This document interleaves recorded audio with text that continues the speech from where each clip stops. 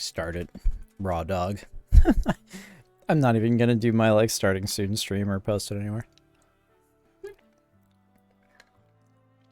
I got some like ice cream and yogurt.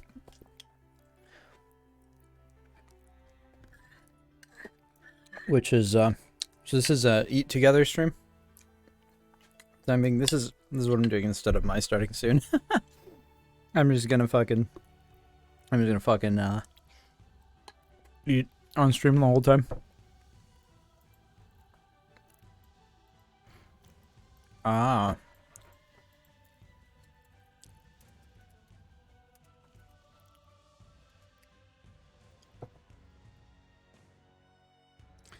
It does make sense. Malcolm is apparently making a like a word checker or something for his for his books.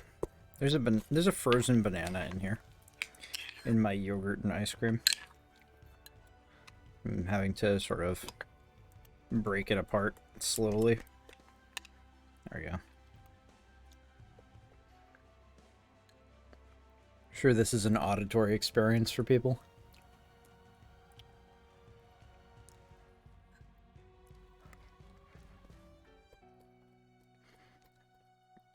I'll title it Aggressive ASMR. Ice cream eating. Sloppy ice cream eating. No. I'm not doing a new game. 29 minutes, 47 seconds.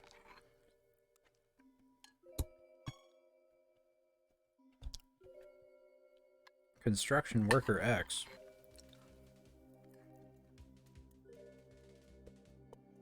I wonder what that means.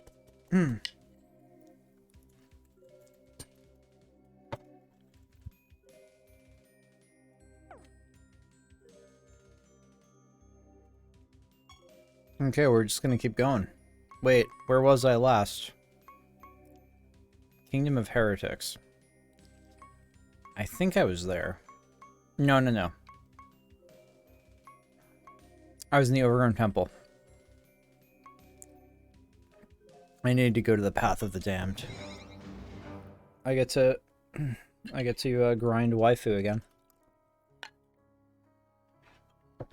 Which sounds awesome.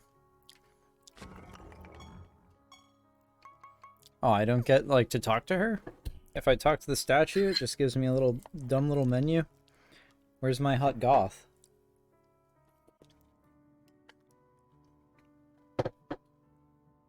There we go.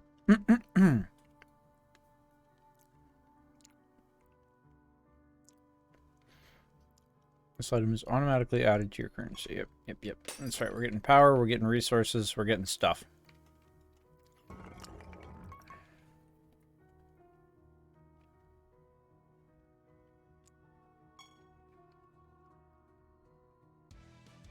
What? Oh, okay, yeah. It's so confusing to me that you can start combats by having... the creatures that wander around can start combats by just, like, running into your minions that are trailing behind you, and that...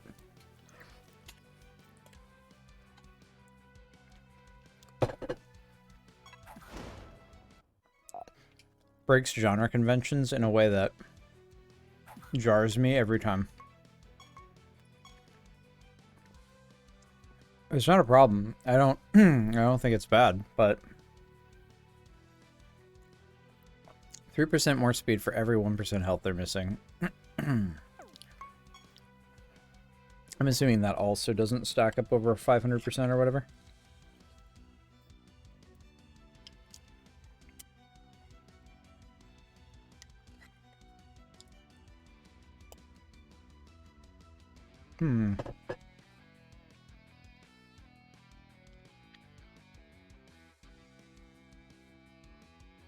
That's pretty good. It's a pretty good trait. Enemy creatures with weak have 50% less attack and cannot deal critical damage.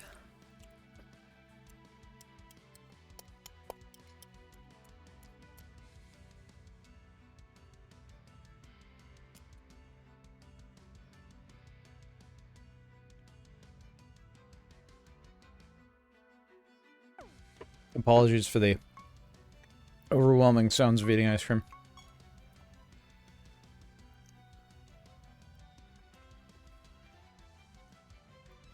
Wait, what? This is awesome. After enemies with feared are prevented from gaining stats, this creature gains those stats instead.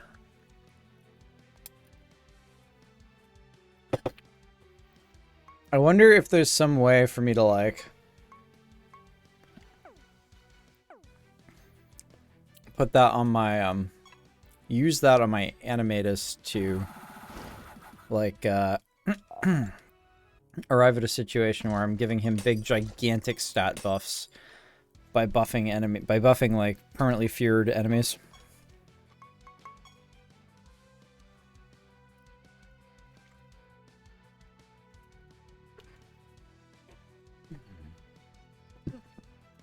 A Lich King.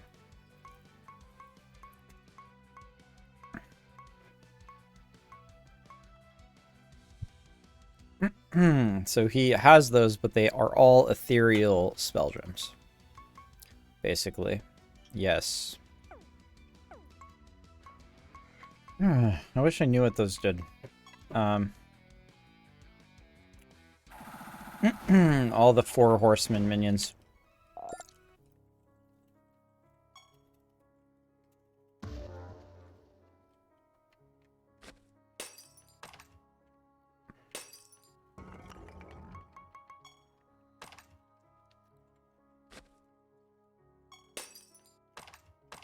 Man, I brushed my teeth and then ate ice cream. Shouldn't be eating ice cream.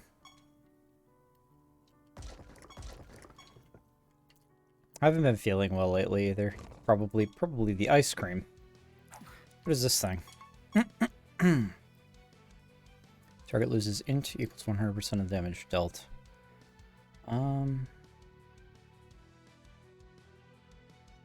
Okay. That's interesting. Defends or provokes enemies lose 30% defense speed. What about you? 35% attack and int. This trait does not stack. That feels like it would be weirdly diminishing. Okay.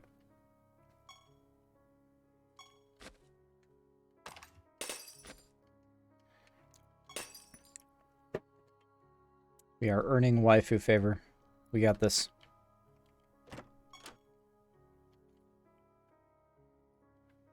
Alright, sorcery plasma. I probably should have looked at what that was. It's so hard to know when... That's kind of, that is something that I wish, again, a lot of my problems with this game boil down to, like...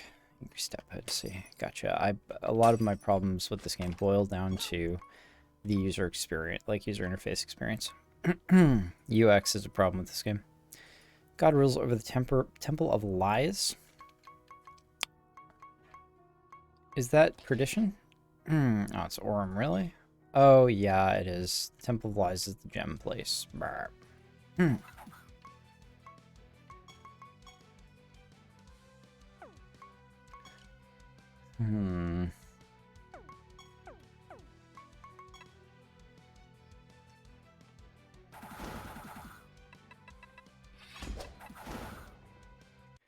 I really want there to be a way to set up my my minions so that they just come back all the time.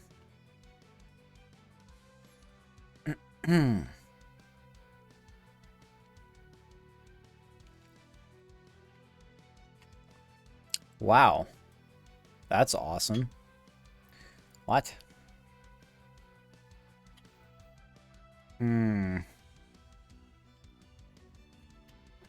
Man, there's so many things where I'm tempted to, like, try to do something that probably is just a distraction from what I should be doing. Attacks a random enemy 5 times?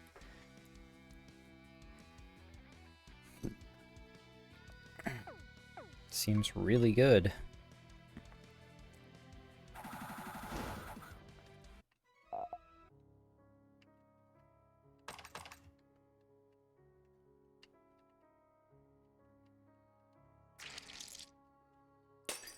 If you want an enemy that kills itself and does useful things, I guess. Let's see.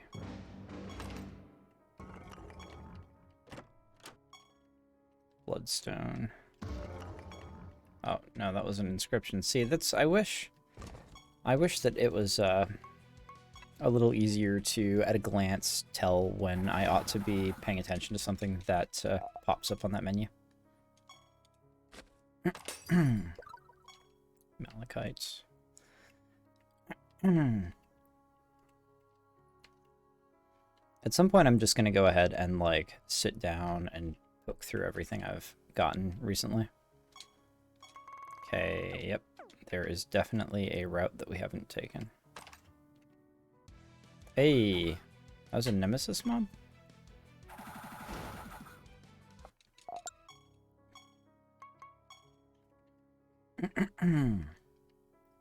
Oh, and it's a master.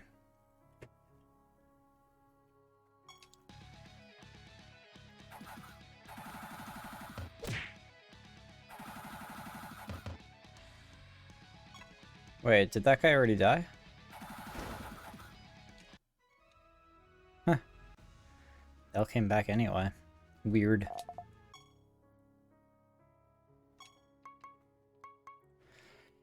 Your ghouls deal additional damage with attacks and spells equal to 15% of their speed for each ghoul fighting on your side.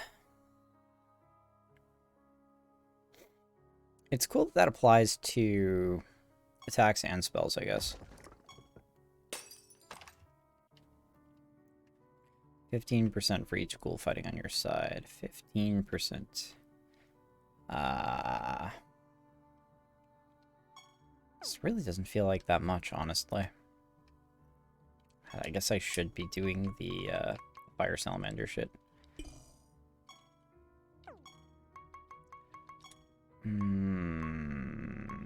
Name. Fire salamander, where are you? No.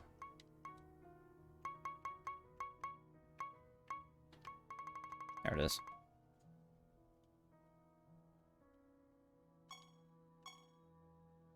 Increased chance to find creatures card. Okay.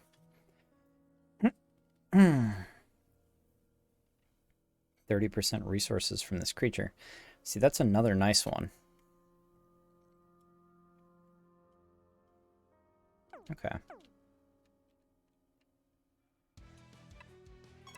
And then, I don't remember what S is.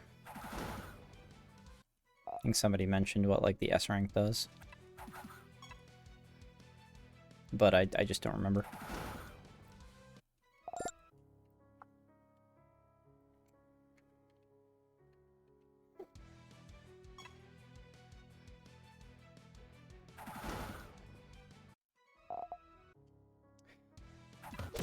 Alright. Yeah, I've got to set up some kind of on-death synergy in my party. I have a bit of it where, like, my animatus is concerned specifically. Oh no, he's all the way up there. See, this is the problem with the divination candle, I suppose. Is that you can sort of just spawn these fucks anywhere. Then you've got to run around chasing them down. It's yet another reason that the realms are a bummer. Completed a prophecy task. Nice, that was the... But probably not a prophecy line. I'll go back to Siralim to check anyway. Nope, no lines of prophecies. This fucking bingo board makes me so sad.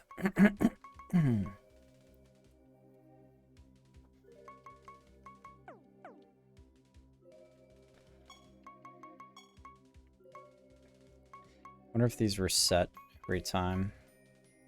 I should probably only pay attention to these once I'm one off, to be honest. If I'm one off, I think it might be worth paying attention to it to see, like, just to get the prophecy done. Thorns. If 50% of damage taken by enemies reflected up to 100% of enemies' current health. Wow. That sucks.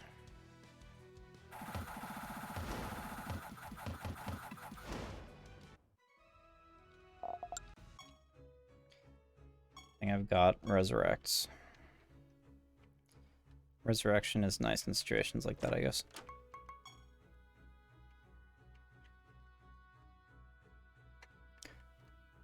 Alright.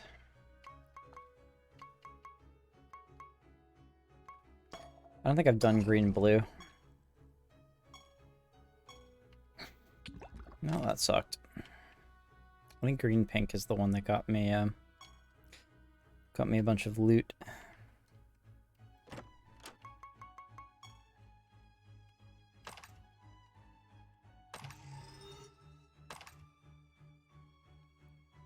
Baywind Blade. Target takes a small amount of damage 3 times. And it's sorcery. I'm gonna have to, like, paw through the spells at some point, catch myself up on what all is available in the functionality.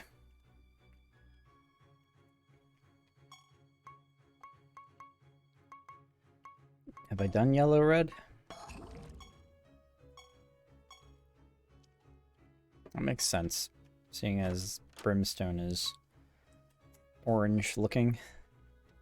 Allows you to craft gems of morph sorcery. Your creatures gain a large amount of intelligence, and their classes become sorcery until the end of the battle. Okay. Actually, a mimic. Oh.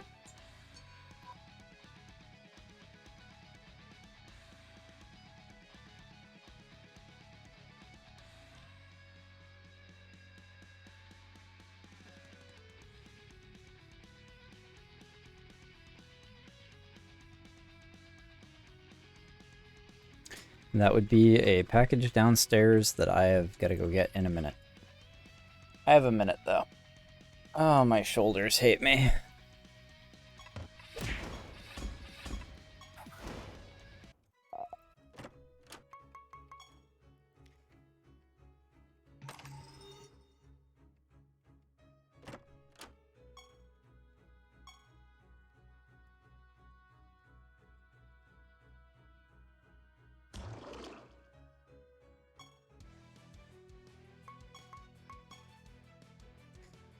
Gems. Your other creatures that don't have this trait gain those spell gems as well.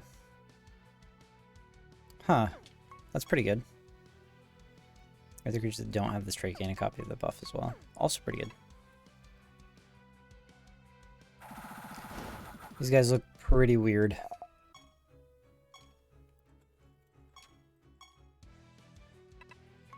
Alright. Hidden Grimoire. One additional time.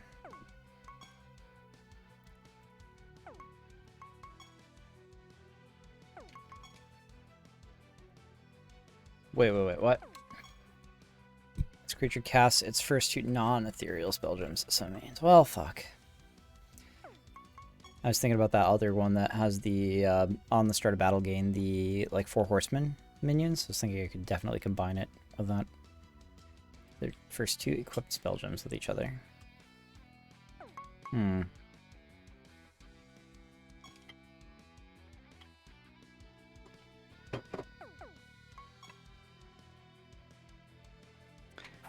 Well, we'll see.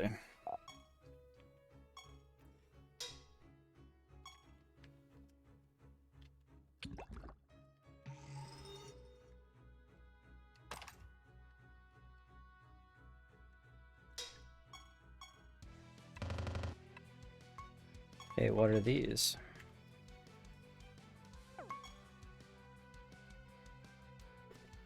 That is currently equipped by this creature. The spell has a 40% chance to fizzle, and this creature casts it instead. What? That's awesome.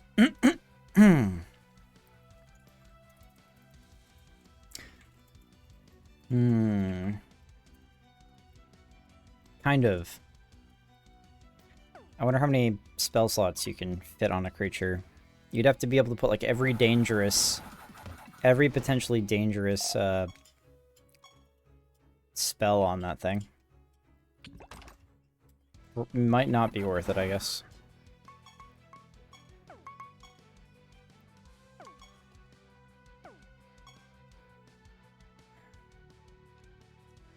After your creatures gain a stat other than health, they grant 25% of this stat to your other creatures. As well, your creatures gain 50% less stats. Ah!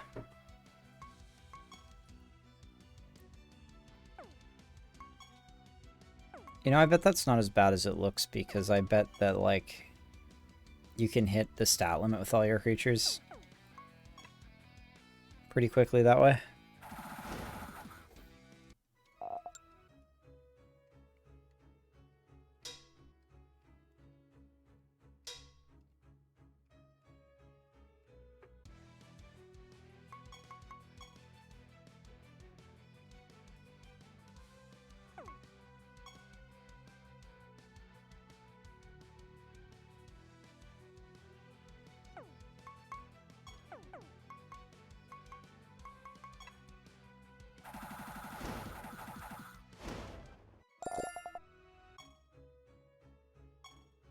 That was a Nemesis panel?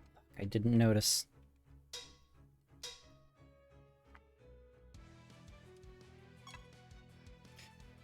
I'm, like, occasionally trying to check out new monsters. What is happening?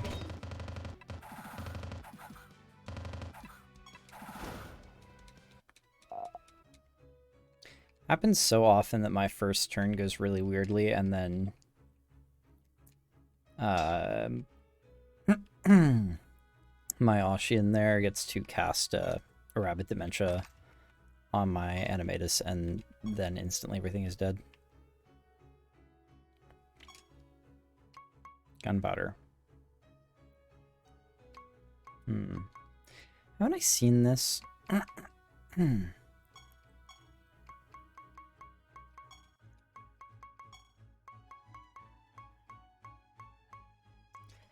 I sure do have a lot of spells now, though. Gotta admit. Strange creatures from the future? This is from the future?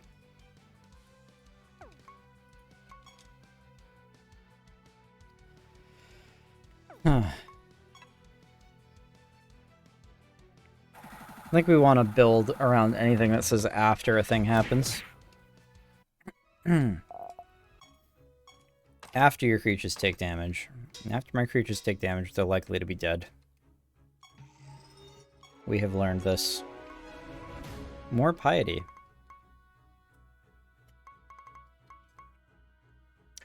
Target ally is killed and the caster gains all its buffs and 100% of its attacks and speed. Interesting.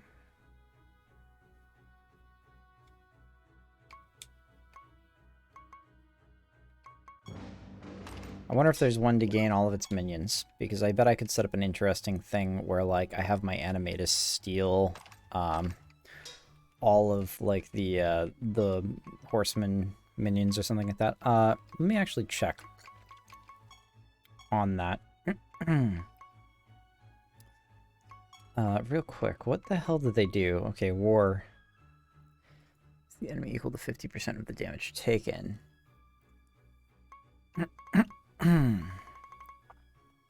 Famine. Decreases the target's maximum health by an amount equal to 30% of the damage health. What? Oh, okay.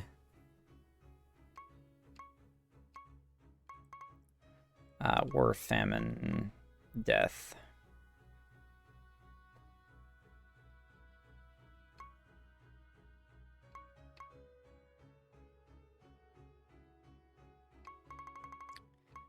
Conquest, is that it? Yeah, so that must be it.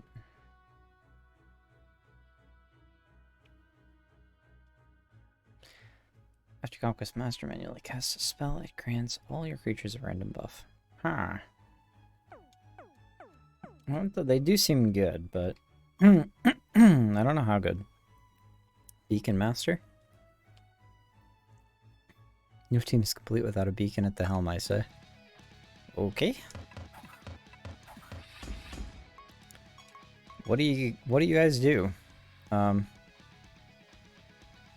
Life creatures and beacon creatures always have Berserk. When an enemy life creature would heal one of its allies, it heals one of your creatures instead.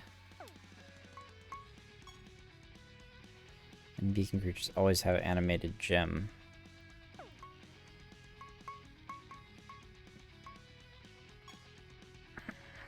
Always have agile. That might be useful, right? So are all beacon creatures or life? Unless you fuse them with something deathy.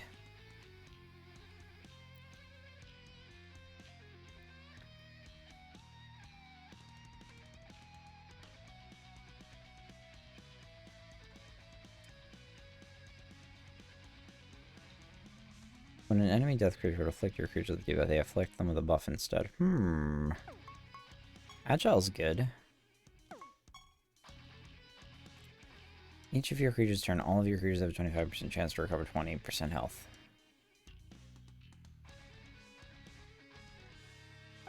It's got a lot of synergy with teams that like to take multiple turns. Oh no.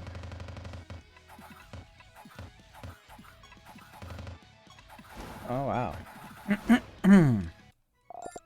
It always impresses me when creatures survive the Rabid Dementia Swings, because that seems like such a powerful attack. At the start of your battle, your beacon stats are averaged and then increased by 25%. Okay. I think I saw that before on a creature, so that's just a rehash on a different race, which is not... not crazy interesting to me.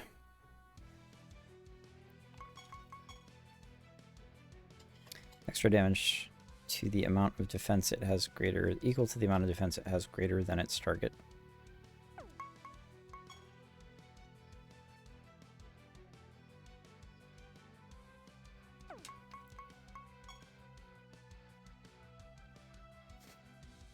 This creature can cast spells without consuming charges. I mean, that's cool, but there seem to be so many ways around having to spend charges. And I feel like if your battles are that protracted, you're doing something wrong. So, I mean, I don't know. It's possible that certain builds really want protracted battles where you are using a bunch of charges per combat.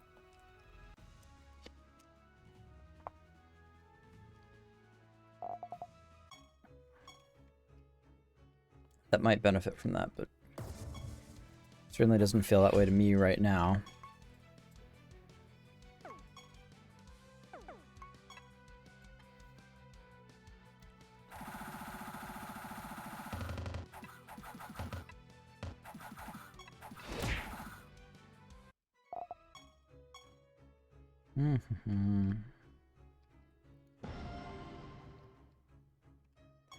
Completed a prophecy task. What was it? Nothing that allows me to... So, like, the dumpling thing is the only one where I actually have... Oh, no, here we go. I could complete this now. Nature creatures. It seems so far away that I don't really know if I want to do that. How much knowledge are we talking? I wish I knew. I wish I knew exactly how much knowledge is going to be required for me to...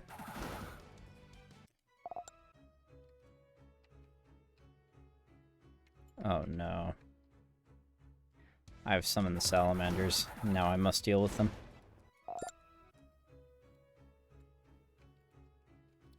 Mostly I'm only fucking with these salamanders to get some sort of like empirical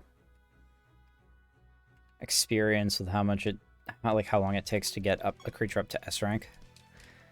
Took a long time to go from B to A, so...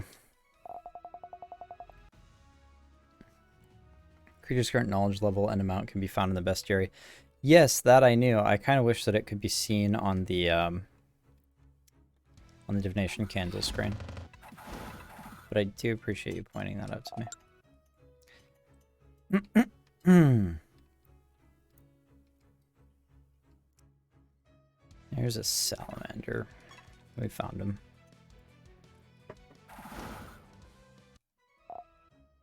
I've got several ideas percolating for how I want this team to look in the end. I'm going to teleport back to Siralim, not because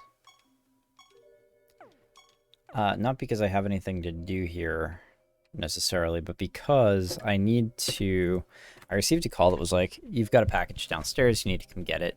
So I'm going to do that and brush my teeth. It's really probably only going to take me 5 minutes. So I will be back in 5 minutes. And I will actually put the BRB screen up this time, just in case somebody downstairs tries to distract me and it takes me longer. So I will be back in just a few moments.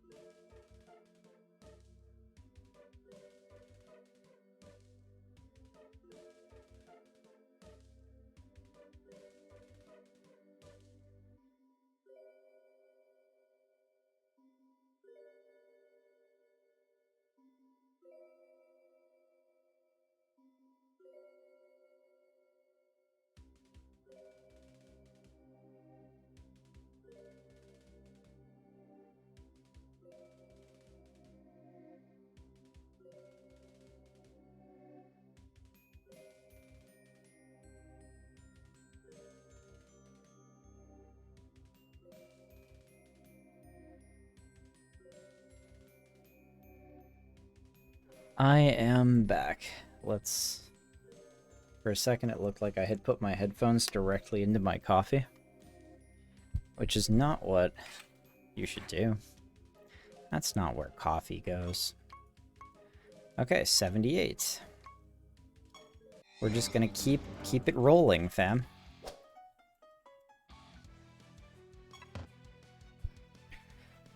I think the Pharaoh bird is something I haven't seen before. Is he a Raven Lord? It looks like I'm gonna get a turn 2. What are you?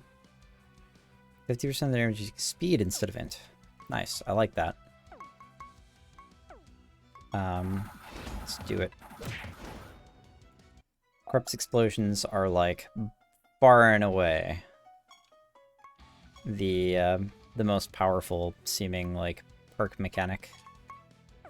I don't think there's anything new here. Yeah, there's nothing new here.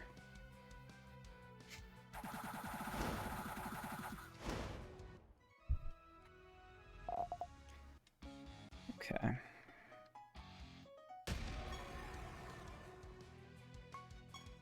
don't know if I've seen this guy. All effects that activate when a creature provokes will activate an additional time. Ooh. That Dark Dance creature might actually be very, like, worth having for me in the long term. Damage with attacks based on 25% of all their stats. Other than health.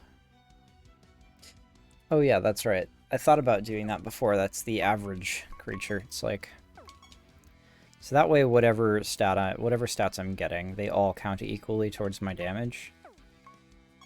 So that I can sort of do anything.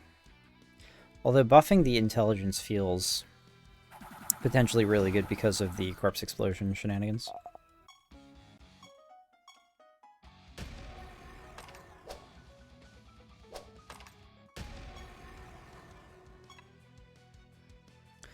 Like I've seen that Apollinaire creature. Let's see if I get a second turn. Oh, I get a second turn. A creature resurrects. Wait, so you can get when a creature dies and when they resurrect? On one creature? That's awesome. That is... I'm probably going to have to make a note of that real quick. I am glad that I'm getting Piety just by playing. That actually makes this whole thing feel better. It's like I can actually kind of circumvent the whole prophecies thing if I want to. Bestiary. Where's the Apollinaire? I'm going to make a note of this. These are two creatures that I feel...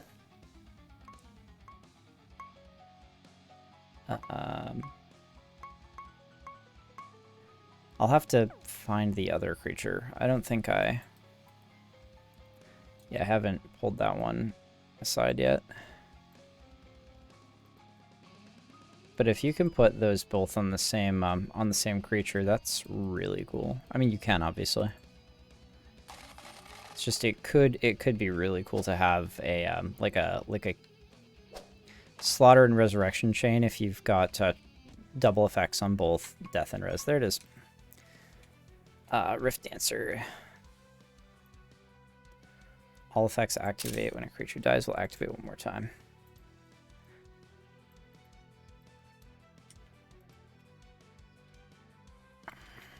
Oh, I actually want the whole screen here. There we go. Boop. That's awesome.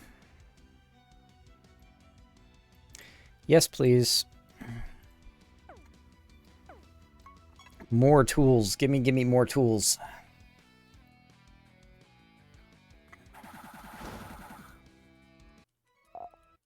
We are going to make fun things happen.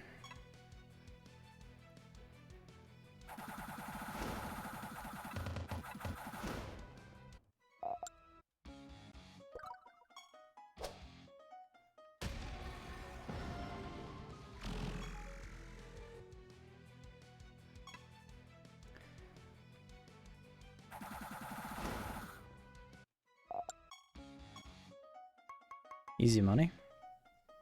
This Creature takes damage from spells. It deals damage to all enemies equal to 30% of the damage taken.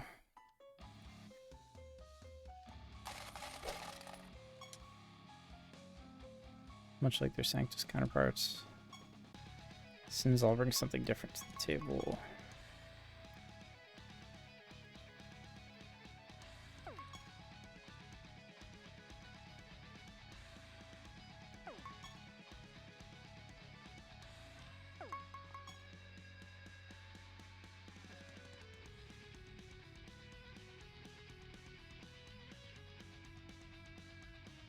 Attack and defense, speed, and health to the highest of your other creatures' respective base stats. See, something like that could be really powerful if I could get it on my Animatus at the start of combat, but I don't know when the fusion... Like, the fusion is said to happen at the start of combat as well, but at what step? Copies up to 3 enemies, non-ethereal spell gems. Okay. I don't think this is going to be a particularly big deal. Corpse explosion seems to have gone off. There we go. Sigil Sin. If you have 6 different sins in your party, they gain a random Sanctus trait at the start of battle. This trait does not stack. So as far as I can tell, things like sigils and and relics and whatnot, like, enemies don't seem to have access to those, which means that you can sort of exceed the potential strength of, like, enemy teams. Just, I guess, realm instability makes up for that. Others have 20%. Creatures that belong to your most common race move to the top of the timeline. The others have a 25% chance to attack a random enemy. Wow. Yeah, that is good. This trait does not stack. Yeah, that's still really good.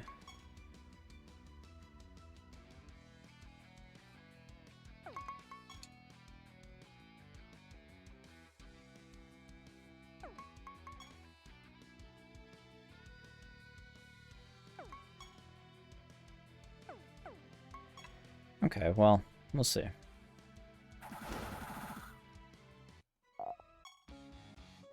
$75, favor with perdition. Let's go.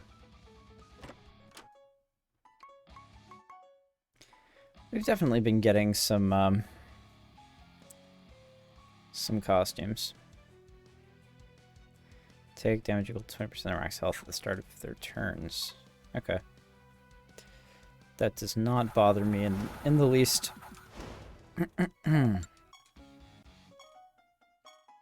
Well-deserved treasure. Thanks.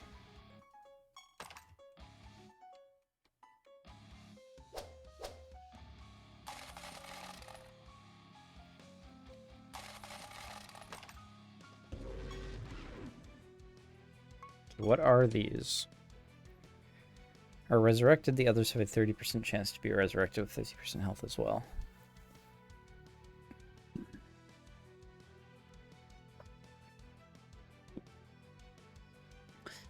More res tech. This is like, I'm trying to keep in my mind like some kind of track of the sort of res tech that I've seen. Concerning that sin, according to the start of battle order of operations, your animatus should fuse with sin first, and then stats increase, decrease. Oh, nice. Yeah, I should have probably checked that when I was thinking about it. That is a thank you for the sanity check on that. The others have a 5% chance to attack random enemies for 10%. Wait, hold on. Attack. The others have a 5% chance to attack. So, like, this is very... I mean, these sort of work together along with that Banshee trait. Mass Resurrection feels good. It doesn't stack.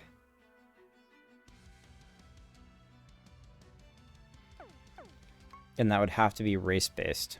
It's kind of a restrictive space to work with, potentially, as far as resurrection tech goes. I'm trying to keep track of all of this multifaceted resurrection tech to see if there's a way to just, like, assemble it so that my creatures more or less come back from the start of the battle without having to dedicate an entire creature slot to that one concept. And in a way that's not like a one-time consume, which is what's happening now.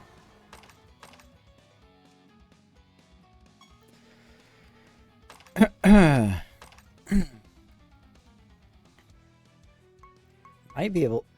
might be able to really seriously get my animatus stats way up there if I use that sin thing though. Unbound corruption. At the start of this creature's turn, it deals damage to enemies equal to 25% of its list. So yeah, I've seen that. What does this one do? Okay. That's also pretty good.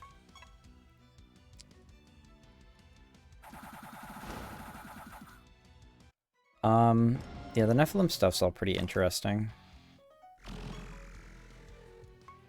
Sin stuff is also relatively interesting.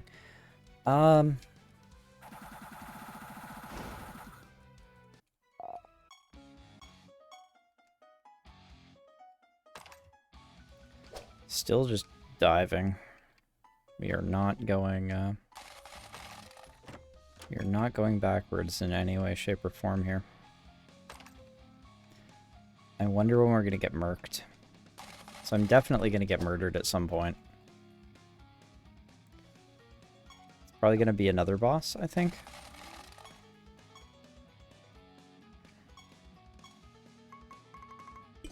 No, I didn't want granite golems. You know what? I don't care enough to fight the granite golems. It was 1,000 power. I'm okay. We're going to teleport to a new realm.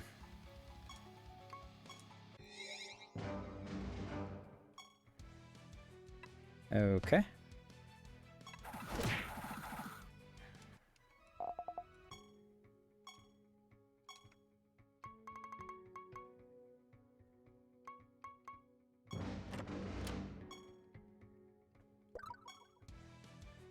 Yo, more turtles. I like these. Something to complain about. Enemies deal 10% less damage for each sealed spell gem they have. This trait does not stack. That's awesome.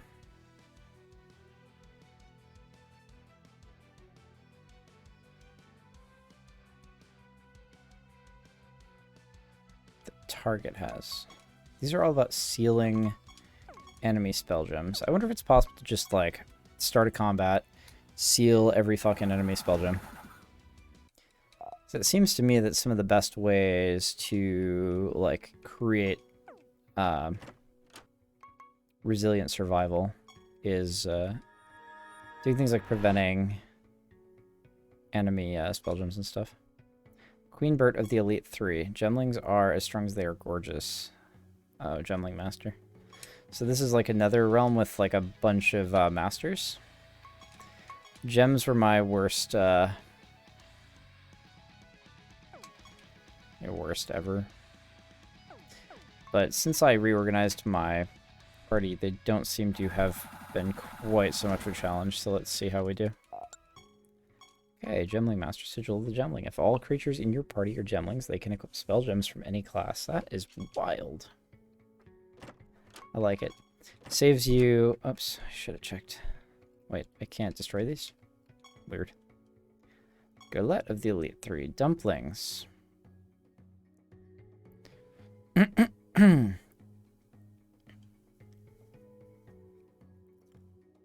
All kinds of rare and interesting creatures. Oh no.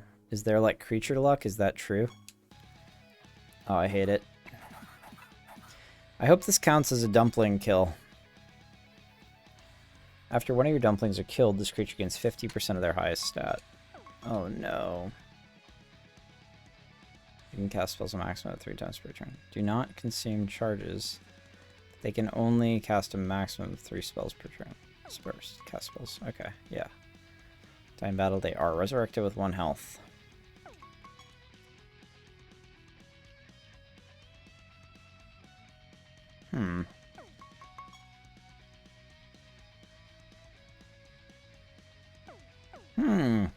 I think I'll still win this. Animatus dead. Instantly dead. Oh, what has happened? I think that King Dumpling is just gonna kill everything. Actually, you know what's really funny about this is that when my Animatus dies, he gives a bunch of stats to everybody else. Huh. Sigil of the Dumpling. At the start of your battle, your dumplings gain an ultimate spell, depending on the skin they have equipped. What? If they don't have a skin equipped that was obtained from defeating a dumpling in the wild, the spell will be chosen at random. Okay. Harbinger's Curse. Targets moderate amount of damage inflicted with weak and vulnerable. I like all these random events. I really do. This sort of thing is what makes like running around in realms worthwhile at all. But you could have this sort of random event even without this. Taking care of actions. For that reason, it takes a brilliant strategy to overcome them. Do you have what it takes to defeat my dragons? Maybe. Reduces all enemies' intelligence by 35%. This trait does not stack.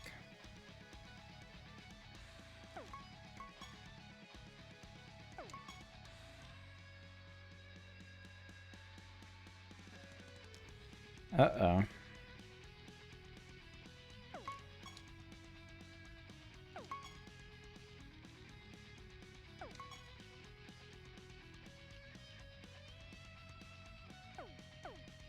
Let's find out.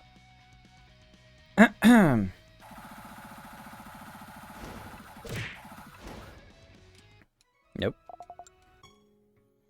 Thought maybe that was going to be a problem. Your dragon's innate traits activate one additional time. This trait does not stack. That does seem like a powerful sigil, though, for sure. Tomb of Bashfulness changes a creature's personality to bashful. Yes, we got one of those already.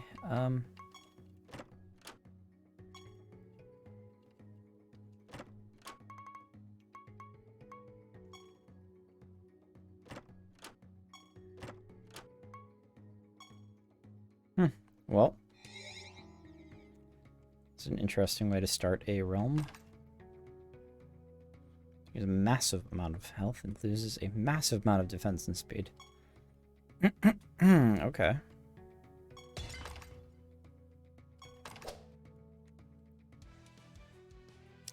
But not intelligence, so you can sort of just stack intelligence with something like that, and health. All creatures' ethereal spell gems are created with only one charge. Doesn't hurt me.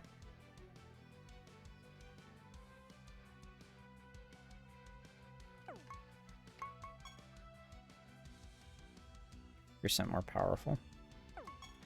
So how does that affect this?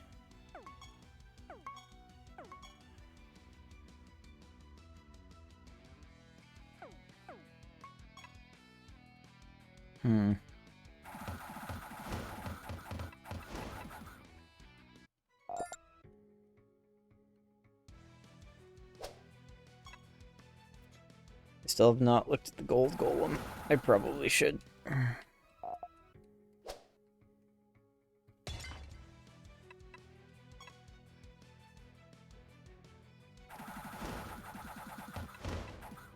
Your slaughter elemental casts slaughter. You don't say.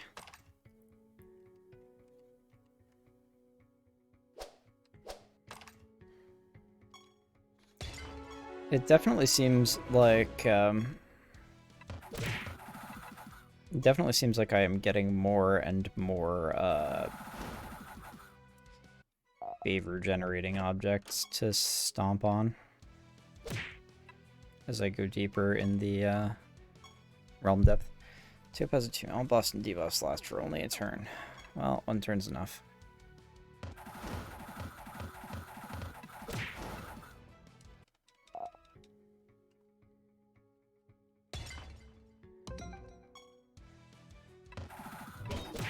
Rabbits.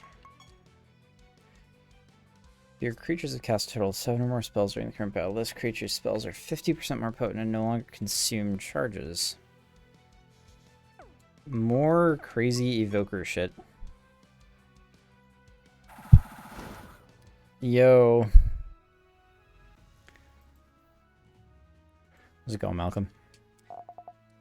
I am running around post-endgame. trying to get everything unlocked. This fucking game is massive. Like 1,200 creatures, and they actually mean it, which is weird. It's not like you would expect a bunch of kind of carbon copies, but all the creature traits and whatnot feel pretty individual.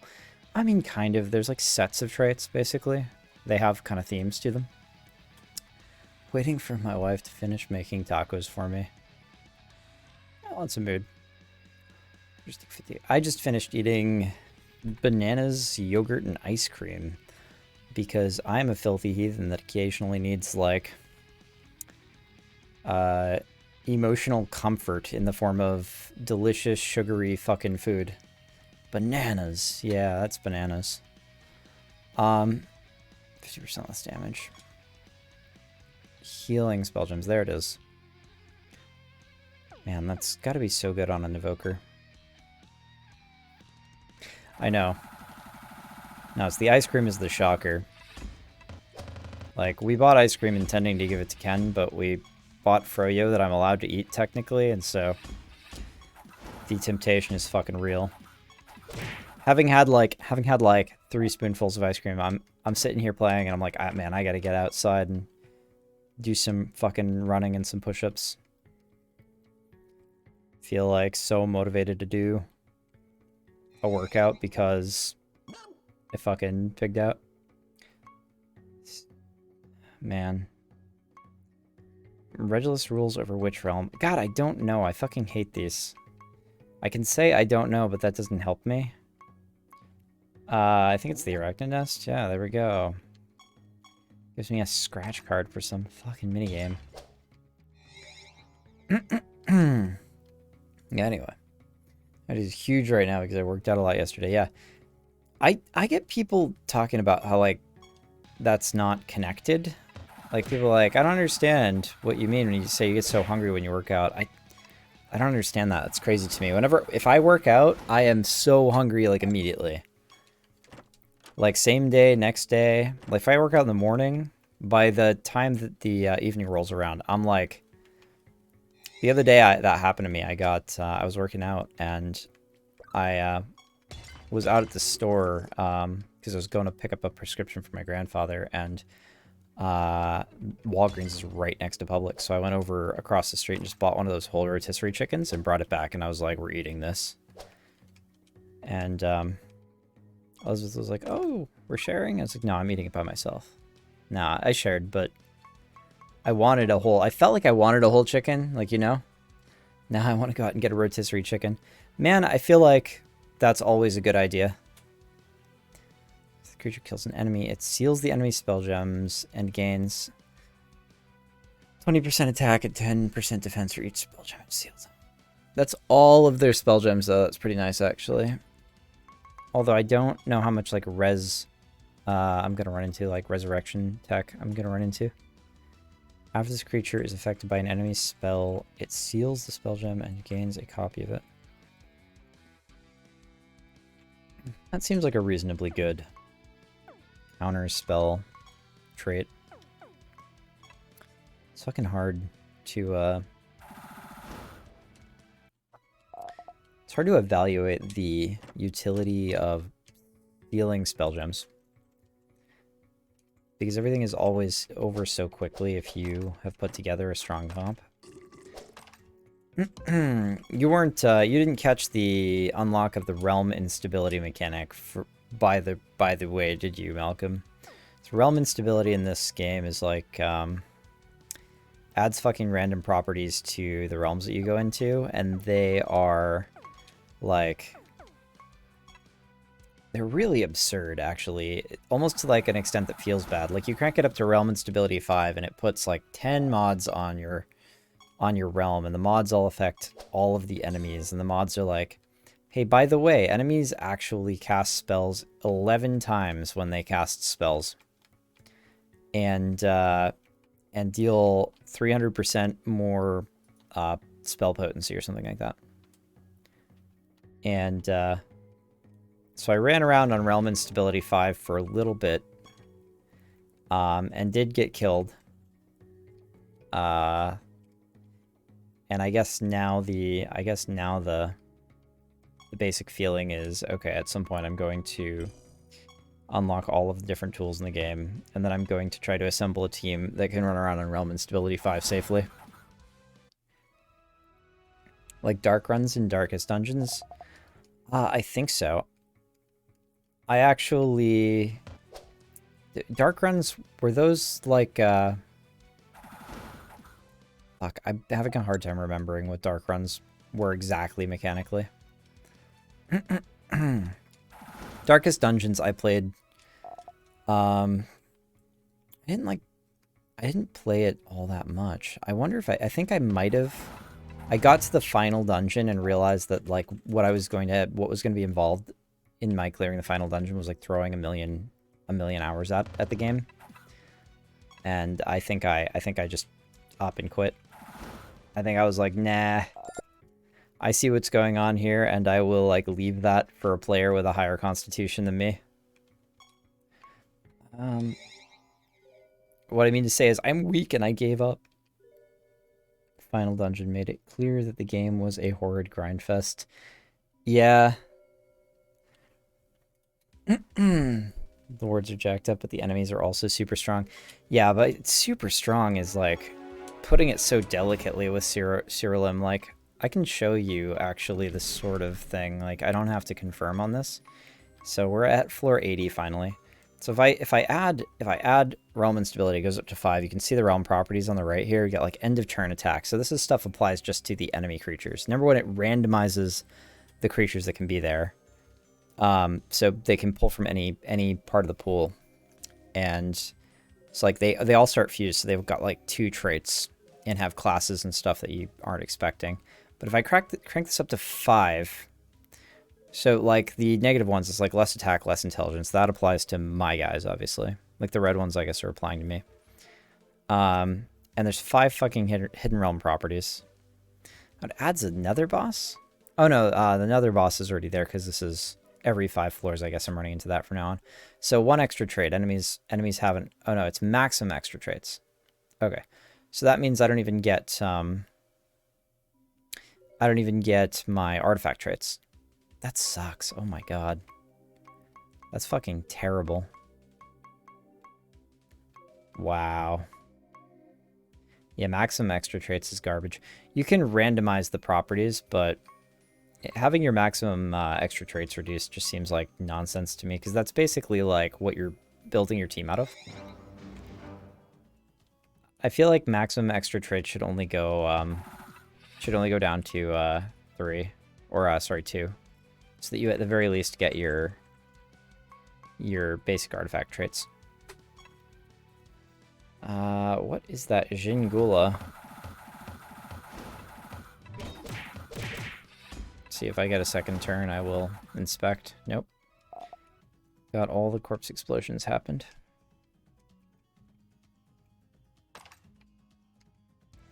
Fucking ridiculous. Let me see. Some of them are way worse though. Some of them are like enemies attack extra times. It's like 7 extra times. And the fact that you have like 5 hidden properties, you can't even know what you're getting into as you open it. I'm like, what is the... I realize that seems like it makes it more difficult. You have to literally prepare for everything, but like, what is the point in a game that is this sandboxy? Fucking like, at least let me see so that I can reject the dead mods. I liked Rift Wizard's approach to that, you know, like the full transparency shit where you get to see what's coming up and drop yourself in at a place where you feel comfortable and like in a realm where you have assessed that you can maybe potentially handle it. It just allows you to avoid realms where you are like auto-gibbed. After your creatures kill an ally, your creatures are resurrected with 50% health. What?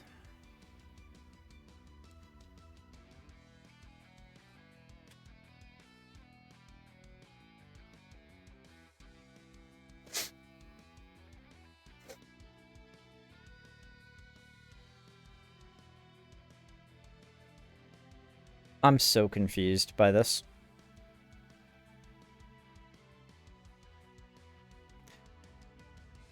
I guess I gotta put this in. I'm not actually confused. It maybe changes my plan, I guess. Because this seems like it might be able to replace. I'm running like 2 or 3 traits together, and this might just replace all of them at once in one trait, which would be nice.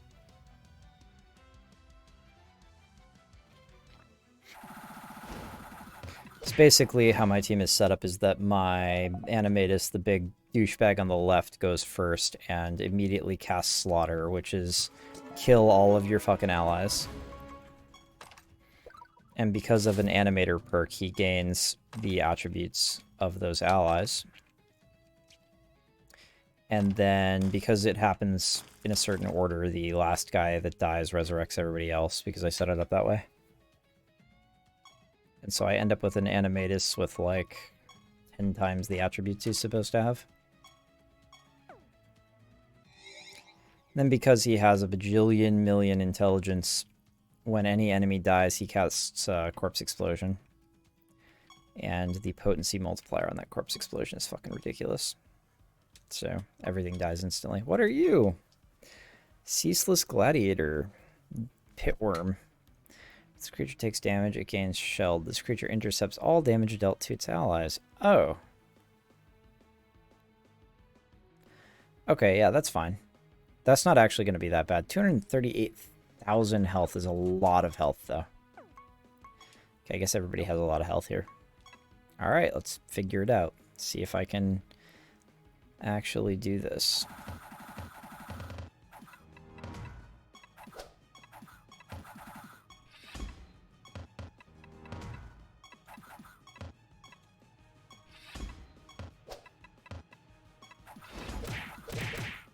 Yes, we can.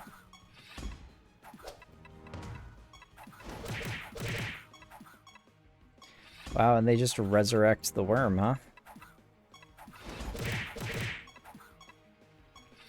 My goodness, let's get a good corpse explosion going on here, please. This is pretty wacky. This is like the longest a battle has actually taken. There we go. Thank you. Get to the God's Key Fragment. Again, turn into a full key that can be used at the gate. So I have at least a full key now. Target creature is transformed into a creature that belongs to its same race, gains a massive amount of everything but HP. If the battle is a non-normal battle, this spell only works on your creatures. Okay. Same race.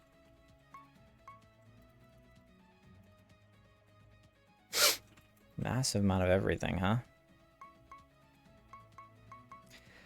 I feel like that's worth taking a peek at. Massive being like potency determinant. It's the determines the potency coefficient. Allows you to craft gems of Mind Fizzle. It's a large amount of intelligence. Yeah.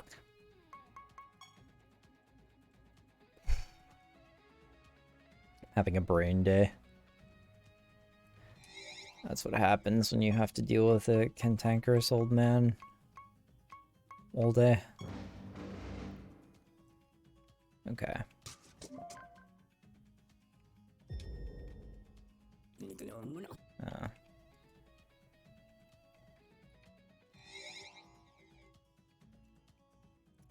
So none of these objects actually do anything for me.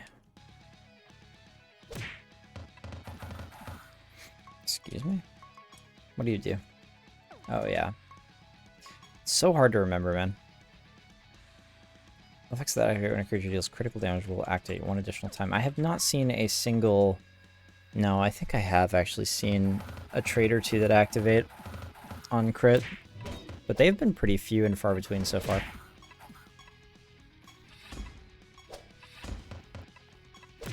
Yeah, so things are really starting to have a lot of HP. I guess these are sort of boss battles. The mini boss battles have a massive HP multiplier on them, like 10x or something like that. What are you? 50% more potent. That's pretty good. What about you? All creatures deal 50% more damage.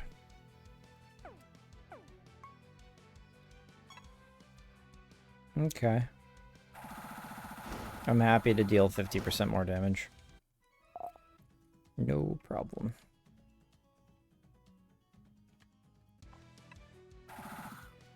Oh yeah, that's a hell of a bird. Breath of Dying. After your creatures are resurrected, 3 enemies are afflicted with frozen.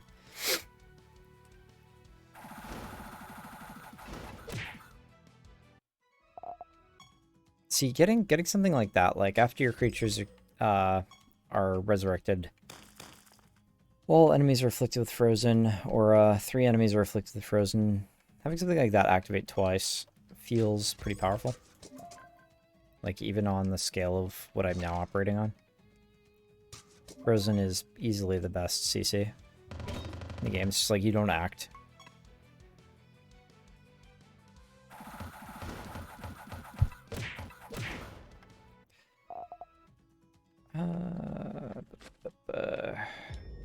Just a mirage. How unfortunate. What are the other ones then? The ones that disappear and I gain favor. They also look like mirages to me. What lumber? They like my wood.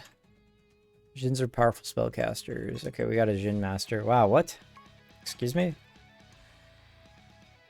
Cast 2 random spells that belong to the same class. Well, let's not let that happen, because that seems like it could be potentially very bad. Says the Djinn. Your Djinn spells always deal critical damage and have 40% more potency. This trait does not stack. That sucks. That's so good.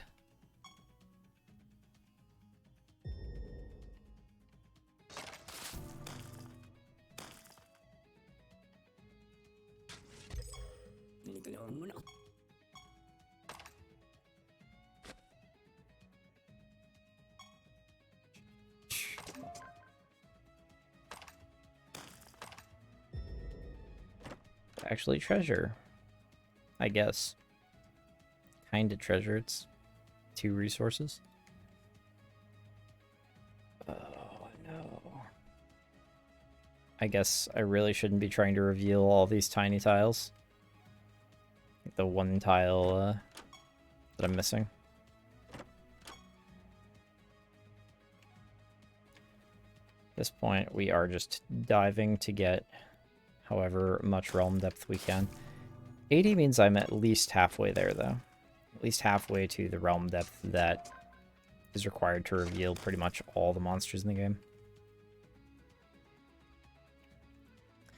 I guess then I've got to catch them all, though.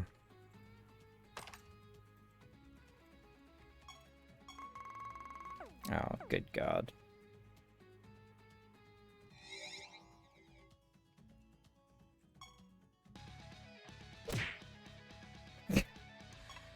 I love combats that just open on someone whooping my ass.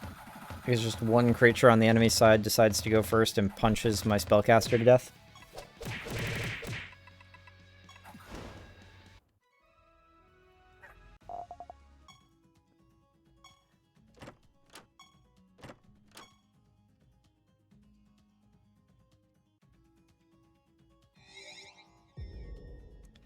I don't think I've noticed nether bosses dropping nether stones, so nether stones must just be pure ass random.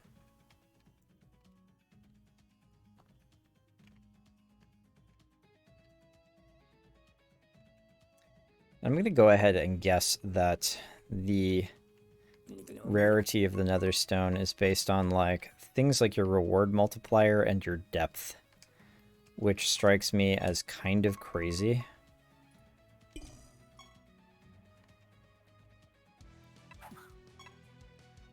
Guess we're going to depth 9,000, boys.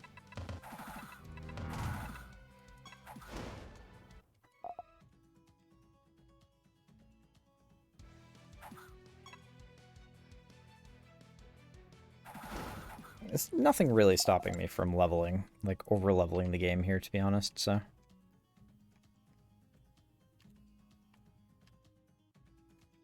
Really, the only combats the only non-baseline combats that I do are these fire salamanders right now. At some point, maybe I'll get the fire salamander card. I guess, honestly, I guess I could, I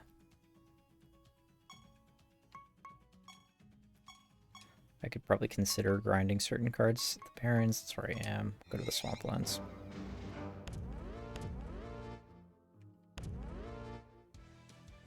What are you? Let's start with the Vulnerable and Stone. That's an interesting combo. Your lowest creatures gain 15% stats. Huh. This creature attacks, it deals damage to the target. Enemies adjacent to the target with 50% of this creature's current health. That's pretty good. Considering those subsequent damage just doesn't count as attacks. Wonder if that counts as indirect damage.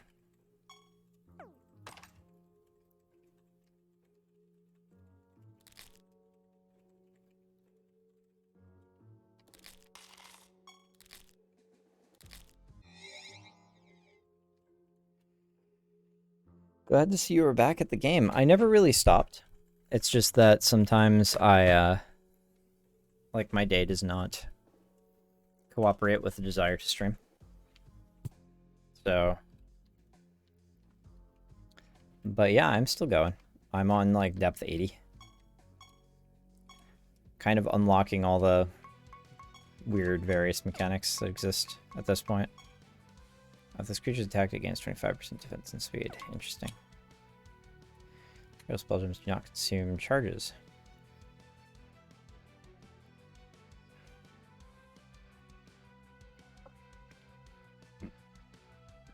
That's pretty good.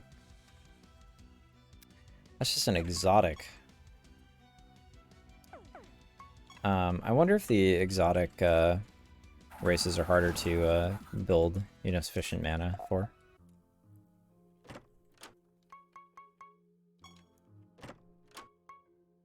Fragmentation arrow, modern road damage that ignores 30% defense. Damage exceeds 100%. All other enemies take this damage as well. So speed-based, another speed-based spell. The arrows are all speed-based spells, but, or as far as I could tell so far. Could have been because of schedule problems with me. Well, it's, yeah, that's, I don't know how many you've missed. I'm on part 10 now, though, I think. I've done 10 of these streams. I think I'm something like 30 hours of play in.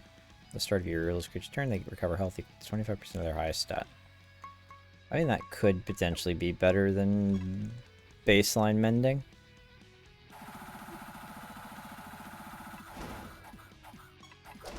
What's weird is that typically I feel like health is easier to get higher than any other stat, so does health count as a stat in that, for that, the purposes of that trade? It must. I think the last one, well, I was in with 7 or 8, yeah, so probably missed a couple, but yeah, I have been continuing on. The build is still working. Were you the other guy that was doing an Animatus build with, like, death stuff? I'm gonna keep this going up to, like, floor 9,000 or something. I may not actually get that far. I don't want to claim floor 9,000. It's a very high number. Are attacked. Damage received is added to this creature's barrier. That's any creature, though. That's crazy. I feel like you could make some kind of... No, because it's only attacks. Your lowest creature 10% attack. Ooh. That's awesome. It's above 90% health. It deals 100% more damage. Wow. We like him. I like that creature a lot. Anime is strong. Anime is strong, huh? How you doing, D? Glad to hear from you, man. Maybe you should play some Siralim. It's a hell of a drug, dude. I'm not, no. I've done a lot of specs, but mostly attack and defense builds. I haven't touched any spellcaster specs yet. I feel like spellcaster specs are the most powerful. Done a lot of specs, mostly attack and defense. So like specs where what you are doing is setting your creatures up to defend, or to attack specifically. Nemesis creature, nice. What floor are you on, my friend? I feel like I've asked this before. I feel like I have asked you before. I think the floor thing for me, when I check in with people on like what floor they're in, it's less of a credentials check and more of a like, how much of the game have you seen check? Because I feel like I've seen less of the game than anybody. On 1500 or so, yeah, everybody. Attack and defense speed with the street does not stack. You have one Imler and one Imling fighting on your side. Both creatures share their base.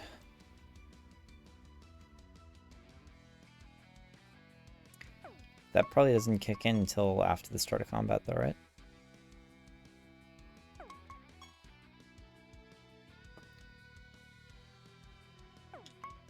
The Imler Imling thing makes it seem kind of it does not seem very easy to use these. Internet's been wacky, and I lost the part-time job, but things are okay. I think I got used to the job, or I got used at the job. My running theory is that they're hiring people on for training wages, which is lower than minimum wage, and keeping people on for about 2 weeks. Really? Using the training people to do cleaning and other types of tasks that anyone can do and let them go after a bit. That seems so unsustainable. That feels like it would take more like effort. I mean, I guess there might be that much population, but like the number of people that are qualified to do that, you'd be rotating through so many people so quickly. Like 2 people for 2 weeks. Like, you have to wonder how many local people there are. Maybe, though. Population might be big enough. Creature gains 100% attack and 50% speed. Yeah, this is easy. $100 done, so about 10 specs. What's been your favorite spec so far? Gad.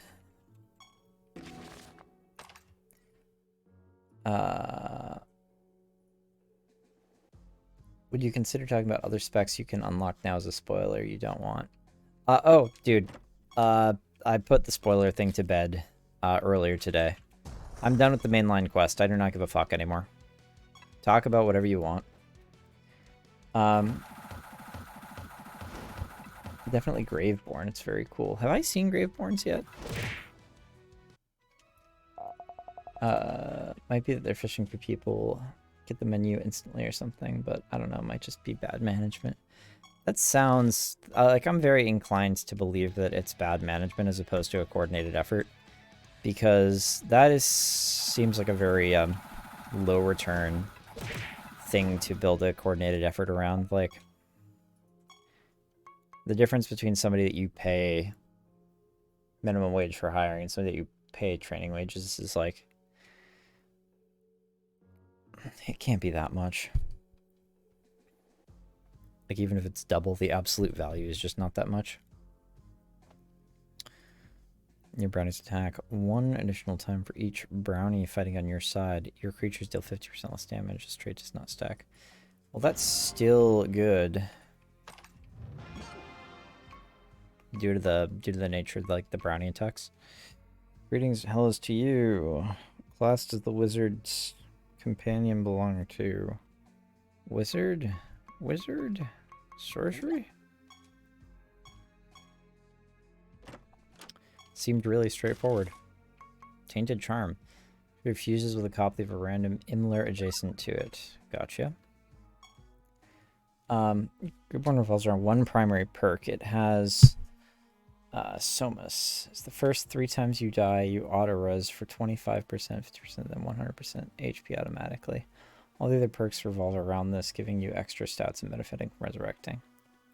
Graveborn, huh? That sounds like what I need. Although, it's arguable because what I've got going right now is actually working pretty okay.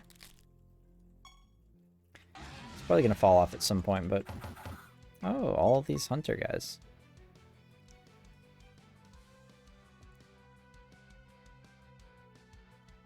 Attacks damage, director's cut. Holy smite, huh? Resurrect a random ally. That's awesome. Yeah, hunters seem kind of fun. As you can only res 3 times max no matter what as Graveborn. Oh, is Graveborn must be the Graveborn is the specialization, right?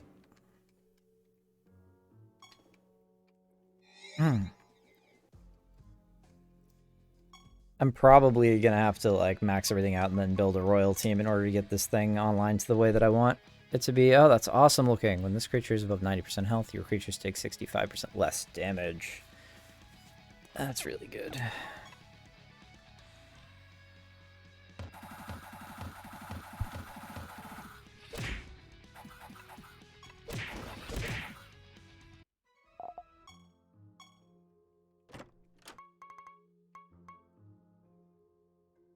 Huh. At some point, I'm going to make a good castle. That day is not today. I really have to start doing these floors faster. It's a perk. Semus is the category added. The last big patch was automatically added to you when you pick the perk, even if you allot no points in it. It has the downside baked into it. Gotcha. Okay. I don't know how Royal works yet, so... But I'm very tempted to like look into mashing up Graveborn with Animatus in order to achieve dreams. Raid missions, excellent. We'll unlock Assassination, and then we're going to start unlocking the new realms. 82. Hey, we might get some new Oceans being here, which is really good. That's a new worm. Just leeching, attack the gain, attack and defense. Okay. Just leeching buff's 100% more effective. Straight does not stack. Okay. Your perk from Graveborn is the first 3 times you res, you randomly attack the enemy 1, 2, 3 times respectively. That's pretty damn good. There's a creature that does that too. It's there's a creature that whenever they res, or whenever they die, they attack 5 random enemies. Now, I want to know if attacks that cause you to attack again when you attack, or traits that cause you to attack again when you attack, play nicely with that, in the sense that, like, I want to see what this does. That'll 3 of your creatures gain rebirth. Oh, that's so good. That's so good. Your creatures are resurrected. They cast 5 random spells. That is also so good. Just oh no, it's random spells. It's totally random spells. Yikes. Could be terrible. Could cause you to cast Slaughter. Resurrect. They have 35% chance to get rebirth.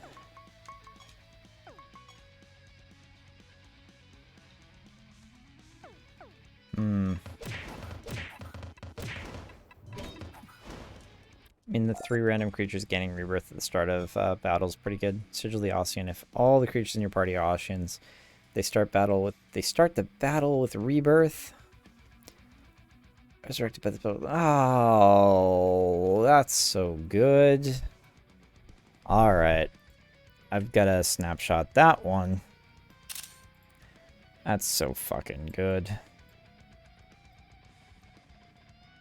We are finally finding some tech for our own selves.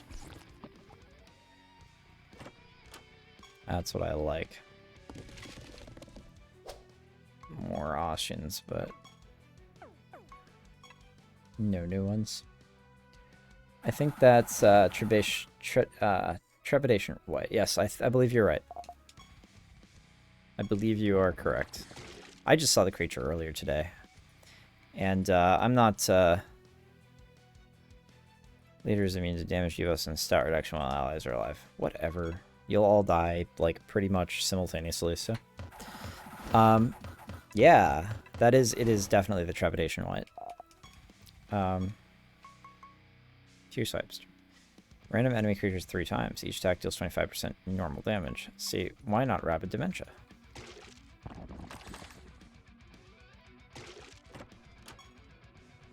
Rapid Dementia seems so crazy. It's probably just got low charges or something, like, relative to other stuff. I can't believe how much treasure I found in this realm. My pockets are completely full. Take these items. Blood Shield. Target takes a large amount of damage and gains 200% of the damage taken as a barrier. Okay. Well, as long as you don't kill yourself, I guess that works. What are you? A random spell from each class. Wow, that's awesome. I just have to remember it, though, because it's not relevant to my current paradigm. Spilled endgame stuff to you yet about what happens after a few hundred deaths? Cosmin has insinuated some stuff, and I really don't mind at this point. I don't think, but I'm pretty sure there's going to be, like, god battles. Like, that's something nobody's told me about, but I just assume. Like, I assume you're going to be able to fight the gods. Nether bosses have already shown up. I'm assuming that's going to escalate somehow. Damage patient's current health instead of attack. Current health, that's nice.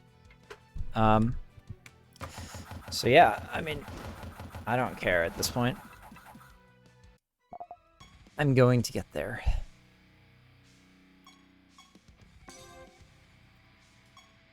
Oh look, it's a dumpling.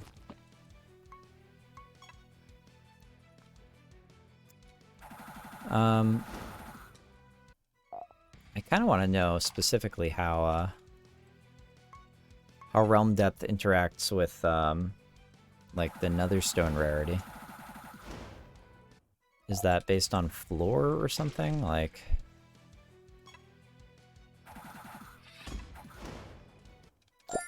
Hey, we got dumplings. Okay, so that means my... Yeah, it says I completed a prophecy line. Okay. So I actually never have to pay attention to prophecies at all.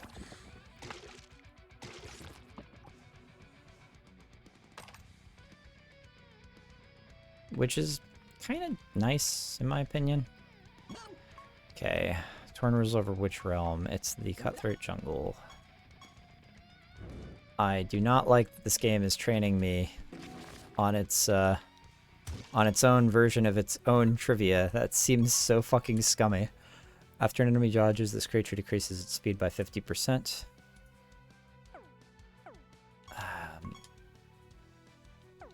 Poison and silence. That seems...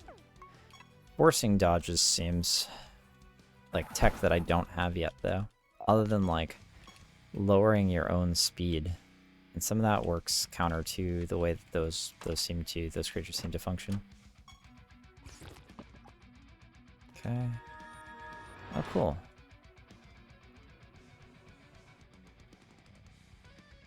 Nice game of Siralim. No need for a ticket this time. What is Siralim?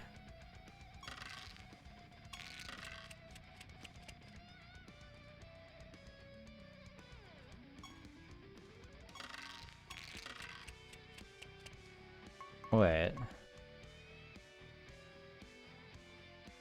Okay, so this is just win stuff? Scourge Sorcery. I mean, he didn't charge me a ticket, so I'm assuming this is good. Essence.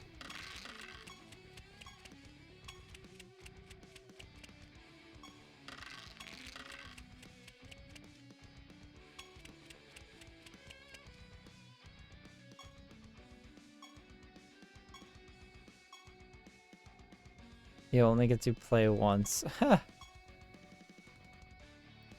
It's Brother Frisky. Would you like to play a game of scratch cards? Keep your tickets. I don't know, this is where it introduces me to this bullshit. Himmler Riches, huh? 250 notoriety. Okay, yeah, because you... Gotcha. A game of Keno. Sure, what does this do? Oh my god, why did they do all this?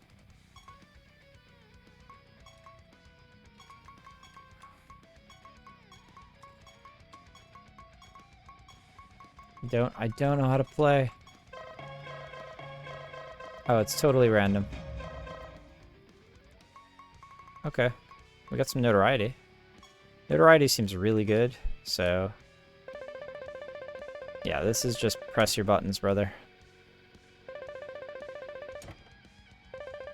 Let's go. No. No, it's nothing. You're out of spins. Thanks for playing. Got nothing. Appreciate it.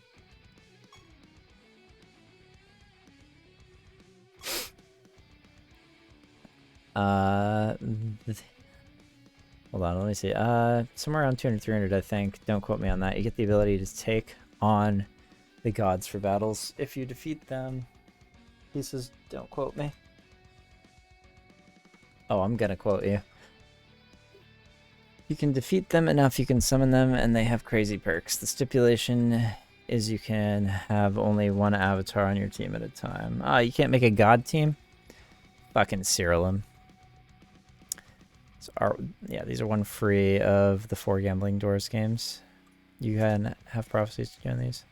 Don't quote me on the exact floor. Oh no, that's what I mean. I'm totally gonna quote you on the exact floor. You said every floor between 200 and 300 I'm gonna spend grousing about how you told me it was this floor. But you said between 200 and I'll quote you wrong. I'll be like, but you said between floor 150 and 203. And to be like, I didn't say any of that shit. But you said. Sorry. You like my sense. Thank you. I feel like usually my sense emo whiffs on everybody. After your creatures are resurrected, they attack random enemies 3 times. Yeah, there we go. That's awesome, huh? So like this I can put into my little folder over here of shit that I'm keeping track of, yeah. For sure. That's awesome. Because that one and the other one that's like when creatures die they attack an enemy 5 times, and then that one's like when creatures res they attack an enemy 3 times. And then I can combine that with the Rift Dancer passives that say that on death and on res effects trigger an additional time. So I can get like you're attacking 10 times and or what would it be, like 10 times on res and 6 times on death, or vice versa. Scratch that, reverse it. Let me see. Okay, I think we're going to the next realm. Torture Chamber. One example of a perk is Shurithil's perk. At the end of your creature's turn, they defend, and while defending, they take 90% less damage. Oh, that's just any defense build uses this. It feels pretty good, I guess. Yeah. The trait space the trait space feels tight enough that like feels broad enough that with enough investment you probably get everything that you want, but tight enough that there's definitely pressure to select really, really powerfully synergetic traits. While your creatures are below, they have Berserk and take 25% less damage. Seems good. What about you? You're a Mythicant, a Sorcery Mythicant. This is like Magebane from Dota, but without any clothes. If you take damage from a spell, they deal damage to a random enemy equal to 25% of their int. This trait does not stack. Okay.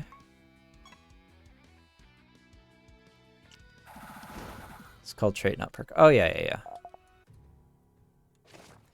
I was not trying to passively correct you. 50% of damage taken by enemies is reflected. Oh yeah, this is cool. Okay, let's all die now. The thing is that the reflected damage never does anything to me because my defense ends up so much higher than it should be, I think.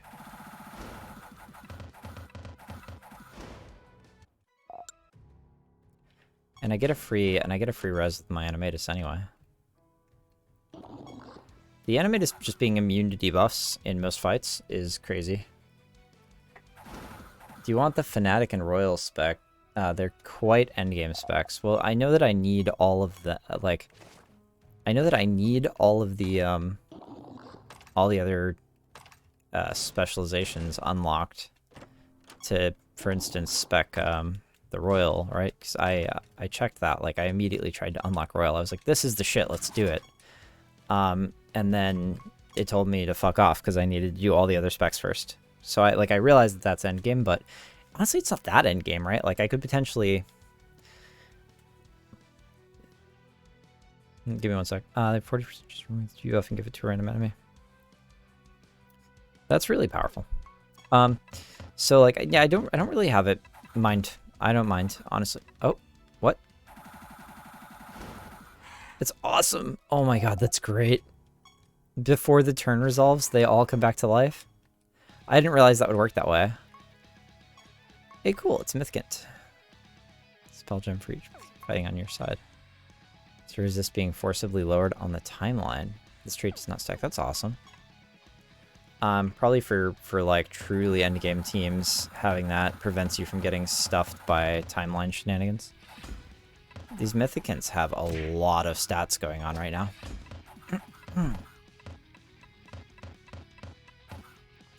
Wow.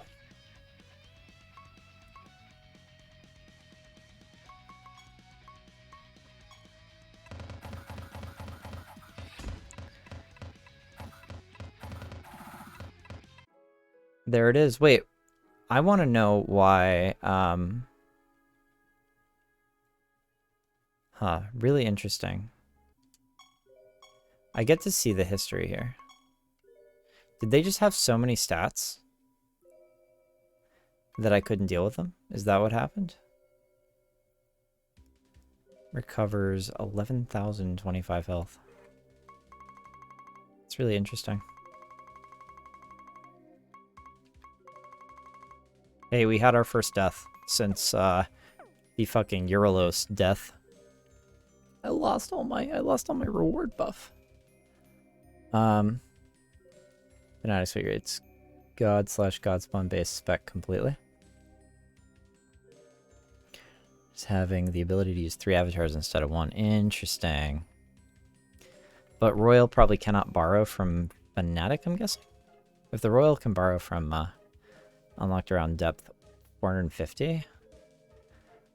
I feel like I can unlock Royal before depth 450. I'm going back to the torture chamber. We're just going, man. Like, I'm not entirely sure why that Mythicant team actually blew me up. It being honest. If I run into that Mythicant Master again, like if that's just a thing that exists here, I will read the synergies a little bit more carefully to see if I can Vile Warburtinger, nature. I'm taking like my best guess every time. Interesting. Interesting that the Mythicants... I was just shitting on Mythicants as being like not very powerful. But they cracked me. 90% of the specs, including Fnatic, but not Fnatic's ability to have 3 avatars, probably because that'd be a no-brainer to get, right? Like, if they're gonna make the avatars outliers, then yeah, that does seem to work that way.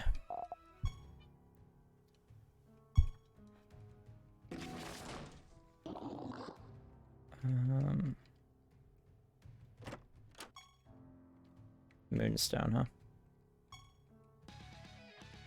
Okay, yeah, here's the Mythicant guy. Now, why are these 3% more stats for each Mythicant creature? Damage from a spell. They deal damage to a random enemy.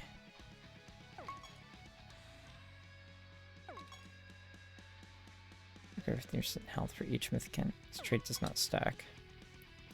3 random traits. Okay, that is probably what fucked me up.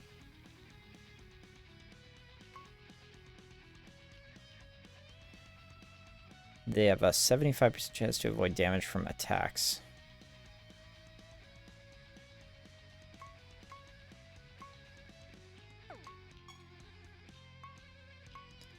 Okay, so probably it was the random traits that got me?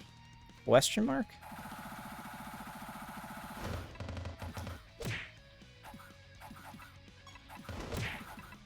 Seems possible. Yeah, so they randomed into some traits that were very, very effective last time.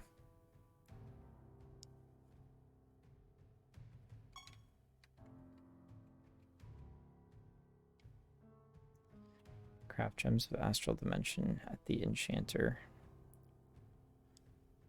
Okay, yeah, so just everything unsealed. Opal. Yeah, the random stacking of traits seems really, really wacky. Something ungaming called God Forging. Your avatar can get a specific buff from each god for 100 of their emblems. For example, 2 of them are your avatar attacks 2 more times, and your avatar casts spells 2 more times. Now, see, what I want to know is, like, for example, if I have the... And you probably actually know the answer to this. So feel free to spoil me. This is like a question that I'm okay with answers to.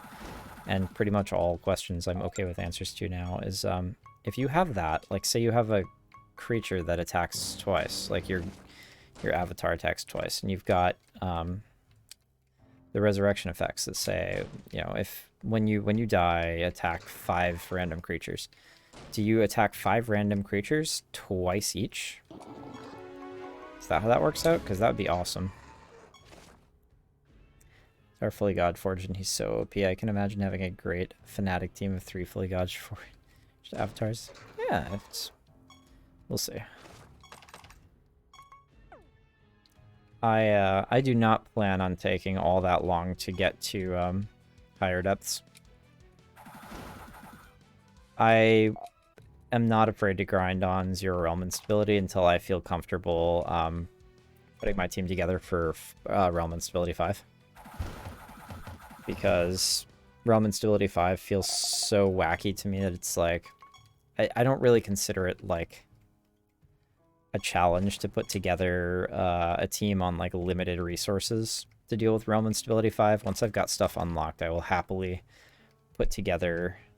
because there's kind of 2 approaches I could take. I could put together a team to deal with realm instability based on what I already know is in the game, which would probably involve me respecking, because I don't think the Animatus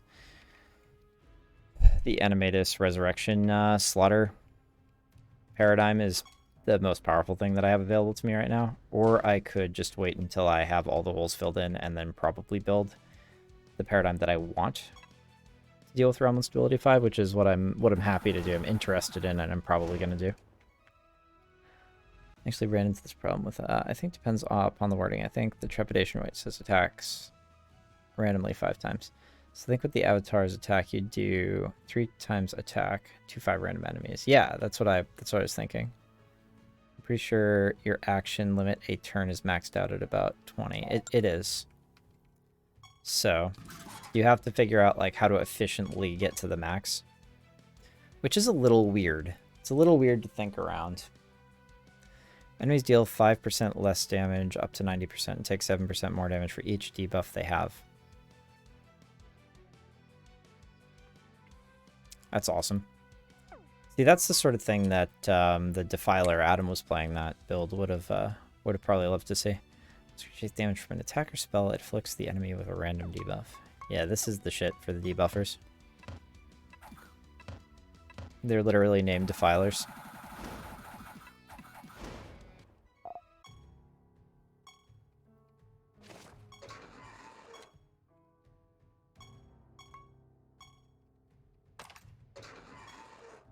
Um...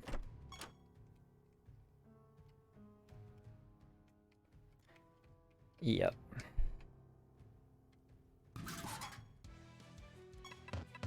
Oh, I don't think I've seen the, white one there.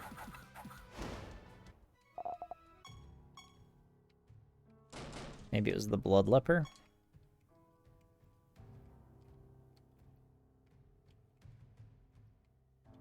Yeah, races are beginning to have enough individual creatures in each of the families or whatever that it's becoming like non-trivial to grind out the new creatures.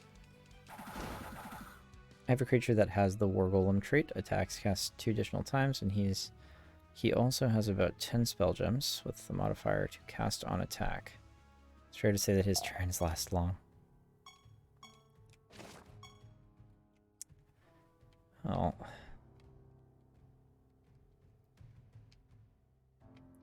I think I'm basically going to lean right the heck on my Animatus.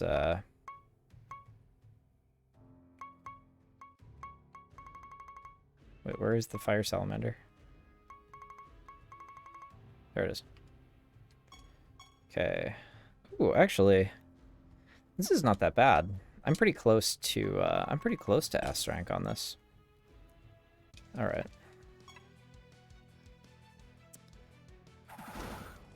At least if S comes after A, which is usually the case. Can you get like triple S? Is S the max? This seems like the sort of game where you get like triple S knowledge and stuff. They're like, no, the grind is broad though. Baby ticks, first steps. Oh dear. Mostly I just want to see what it does. See if there's anything important gated behind here. Uh-oh, I didn't want to do that.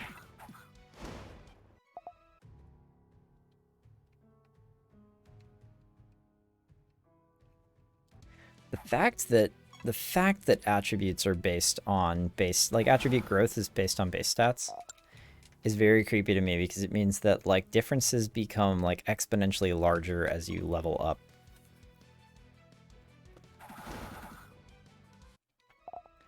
So things that are gaining a lot of speed will eventually have so much more speed than something that's not gaining a lot of speed per level. Teleport back to Siralim, teleport to New Realm. Unsullied Meadows, let's go.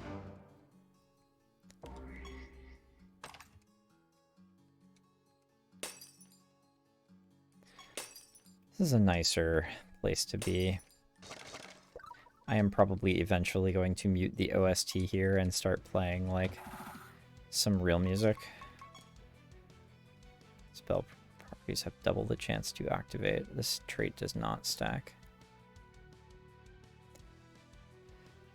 Double the chance to activate. Yeah, see, that's... You gotta run with those, I suppose, right? 50% more benefits from their more charges property. That seems good. Chance to attack spell gem properties. Have double the chance to activate. Yup. Seems good.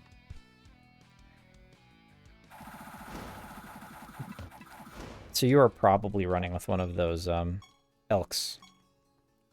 I am guessing on your attack golem character.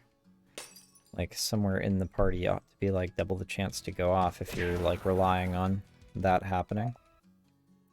Or maybe you just don't, any plans to switch off of Animator anytime soon? Not until I whoop the game's ass. Like, that is... I chose Animator because I liked the idea of having a giant, like, swole AF Animatus clubbing everything to death, and I think, like, I've landed on quite... I am quite pleased by the notion of Corpse Explosion carrying me. When a creature loses stats, the amount lost is reduced by 50%.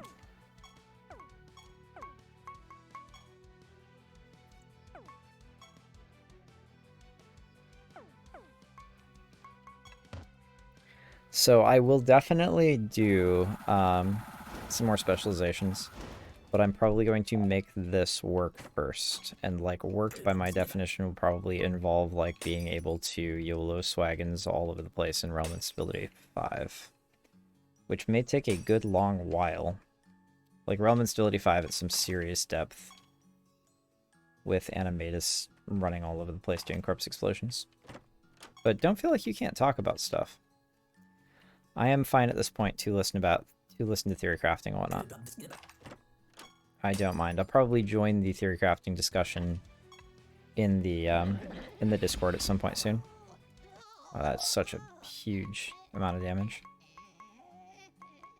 Psychic Rapture. Gems of Psychic Rapture. Small amount of damage plus 10% more damage for each. Spell gem that cast Chaz. Up to 200% extra damage. Okay, so yeah, that makes sense. Up to 200% extra damage.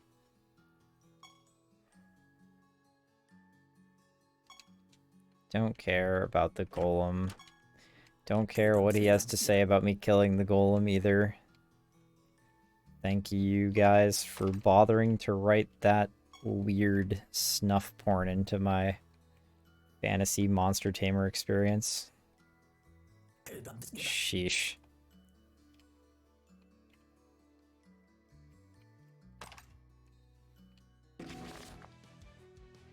What are you? Brock! At the end of each enemy's turn, this creature has a 50% chance to cast a random spell. That's just completely random, though. I must admit, I am not very tempted by stuff like that. The funniest time I had was playing Paladin with Siege Master Anointments. Perks from other specs. Oh, okay, anointments are perks from... Gotcha. I would kill enemies by just defending, provoking, and damage reflecting.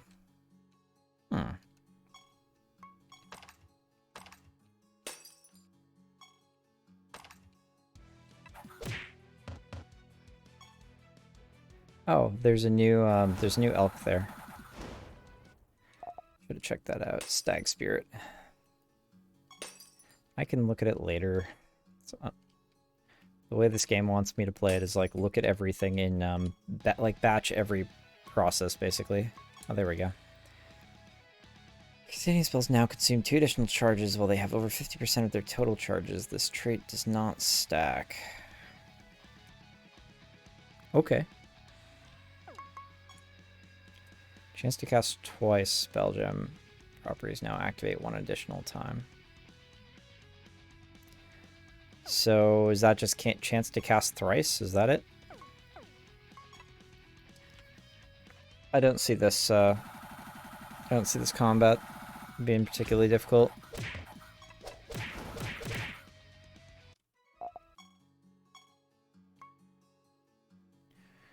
Our stags innate traits are 100% more effective. Whoa, that's cool. That is definitely cool. I feel like those stag traits, like, you really want to keep those in mind.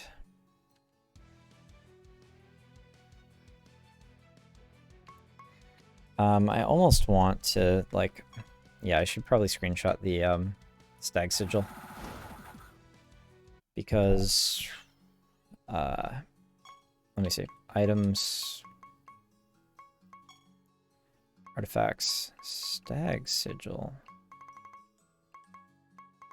Sigil of the stag. Is it really that some of them are like... Why are these out of order? Now sort by name. It's not... It's okay. Sigil of the stag. There we go. I'm going to go ahead and screenshot this. Because... that is another one of those where it's like... You set up a... It's just one of those... round out your...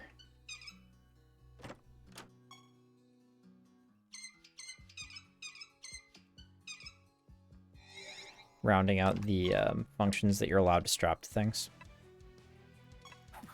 Silliest perk to me is Siege Master's Thorns. It causes anyone who attacks you to deal 15% of your defense's damage to all enemies. Yikes. At the same time, like, if you're dealing with any, I mean, you can force attacks though, right? Like, that's the thing. There are spells that allow you to say, like, every enemy attacks once, which just becomes a monster nuke in that case. Oh no. The feather that you just chase around. And then it gives you a bunch of favor, right? Does the feather, like, res a bunch of creatures? I was wondering about that. I don't think I've actually clicked on this guy. When an enemy attempts to cast a single target spell on any other creature, target themselves instead. That's crazy.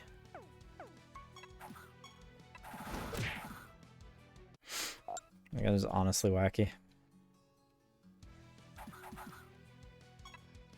Alright, we're gonna have to summon some fire salamanders.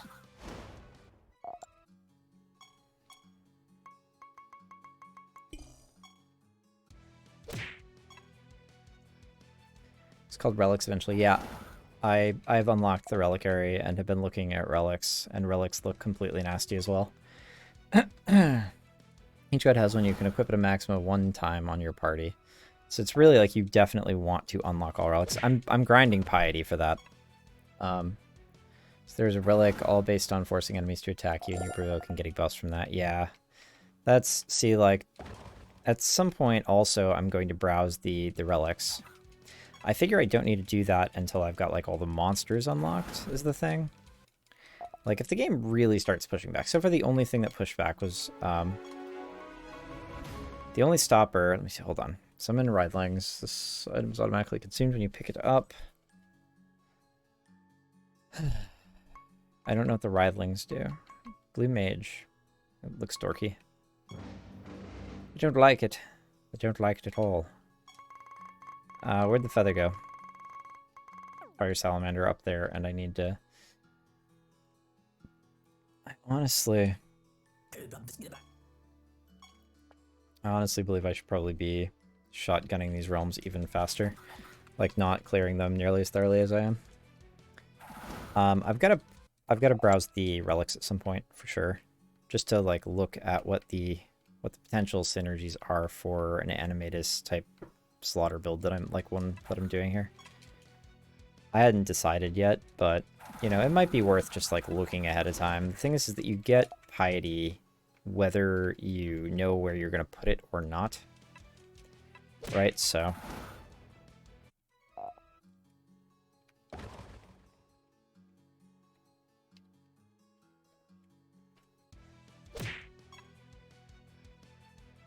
piety doesn't auto-allocate to, like, a particular god, right?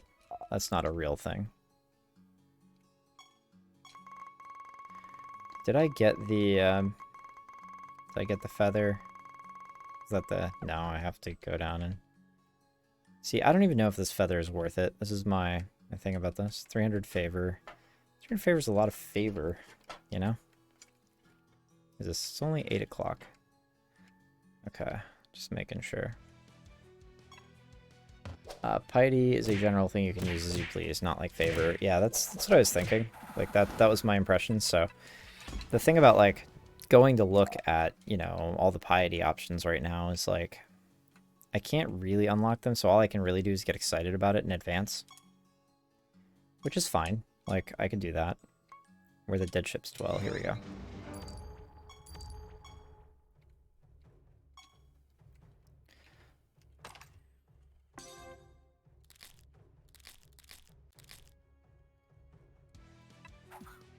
Like, I'm trying to play at a reasonably good clip. Because I want to get to the place where I'm, like, playing with those systems. A little more freedom to play with them, I guess. We're gonna see. We definitely have another realm here, like another boss. Nether gate, or whatever they're called. Yeah, nether portal and defeat the nether boss. Okay, so it's nether boss and nether portal. And that seems like it could be fun.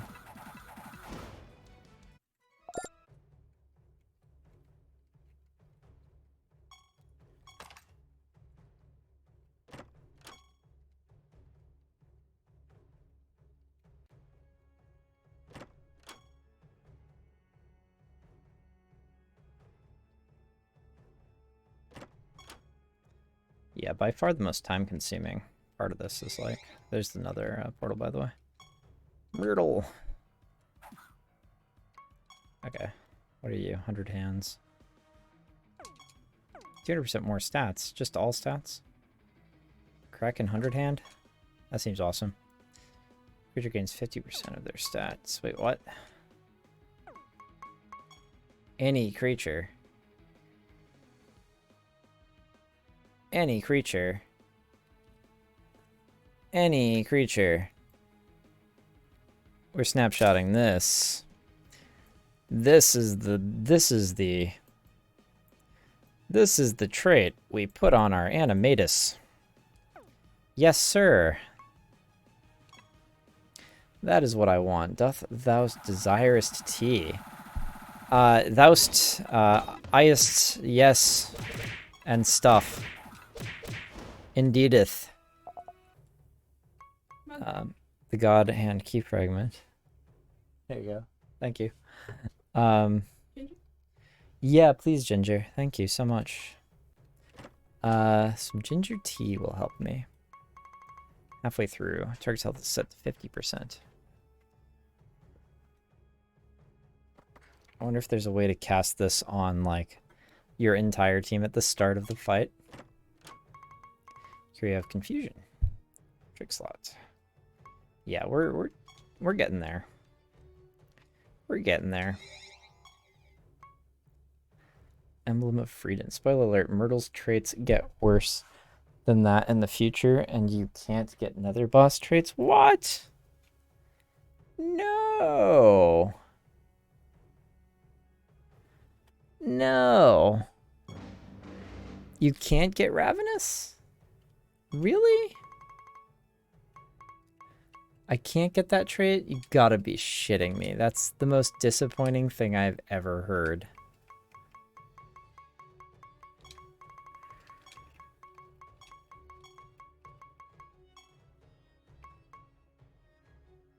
Creature none, material none.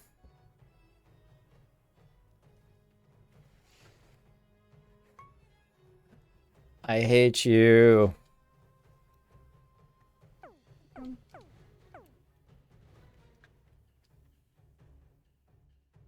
There's just no way, huh? No way to gain that trait? Ugh! That is the trait that I desire. Well, I'm very sad about that, but whatever. You deal with the rules of the game, right?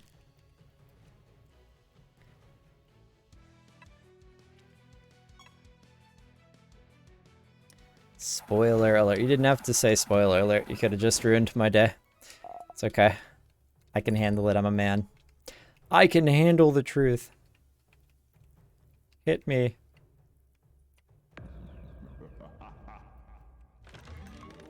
Fuck. I never checked what this thing does. Your creature 75% more damage when it's not their turn.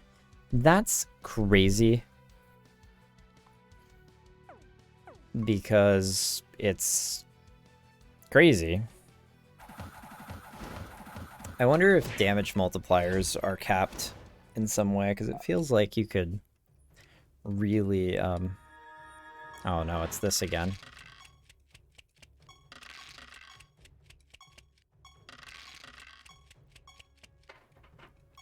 More notoriety, yes. What can I fucking spend notoriety on? I can't remember. More notoriety. I like it. Heartripper tattoo. Creature deals 200% additional critical damage. Okay, excellent. Curio fearfulness. Okay. No! I'm on 250 notoriety. Yes.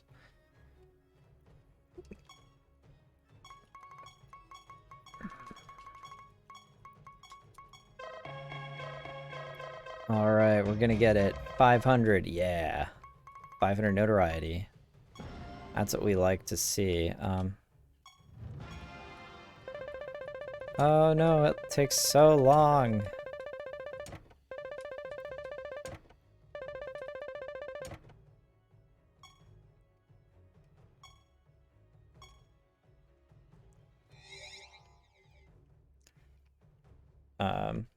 Notoriety. I want to get...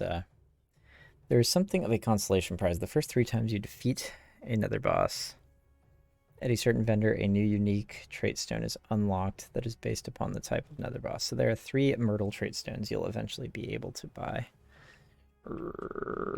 Concession prize, huh? Myrtle trait stones. I hope they do exactly that thing. Should have probably looked at that Ironside Kraken. Don't know if it will be alive after this, though. Apparently not.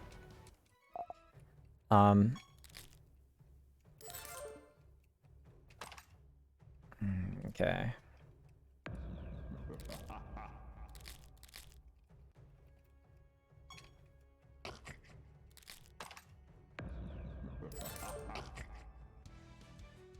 What is this?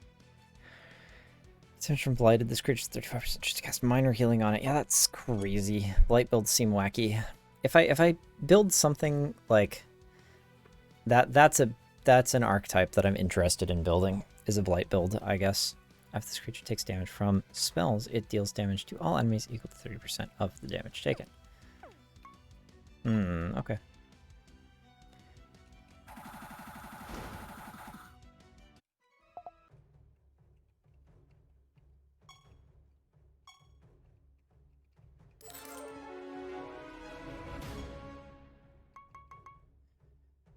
Allows you to craft gems of conductive chains at the enchanter.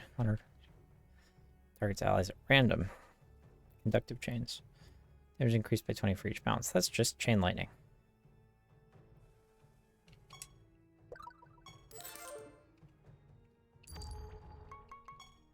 Chain lightning 2.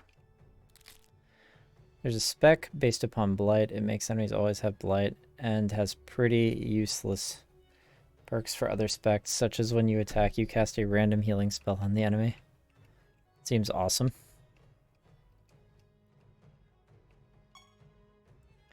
Pit wraiths are the ultimate disablers. If you're ever looking to overcome a problematic encounter, yeah. Gad was saying he did, or it was Kaz maybe. I can't remember. Somebody did a fucking build based on pit lords. 50% more damage. Restores maximum health to its current health. That's pretty interesting.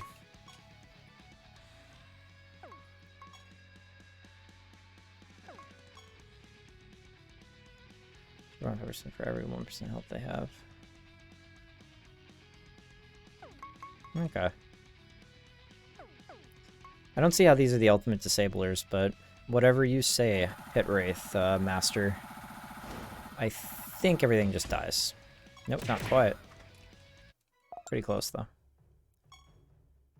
All the creatures in your party Pit Wraiths, they're resistant to debuffs. Okay, what does resistant mean? Is that just, like, immune?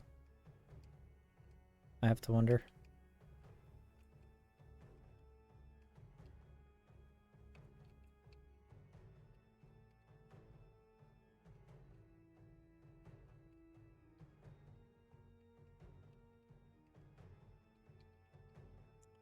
Okay, yeah, I think that's it for this realm. It's kicked. We're out of here. Oh, nope. I have to... Oh, wait, I got the Salamander to S rank. I didn't notice. Let's go look at what that does. And see if it's actually the max rank. Unlock the creature's assassination mission. And that looks like the maximum. So I'm still unlocking the assassination, right? Yeah. So we'll see how that works. Sure. Sure. I mean, whether I'm reacting to unlocking it or I'm reacting to you telling me, it's going to be the same thing. After completing this project, you will receive favor with the god of your choice. Ooh. Ooh. I like it. And that's it. That's it for all the stuff. So I'm going to start unlocking specializations. And we're just going to go... No. Realms first. That's what I was saying. Realms first, and I was going to go from the top down. So it's going to be all the realms next. Yeah, I could also spend some time looking at this stuff. Choose a relic to unlock or enhance. Excuse me. My chair is giving me, like, the world's worst swamp ass. And that is now a thing that I have said that is just, like, permanently recorded for my VOD that will go on YouTube. Let me see. It gets you a copy of that creature's trait stone. Oh, that's really nice, actually. Seems very, very useful. You have completed 4 to 6 lines done at least. Let me see. Oops. 3 lines. Whoops. I didn't mean to do that. 7,000 piety. It's not bad.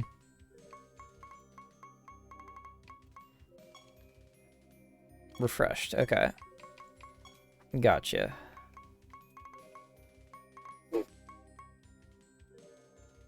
Don't need to do anything for this one. That's cool. I'm just gonna keep going.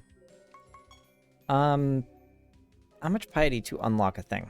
For 1,000?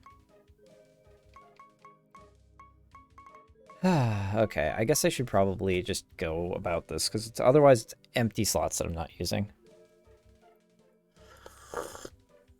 That's not the way to check, right? Right. I did know that that wasn't the way to check, but there's something about, like, narrating your actions as you're doing stuff and talking to Twitch chat where you're just like, yeah, I'm doing a thing. And then it's like, what was it? The other night I was pouring myself a glass, like a cup of tea in the kitchen. And we got, you know, like the tea kettle is boiling the water. So you have the boiling water, a fucking mug, an empty mug with a tea bag in it. And for whatever reason, I also had a flash drive with me, like a little flash drive with a USB dangling off the top. And I don't know why, but, like, my brain looked at that flash drive with a USB, and I thought, okay, like, my brain was like, that's a tea bag. So I picked up the flash drive by the USB and put it into the empty mug, and only realized, like, that was stupid after it was already in the mug. Like, I was going to put the USB and flash drive in my teacup like a tea bag and then pour boiling water onto my USB drive, which would have been the saddest thing ever. But that kind of disconnect and brain fart happens really hard when you're streaming if you're doing, like, the auto monologue soliloquy kind of narration. It's always amusing when I do clearly intelligent people makes a mistake. Yeah, I mean, that's the smartest dumb person. Wait, what? Strike that. Reverse it. The dumbest smart person? I know. What was this? The keep increasing to unlock more. Yeah. Okay, so it is like, but I ought to unlock 7 of them anyway, or 6 of them, so I can at least put, like, some stuff on my guys.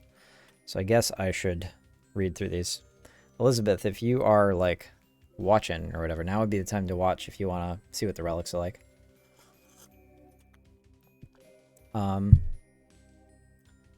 Okay, the Winter Mall. Not as bad as what you should pay a couple times. Make PBJ sandwich on autopilot with the peanut butter in the fridge and the jelly in the cabinet. Yeah, exactly like that. You, like, pour yourself a hot cup of tea and then put it back in the refrigerator and, like, wait, what? I mean, you just rationalize it afterwards. I was just chilling my tea. It's fine. So we got the Winter Mall, Great Hammer of Azurael, or rank 10. Bear attacks or is attacked has 50% chance to afflict the enemy with frozen. Enemies deal 10% less damage for each frozen. Attacks a random enemy. Bear deal 35% more damage to frozen enemies. Bear takes damage. The relic has a 25% chance to cast black ice. Wish I knew what that did. Shatter. Immune to frozen.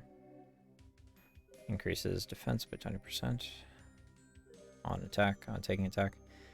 Attacks frozen enemies 1 additional time. I'll cast Snowstorm. Shadow Staff of Tenebris. After the bearer is damaged, it is a 50% chance to gain invisible. It's based on its int. Yeah, that's really important.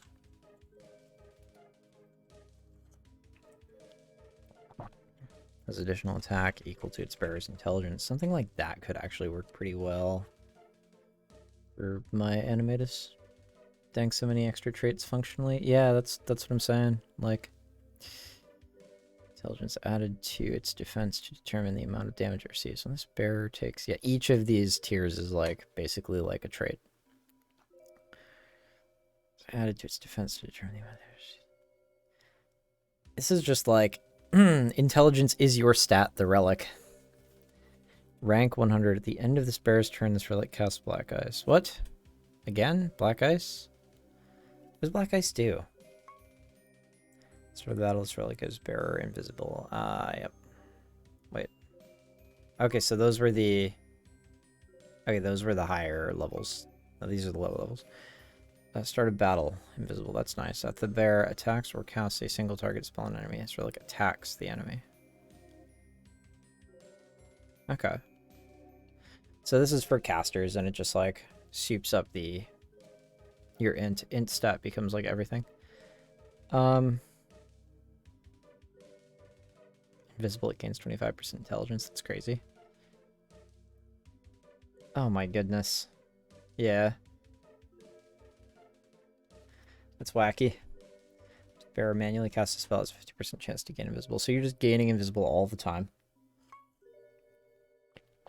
And your int is going up permanently, and your int actually like doubles as all of your other functional stats. Second page of buffs. Yeah, I noticed. I noticed eventually. I'm sorry. It's true. Very true. At the start of the battle, this relic gives this bearer Arcane. Ooh. Arcane is one of my more favorite things. It's like, don't spend charges. After the bearer casts a spell, this relic attacks a random enemy. Well, the bearer has Arcane. Its spells deal 100% more damage. The bearer gains Arcane. This relic casts Snowstorm.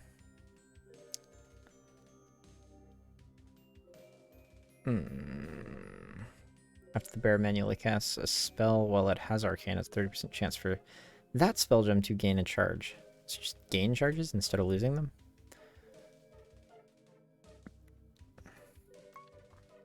While the bearer has Arcane, its spells heal for 100% more. Okay, so it also gives it like a base stat bonus of intelligence. The Winter Mole's attack. Got it. Arcane's relic casts Firestorm. After the bearer manually casts a spell, this relic has 50% chance to give it Arcane. Okay. While bearer has Arcane, its spells that affect stats are 100% more potent. That's... maybe not the best thing ever because of the 500% cap, but I imagine the trick with traits is that you want to like sort of passively get up to the point of diminishing returns, like using as few actions as you possibly can. After the bearer gains Arcane, this relic casts Lightning Storm. That seems really good. 1,000 Needles. After the bearer attacks or casts a single target spell on an enemy, this relic attacks the enemy. Speed. This may be the one for my Animatus straight away because that just seems like other people are casting Rabid Dementia on my Animatus, which is causing him to attack twice, so he's attacking twice when it's not even his turn, and so he will get extra attacks on all of that, basically. The Ass Kicker has the best bonus of all the ones I've tried, to me. I think it causes you to attack a bunch of times at the beginning of battle eventually. That'd be nice. This relic and its bearer attack and cast spells one additional time. That seems really good. After the bearer casts a spell, this relic casts a copy of that spell as well. What?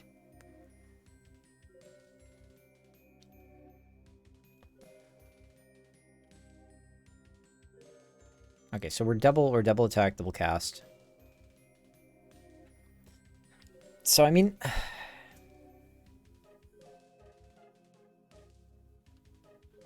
cast a copy of that spell. stuff like animate gem plus like casts on attack, it feels like this is really powerful. Like the enchant mats on gems allow you to just rinse this through some really wacky lines. This relic and its bearer deal 1% more damage for each time they have attacked or cast a spell in the current battle. Yeah, I mean, my animatus will be doing lots of damage pretty quickly. Its bearer have a 20% additional chance to deal crit damage for each consecutive time they attacked. Additional chance. I wonder if that actually stacks additively during the current turn. Attack and cast spells a maximum of 20 times per turn. Okay, so it increases the cap of what you can do. That's really nice. So look at its bearer attack 1 additional time for each turn the bearer has taken in the current battle. Interesting. Rank.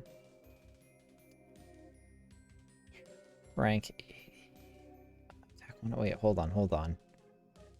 Additional time for each turn the bearer has taken in the current. Oh, that's really good.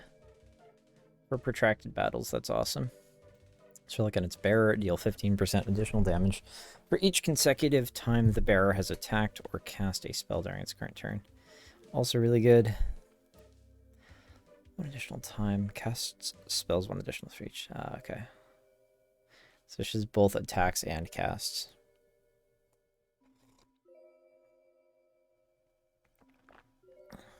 Yeah, that's pretty wacky. The bearer casts a spell multiple times in 1 turn. Each cast after the first one has a 50% chance to not cost any charges. It's not bad. Right, there's only 2 pages of these. I swear I can get through them. Rank 10. After the bearer attacks an enemy, the enemy attacks itself. Okay. The amount of damage dealt is based on the bearer's attack. What? So attack yourself, but using my arm. Enemy attacks itself, the relic attacks it as well. After the enemy casts a healing spell, it casts it on the bearer as well. After this relic or its bearer attacks an enemy, it removes the enemy's defending status. That's pretty good. That's very different. After this relic attacks, it has 50% chance to attack an additional enemy. It's the relic attacking. This effect can occur repeatedly. Oh, that's good. Very different. This relic and its bearer deal 30% more damage with attacks. Okay. This relic and its bearer attacks an enemy. They remove the enemy's provoking status. After an enemy casts a spell that grants a buff, it casts it on the bearer as well. So I steal your heals and your buffs, and I attack you very many times and remove your defending and provoking status. After this relic attacks, it increases the bearer's speed by 5%. Okay. After an enemy casts a stat boosting spell, casts it on the bearer as well. And that's enemies, though. Star Wrath, Great Spear of Yesros. Siros, however I say that. After the bearer defends, this relic afflicts a random enemy with confused. While the bearer is defending, it cannot lose stats.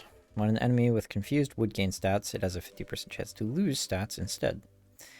At the end of the bearer's turn, this relic attacks a random enemy with confused. Okay. Enemies confused debuffs have an independent 20% chance to activate. Oh, that's nice. While the bearer is defending, enemies confused debuffs. While the bearer is defending, enemies confused debuffs have a 50% greater chance to activate. What? Okay, so you want to defend. And their confused debuffs are just going nuts. 50% chance to take damage instead. So it's like extra blight. After this attack... After this relic attacks an enemy with confused, the enemy attacks itself. Again? Oh no, that was the last. Yeah, that was the last. While the bearer is defending, it has a 10% chance to avoid damage. Damage avoidance seems really, really powerful. like, as a stackable defense layer. Enemies have a 10% chance to attack and cast spells as if they have confused, even if they don't cast this debuff. Huh. I mean, don't you just run this trait with this relic with the guy that says enemies are always confused or whatever? Rank 60. The bearer takes not 60. We don't want 60. Oh, here we go. This is the one for the mending archetype. At the start of the battle, the bearer gains mending. The bearer takes 25% less damage from attacks. Bearer defends at the end of its turn. At the start of each enemy's turn, this relic has a 10% chance to cast Soothing Breeze. Don't know what that does. After the bearer takes damage, this relic increases its maximum health by 5%. Bearer takes 25% less damage from spells. The bearer deals additional damage equal to 20% of the healing it has received in the current battle. Okay. So, really good with mending. At the start of the bearer's turn, this relic casts Zephyr. Okay. Bearer takes 25% less damage from all sources. So, wait a second. 25% less from spells, 25% less from attacks, and 25% less from all sources. Those probably stack multiplicatively, like every other source of damage reduction in the game, so it's not that crazy, honestly. After the bearer takes damage, this relic deals damage to the enemy equal to 50% of the damage dealt. Okay, so it's Super Thorns at rank 100. Yeah. And that's any damage, so that's awesome. The bearer is immune to blind. Wait. This is page 2. Rosenthorn, Darkblade of Erebus. Oh yeah, this is the waifu blade. After the bearer attacks or is attacked, it afflicts the enemy with blind. Bearer takes 30% less damage from enemies with blind. At the start of its bearer's turn, this relic attacks enemies with blind. These attacks deal 15% less damage for each enemy it attacks with this effect. So in a random order, you're going to hit all the enemies, and it's going to deal very little damage to the last targets that you hit. I mean, that might be a good thing to put on my animators. After the bearer attacks an enemy with blind, it afflicts the target with a random debuff. The bearer's stat reducing effects are 50% more potent when used on blind enemies. Bearer's immune to blind. This relic and its bearer deal 35% more damage to blind enemies. Blind enemies' spells that are cast on the bearer are 50% less potent.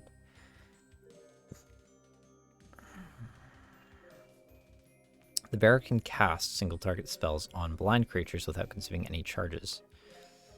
Okay. And after this relic attacks, there's a 20% chance to cast Murder of Crows for each enemy with blind. Oh, I have seen Murder of Crows, I just don't remember what it does. It's really hard to remember the specific spell effects. Claw of Aeolian. Speed relic. Agile. Independent 25% chance to dodge attacks. At the start of its bearer's turn, this relic attacks a random enemy twice for 50% normal damage. The bearer's agile buff activates twice.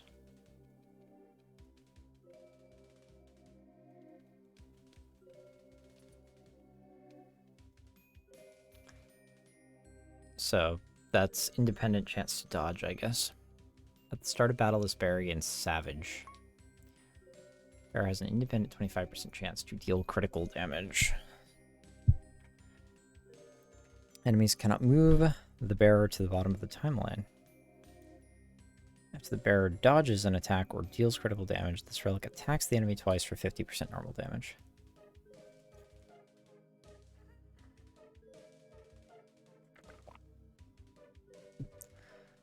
Wow, that's really good, actually. Holy cow. The bearer's Savage buff activates twice. This relic and its bearer deal 3% more damage for each time the bearer has attacked or cast a spell in the current battle. Whew. That is some mean relic shenanigans. Potency of the bearer's spells is increased. Okay, hold on.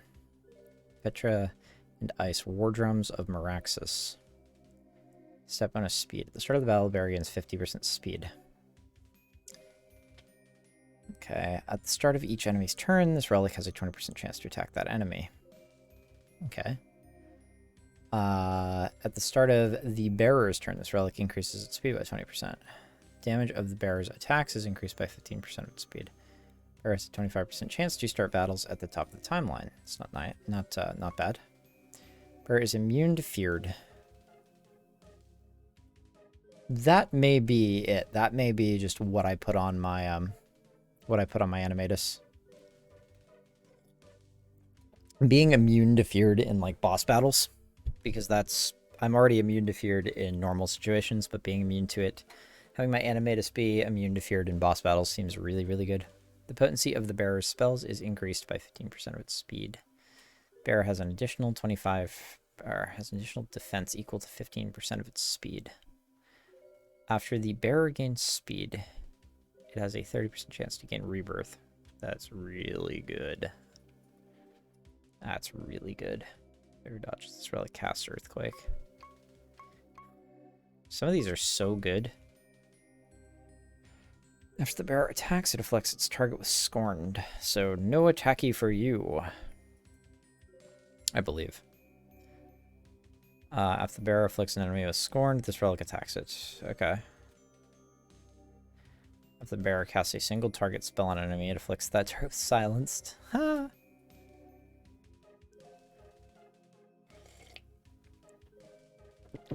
This relic casts a random single target spell on it. Random. After the bearer afflicts an enemy with Scorned and the enemy already has Silenced, this relic casts Meteor Shower. This relic casts Meteor Shower. The bearer gains 10% attack or intelligence, whichever is lowest. This relic and its bearer deal 30% more damage to enemies with Scorned or Silenced. After the bearer afflicts an enemy with Silenced and the enemy already has Scorned, this relic casts Meteor Shower, so you're just casting a lot of Meteor Shower as you're attacking. It's an enemy with Silenced or Scorned. The enemy loses one of its buffs. Okay, so you're peeling buffs, you're making it so that they can't take actions, basically. At the start of the bearer's turn, if at least one enemy has Scorned and one enemy has Silenced, this relic casts Planets. I wish I knew what that did. Seems rather important. So if I had a monster that was like hitting every enemy, like with attacks, like when this enemy attacks, it attacks every enemy once or something. Kanji and Jihi is the one who's all about provoking and causing enemies to attack you. IRC. Auntie and Jihi. I gotcha.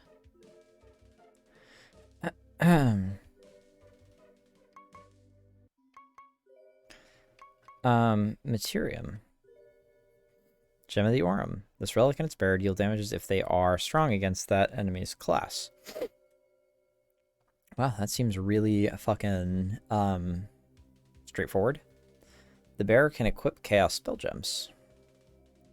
The bearer takes damage as if it is strong against the enemy's class. The bearer can equip Life Spell Gems. After the bearer casts a spell, this relic attacks a random enemy. So far, this is crazy. The bearer can equip Nature Spell Gems.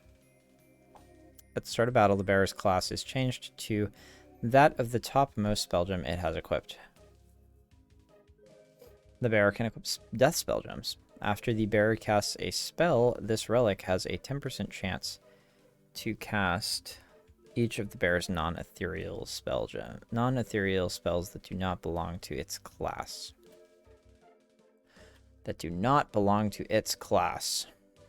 Okay. The bearer can equip Sorcery Spell Gems. Yikes. That's such a crazy one.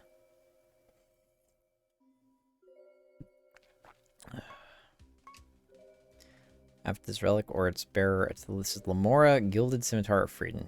Stat bonus defense. Okay. After this relic or its bearer attacks, it afflicts its target with blighted. Okay. If the bearer's attacked, this relic attacks the enemy. Okay. At the start of the bearer's turn, this relic casts minor healing on each enemy with blighted. Okay. The bearer is immune to blighted. This relic and its bearer deal additional damage to enemies equal to 15% of the damage that enemy has received from blighted. After the bearer afflicts an enemy with blighted, it also afflicts them with mending. Wow. This relic and its bearer give 50% more healing to enemies with blighted. Okay. If the bearer afflicts an enemy with blighted, it also afflicts them with leeching. This relic casts spells as if it has 30% more for each enemy with blighted. After the bearer casts a healing spell on an enemy with blighted, this relic casts major healing on the target. Okay. Yeah, that's just, here's your blight build built into a relic. After the bearer is attacked, this relic attacks the enemy. It's Hanti and Jihi. So when you're talking about the provoking and causing enemies to attack you. Bearer is attacked, this relic attacks the enemy. After the bearer provokes, all enemies attack it. Ooh la la la. That's crazy. So that's the one where you, like... Can you just set all enemy attributes to 0, basically?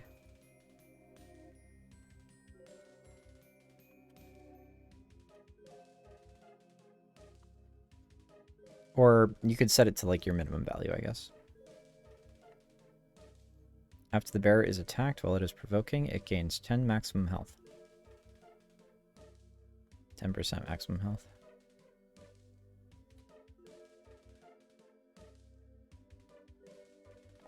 %more defense while provoking. This relic attacks 2 additional times. It's the relic attacking, not the creature. So multi-attack will not work on this. After the bear is attacked while it's provoking, it recovers 20% health. Oh man, the bear takes 50% less damage from attacks. While the bearer is provoking, this relic always deals critical damage.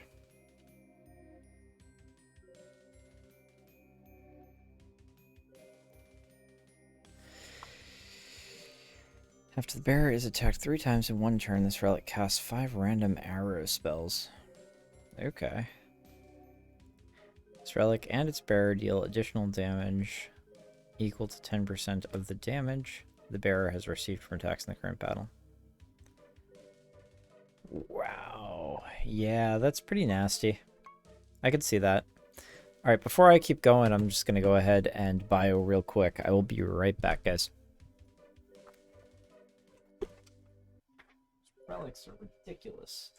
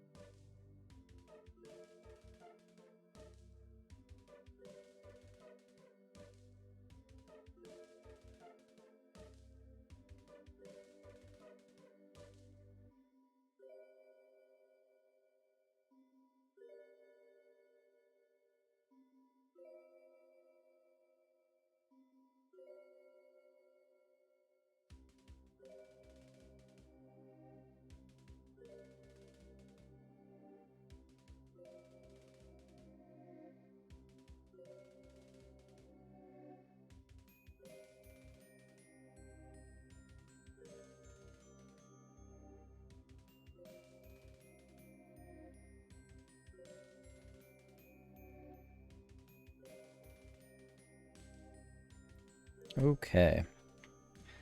Let me see. Maybe I'll keep my headset off for a minute. It's not like sweating my ass off. Flesh Ripper, Bloodied Cleaver of Tartareth. After the bear attacks or is attacked, it afflicts the enemy with bleeding. Oh, this is our bleed relic. That's awesome.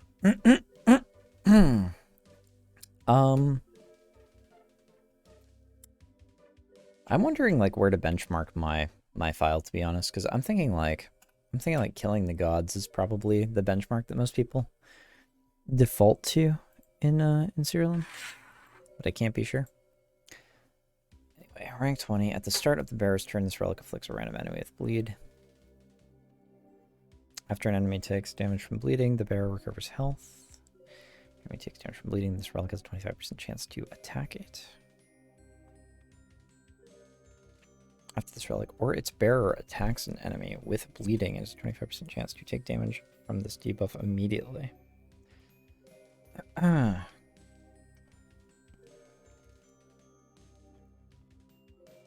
Start of each enemy's turn, this relic has a 20% chance to mangle on it. Enemies take 50% more damage from bleeding. After an enemy takes damage from bleeding, the bearer has a 25% chance to attack it. When an enemy takes damage from bleeding, it has a 50% chance to continue taking damage from this debuff. This effect can occur repeatedly. That's pretty crazy. How many times do you positively coin flip? After the bearer attacks a target with bleeding, this relic casts Lacerate on the target. You know what I'm really interested in is like, there was some kind of trait that's like, random chances that happen on enemy turns reroll, like they're lucky. Like they roll again and take the success. Or if they fail, they roll again. So I bet you can keep stuff like that going. Like you make really long bleed chains probably with that. After the bear attacks a target with bleeding, this relic casts Lacerate. Alright. Great Axe of Gonfurion. Then attack bonus. Bear gains proficient. Proficient's actually like it gains more stuff from its artifact. If I remember correctly. So that's like... Proficient can get really, really crazy, I guess. After the bear attacks, this relic attacks the enemy as well. At the start of its bearer's turn, this relic is one of your creature's proficient. It prioritizes the bearer. The bearer's proficient buff is 100% more effective. There we go. At the start of each enemy's turn, this relic has a 25% chance to attack it. The bearer is immune to disarmed. That's nice.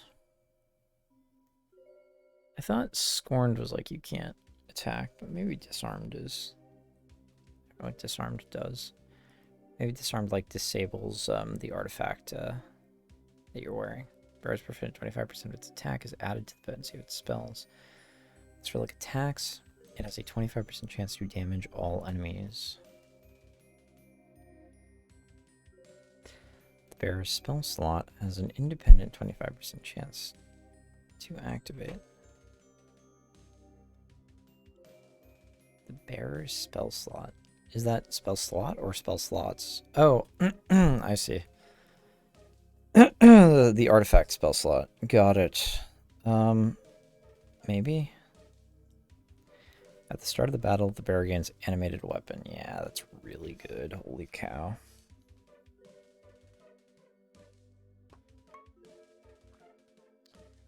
After an enemy defends or provokes, this relic afflicts it with... Okay, hold on. So that was good. That was the proficiency. Axe. Alright, Dusk and Dawn, dual pistols of Venedon. So this is going to be our poison thing, right?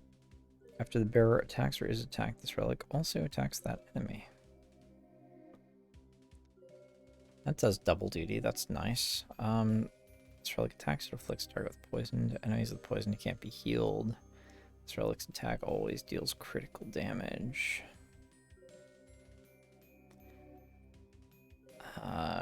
This relic's attacks. Okay, yeah, always deal crit. The bearer deals 10% additional damage for each enemy afflicted with poison. Okay. Defends or provokes this relic, afflicts it with poisoned. Huh. After this relic attacks, it increases the bearer's highest stat by 5%. You would want that to be attack with a poison-based character, I guess. After the this relic and its bearer deal additional damage to enemies equal to 10% of the damage they've taken from poisoned in the current battle. Okay. After the enemy takes damage from poisoned, it is afflicted with a random debuff. This relic attacks one additional time for each enemy afflicted with poisoned. Okay, that's good. That rank 101 is really the most compelling on that. After the bearer is damaged by an attack or spell, this relic attacks a random enemy. So this is Brambleskin, Spiked Carapace of Generous, and it is a defense relic. Yikes, man, this is such a long list of stuff. Okay. Deal additional attacks and spells equal to 10% of the damage the bearer has taken during the current battle. It's crazy because you kind of want the provoke one if you're doing this. But you know what's funny is you can get away with doing both of these if you have an Animatus. Wow, that's actually garbage, and I should probably do that immediately. This relic and its bearer deal additional damage with attacks and spells equal to 10% of the damage the bearer has taken during the current battle. That means that... Yeah, so if I set up the Animatus damage to your 6th creature slot perk, I just put this on my 6th creature. If the bearer takes damage, it recovers health equal to 50% of the amount of damage taken. Yep. At the end of the bearer's turn, it provokes and gains 10% current and maximum health.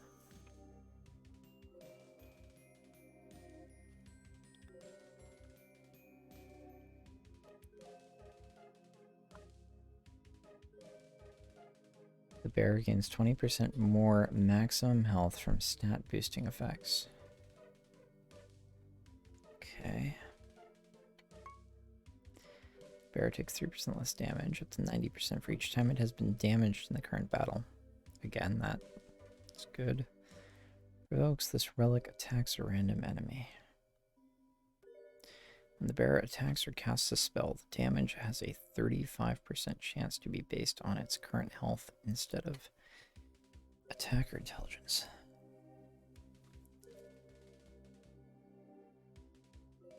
After the bearer takes damage from an attack or spell, a random enemy takes 20% of that damage as well. Yeah. Although the Animatus damage share is probably only it's probably indirect damage. The first time the bearer is killed, it resurrects with 100% health and gains 50% stats other than health.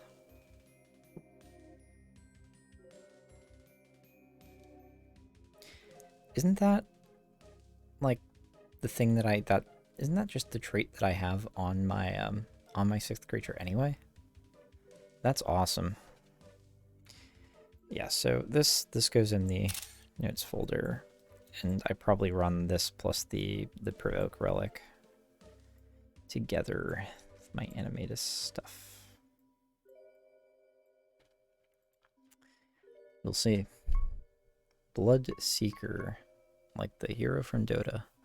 Hungering Dagger of Mortem. Stat bonus health. Rank 10. After the bearer deals damage with an attack or spell, it is healed for 50% of the damage dealt.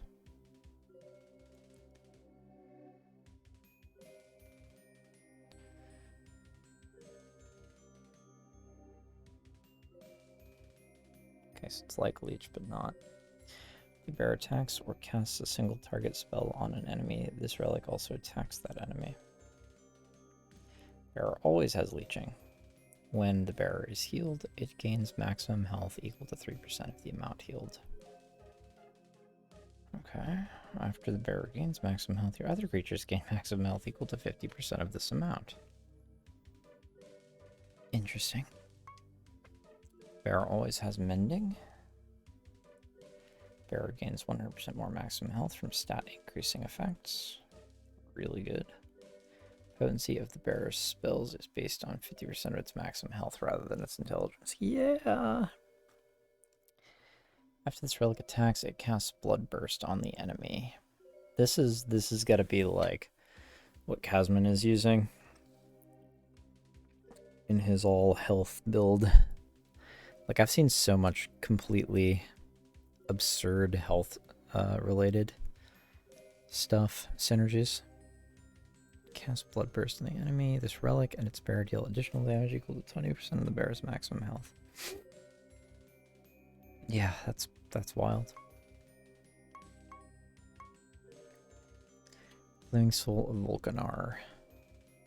For the int. Oh yeah, of course it's int. It's burning. Burning deals damage based on it.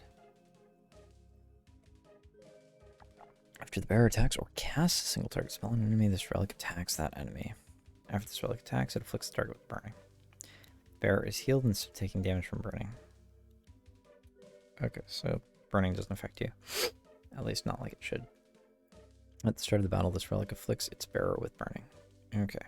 After the bearer takes damage from an attack or spell, the enemy takes damage equal to 1 turn of the bearer's burning debuff.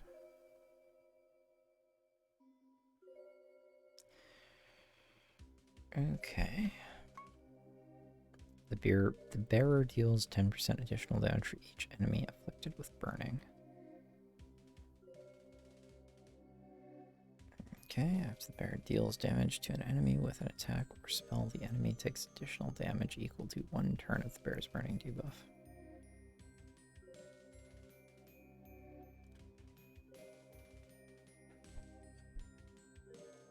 After the bearer is killed, it deals damage to enemies equal to 5 turns of its burning debuff.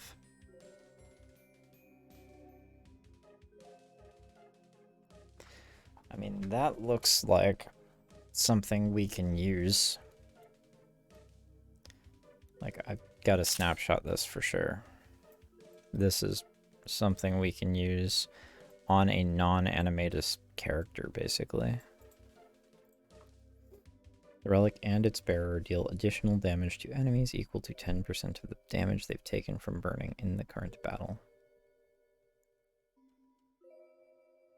Yeah. After the bearer is killed, it is resurrected with 20% health if it is afflicted with burning.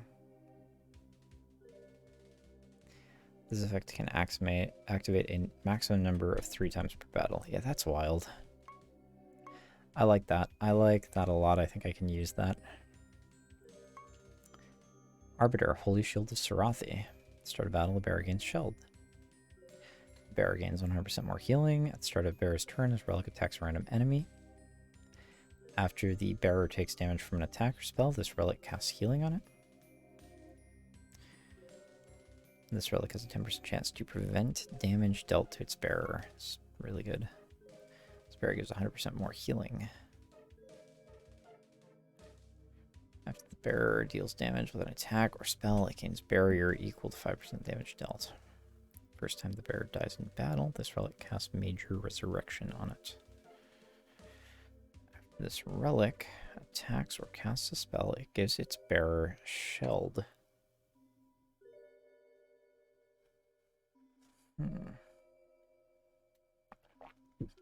It's potentially pretty good. Like if you have this equipped to somebody who counterattacks, they get like counterattacks on taking damage. No, it's this relic attacks or casts a spell. But wait.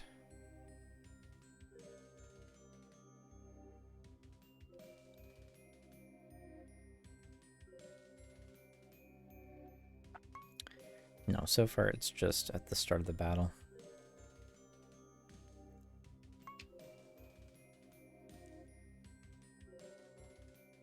No, the bearer, so if the bearer takes damage from an attack or spell, it casts healing and then gains shell because it cast healing. So it's built in. That's really good. Rank 100 at the end of its bearer's turn. This relic casts Holy Explosion. Okay, we have Ass Kicker, the Spare Boot of Tauren. That's some theming. Alright. rank 10. After the bearer attacks, it has 15% chance to send the target to the bottom of the timeline. This relic and its bearer deal 50% more damage to the bottommost enemy on the timeline.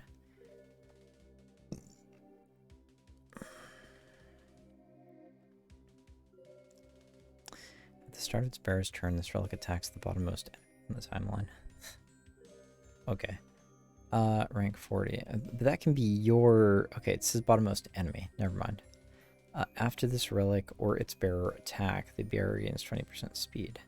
After its bearer attacks, this relic attacks the same target. So it just attacks your attack targets. Bearer's immune to snared. This relic and its bearer's...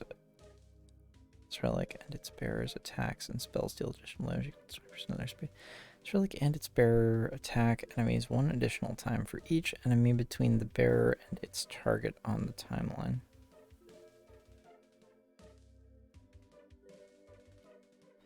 Yeah, that rank 80 is especially good.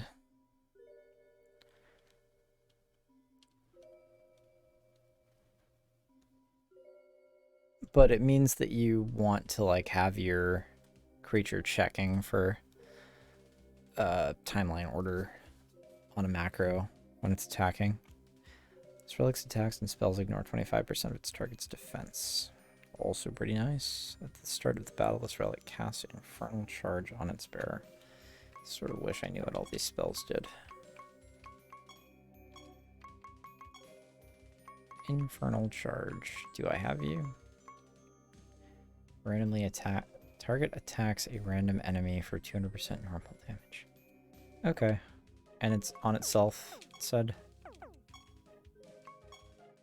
Oh, whoops. That's not what I wanted. So here's the question. I kind of sort of know what sort of things I want. I think I want the Whisper Staff. The staff seems really good. So that's rank 1. Oh, but it's only 200 piety to upgrade it. Gotcha. So let's see. The one that I can be sure of, I definitely want the provoke nonsense.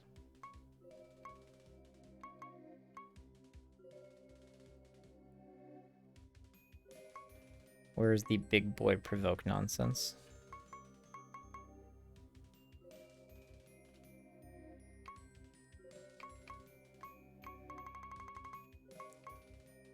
That was this.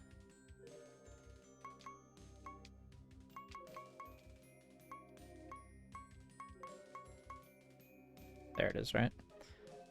Attacks itself. Bear attacks an enemy. Nope.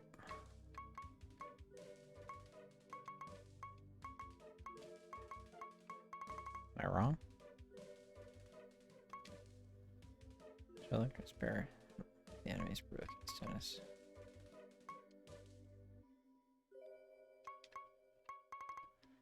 Bramble skin, bramble skin.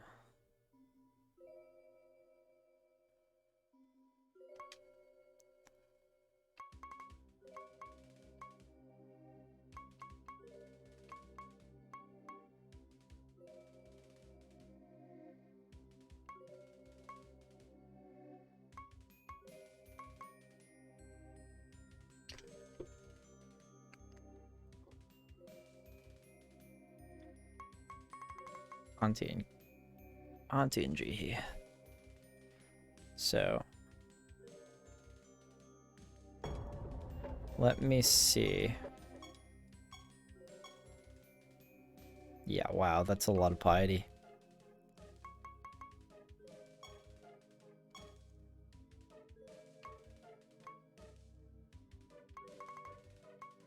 So it actually costs more every time you unlock like a single relic. That's a crazy grind. I hate that.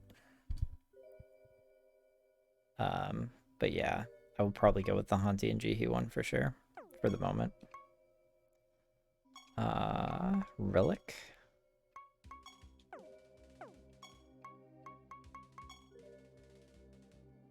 Does the attunement actually cost something?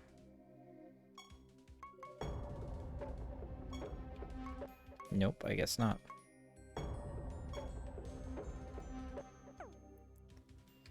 Okay, yeah, well, we learned something.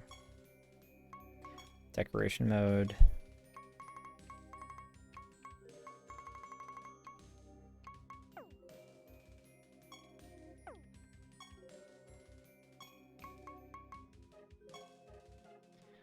Okay, there, I guess I learned that that was a thing that I could do. Alright, yeah. Do I have a new project? No, okay. We've been doing the things. And my Goblet of Trials is not doing its thing right now because we don't have the Goblet of Trials complete. We are just going to go to the next floor. Arachnid Nest. That probably... Wow, that is a crazy soundtrack. Sounds like it's coming from the next removal. When this creature takes damage from attack, such as negate the damage. That's wild. Oh, it's attacker spell only, though. That's still really, really good. I'm tempted to throw this. I'm gonna throw this over in my obsidian canvas. Because that is pretty wacky, gotta admit. Let's try to kill things. And the relic shows up on the main combat screen. I like that. That makes me happy. Oh no.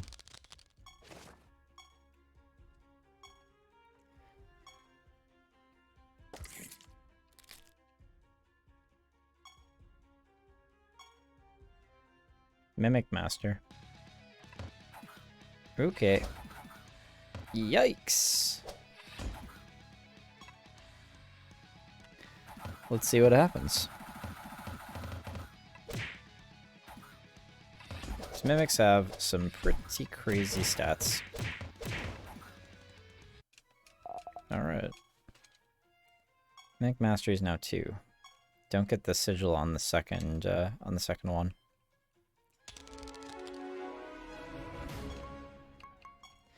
But what does Mastery do, though, is the...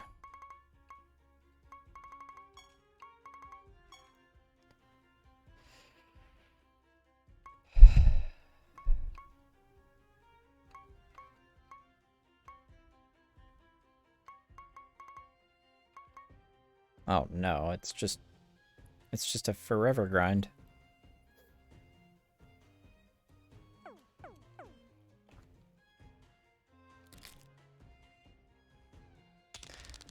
I wonder, there's got to be a limit to how high those go, though, for sure, so...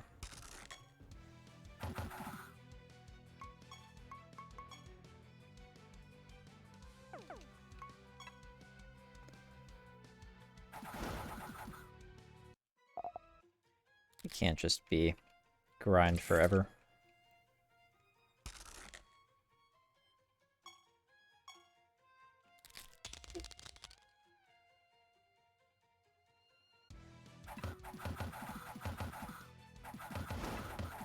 Is this our Nemesis combat?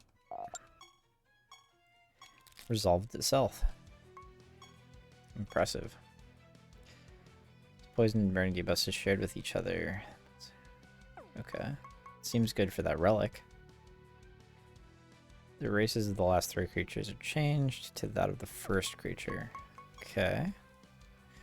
After an ally attacks, this creature has a 50% chance to attack the same target.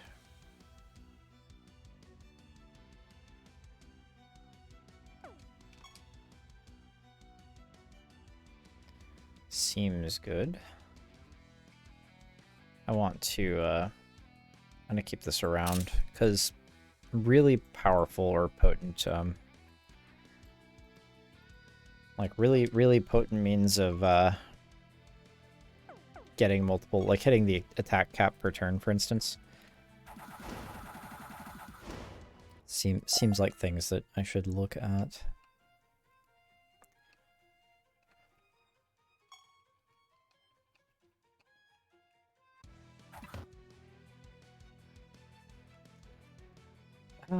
Did I look at this worm? Yes, I did.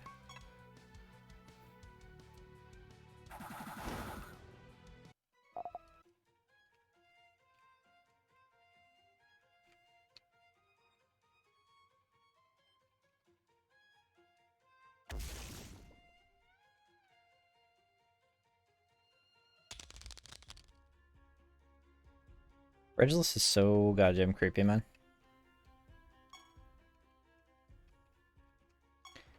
Toxic spider veg. That is the whole story as far as I can tell.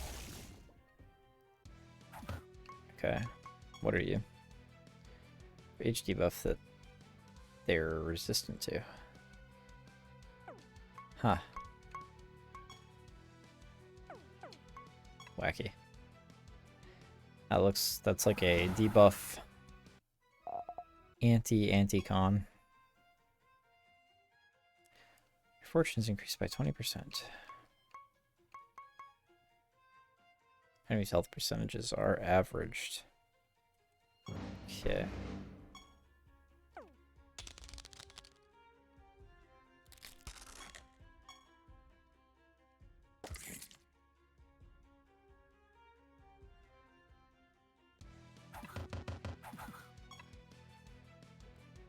Seems straightforward enough. Yikes, so the relic grind is going to be pretty real. Relic grind, but I mean, it's possible that it's going to get much better with the chalice once I've got the stuff from the chalice averaged out. And the assassinate missions seem like that's for if you need a particular trait. So the grind to get a particular trait, like the grind to get any particular team that you want together, doesn't seem that foul yet. Like, provided that what you're considering is like, okay, traits plus artifacts.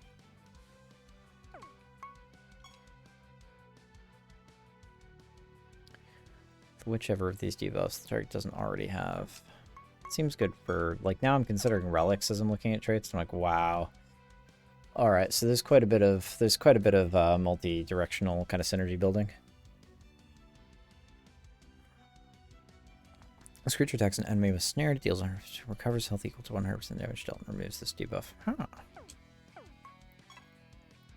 Not the most efficient way I've ever seen to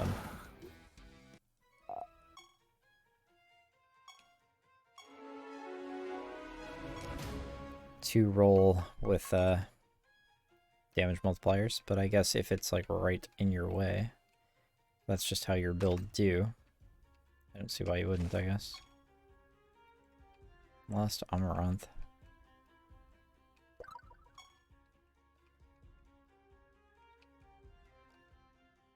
Alright.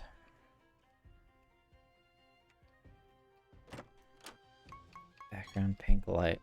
Not yet. Teleport to a new realm.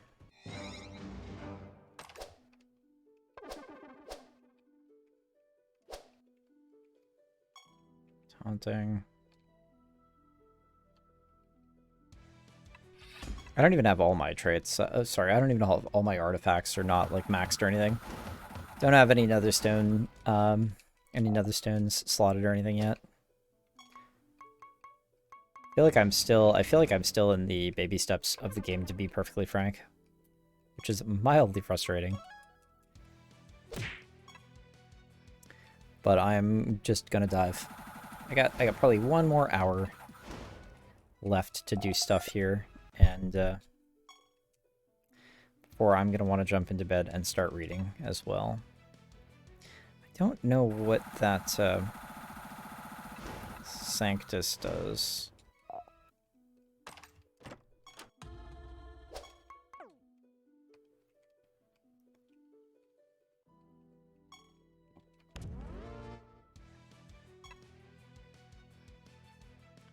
Yeah, there are probably much faster archetypes for, like, clearing combats instantly, so...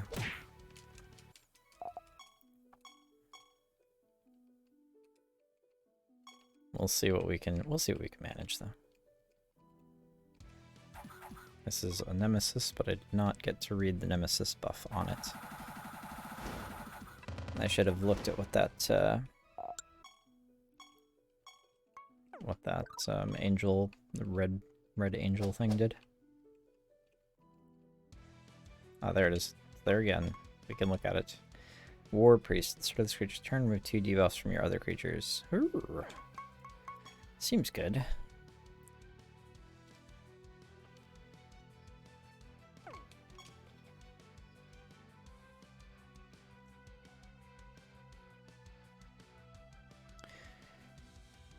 Okay. That's pretty good.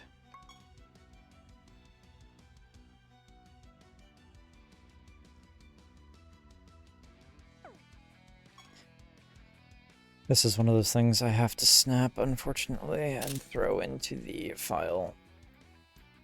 Every time I'm like, I'm just gonna make some progress. The game's like, how about a whole bunch of really interesting new tech?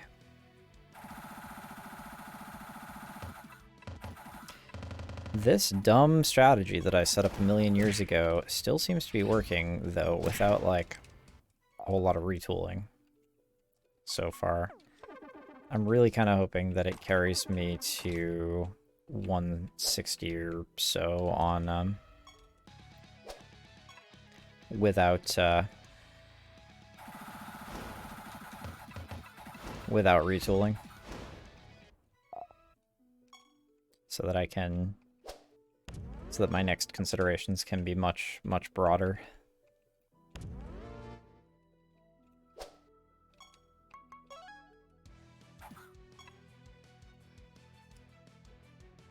Here's hoping.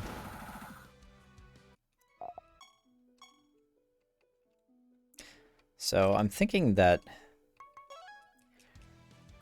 the thing that I'm really focused on. Hold on one sec. After this creature attacks, has 50% chance to move a random ally to the top of the timeline. Huh. Seems like a good way to, like, play it both directions from the timeline game. And potentially get, you know, reduce all of the enemy turns. Christopher's ambition. After this creature attacks, it gives a random ally 2 buffs. Yeah, none of that's super impressive. What I'm really thinking about right now is, like, okay, I still haven't picked up the perk that splits my damage between my animators and the 6th slot creature, but that seems to, like, the immediate inference on that one is like, okay, make your 6th slot creature a tank, and there's a relic specifically for that, seemingly. The Bramblehide relic. And so it's like, okay. He's 20% there. Wait, what? Amount of damage prevented cannot exceed 100% of the creature's maximum health. Okay. Seems like a weird limitation given the other sorts of traits that I've seen like that. Oh, the Dire Werewolf. I should check that out.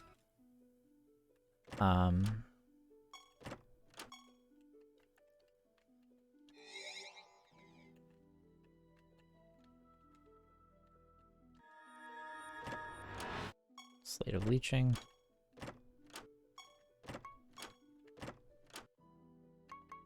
Music cut through jungle. Can feel the Tauren inside of me screaming to get out. I wonder if I destroy all these if something cool happens. Too much to ask for, I guess.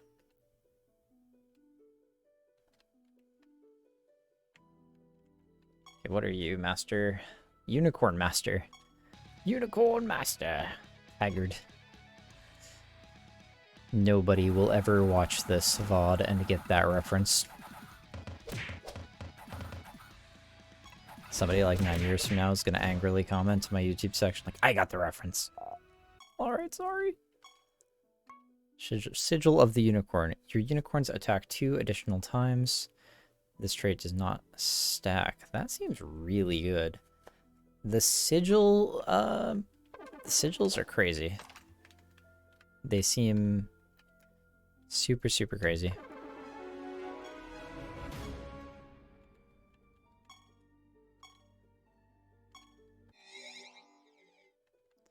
Like, all of the sigils seem wacky. Gotta find which ones... Gotta find out which ones I want to use, basically. The answer is definitely some.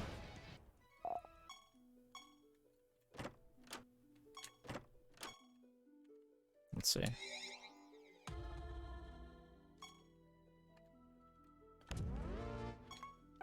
No.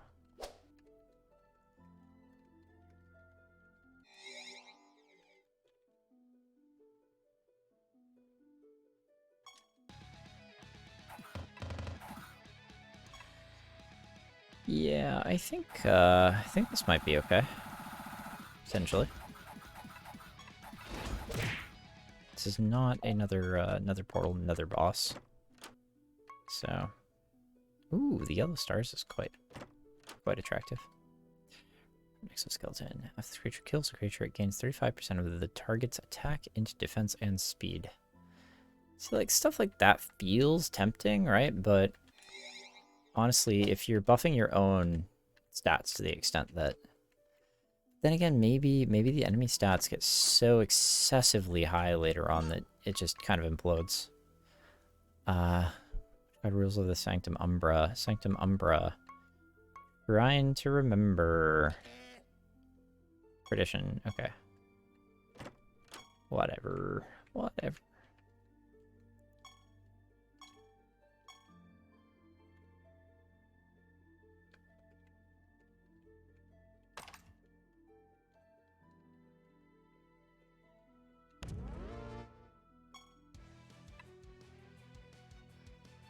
Something. Oh no, actually, I think the Immortal King. No. I know what the Immortal King does. I checked earlier. That's the preventative, the damage prevention bit there. I have not been forced to use my resources in a while, though. Like, not been forced at all to use the team building resources to push stuff. But then again, I'm running on Realm Instability 0. Feels like the way to do it, though, until I have stuff unlocked. Assassination missions. Excellent. What now? Realm Astral Gallery. Must complete your current realm project before taking it. Really? I can only do one realm project? So we'll do one specialization, one realm. Bastion of the Void, huh? Oh yeah, it's the Bro Mage. Love this guy. Okay.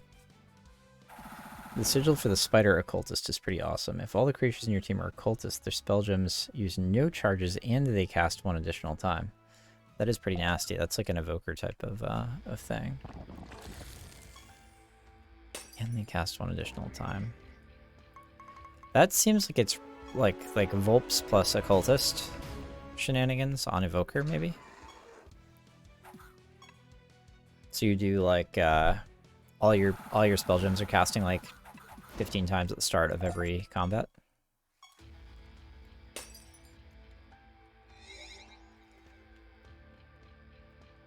Okay. What are you? Sapphire Drake. At the start of this creature's turn, it heals one of your creatures for 150% health. Okay.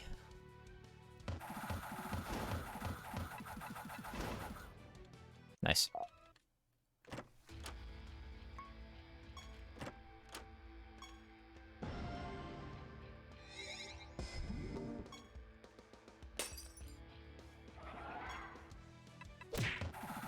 Yeah, these things look crazy. The wisps all look really intense. Okay, well, I didn't get to take a turn. Yeah, I am keeping a weather eye out for sigils that may be leverageable to my ends. Deal 100% more damage and always crit damage. Okay, so if they go, we die. Maybe. So the Nemesis modifiers are pretty much like... the enemies have enough weird multiplier shit going on between Realm Instability and Nemesis mods that they can definitely compete with, like, relic mods and stuff like that under, like, favorable conditions, I guess.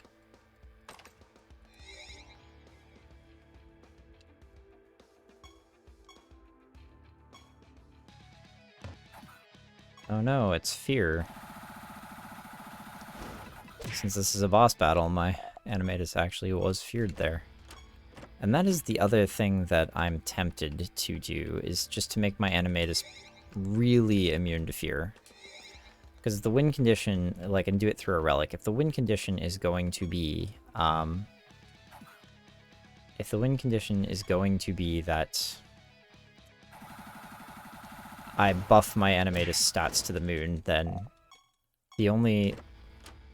it's not the only thing, right? But one of the few things that can stop me outside of... So there's a trait that says your enemies can't gain stats, and there's also feared, which is like enemies can't gain stats. So I can protect for the trait, or against the trait, by trying to target kill the thing with the trait, largely. But feared, I can just throw it out the window by throwing that relic at it, which is nice, but boy is the provoke relic really, really fucking good. Like, being able to take my Animatus and be like, okay, everybody attacks me, and I gain a bunch of attributes, or a bunch of stats, and I gain, I attack each enemy in turn. That's, like, a really powerful way to run my Animatus, but I don't know if it's worth the potential of getting feared to death. Those anti-cons are... you have to deal with them, I think. Either way, I can definitely set up my 6th slot guy to be some kind of heinous tank. I'm definitely getting piety pretty regularly from stuff. Seems like the prophecies are a big, massive source of it, though. It's like I got like 7,000 or something. Oh, I didn't see that spell.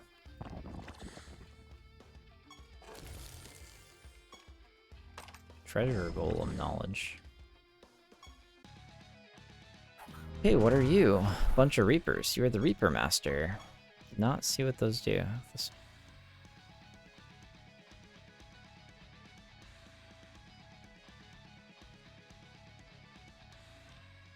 Oh. So this is where you set up, like, if an ally has less than 50% health, kill it.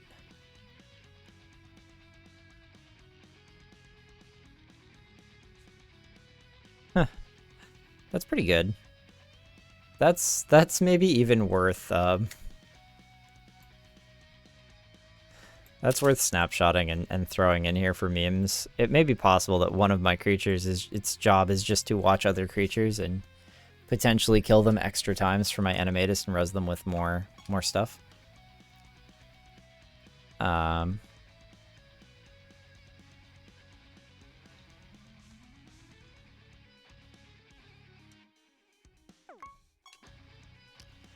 Creature with less than 30 is killed, and your creatures recover 200% health.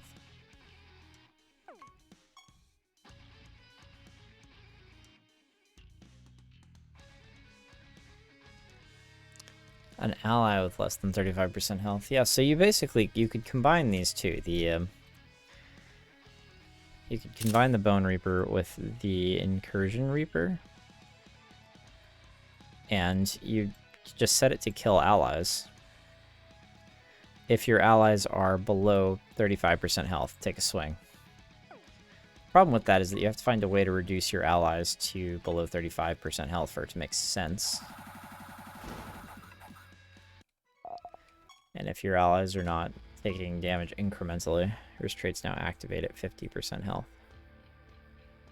Well, that's sad, because the Defy the Gods trait already activated at 50% health. Anyway. The enemies can't gain a stats trait is one that I've built into my defiler since stat gains are a large part of in-game content, and stopping gain plus reducing stats is a pretty viable endgame strategy. Yeah. I, on the other hand, will have to plan against that, basically, since gaining stats is going to be essential to my ability to one-shot everything with Corpse Explosion. Animatus needs big boy intelligence. I mean, I could scale it differently to run off Corpse Explosion, and I've looked at traits that let me do that. I just don't know if it's worth it to average the spell damage over all my stats like that. Okay, so what are we doing? Maximum projects, nice. Goblet of Trials, tier 3. Don't have any more Goblet of Trials. So now, seems as though I can take on as many specializations as I want. Okay. That's fine.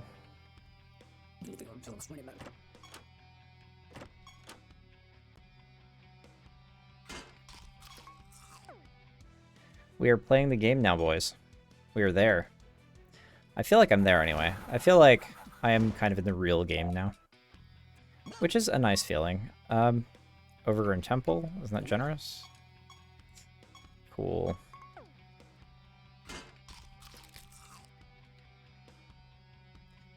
I feel like I'm here playing the game.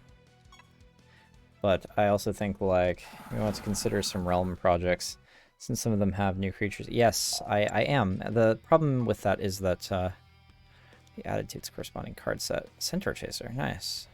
Find enough cards in the card set, you'll unlock a permanent bonus for you and your creatures. Cool. So the card sets are like by species, right? So if you get all of the different creatures in that card set, you get a bonus for that species, I'm guessing.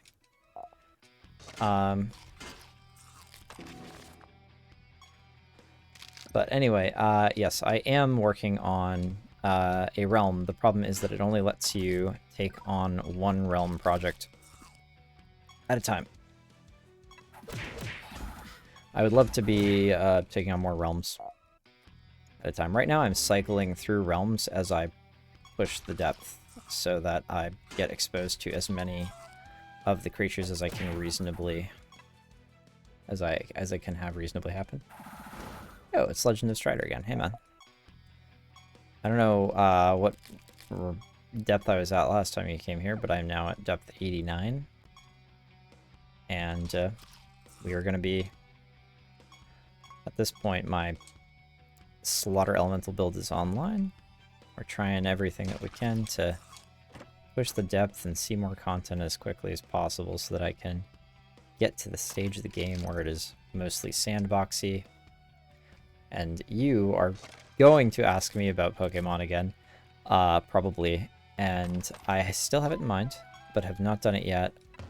Largely because my the amount of recreational time that I've had over the past week has been especially low compared to anything else. And I actually want to say probably it's competing directly with, it would be competing directly with my interest for something like this. So probably when I put Siralim down, I will take a look at the 6-way Pokemon battles before I do before I pick up another game, so I can at least see if see how intriguing it will be to me. Okay, so it's the Eft Master. The card sets provide various bonuses depending on the number of cards you have in the set. Card bonuses include such things as damage, redux, increased resource gain, attack increases, etc. Excellent, I see. Decrease the target's attack. For each Eft, straight does not stack.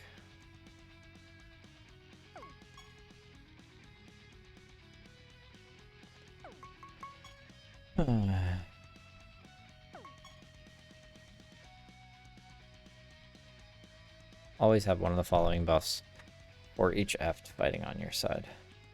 3, 4, 5, 6. Okay, so with 6, you just get all 6, and they always have all 6. Crazy. That's actually really good.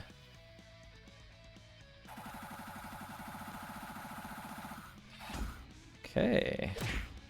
Wow.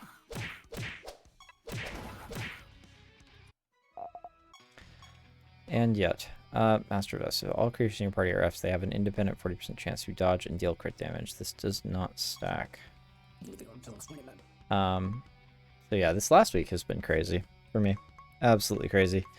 I had to take my grandfather to like 6 different, how many? Just a ton, like 3 different appointments, but also I had to set up physical therapy for him. They had to do like a phys eval. The dermatologist, the optometrist. Things are just really, really, Things are just really, really busy.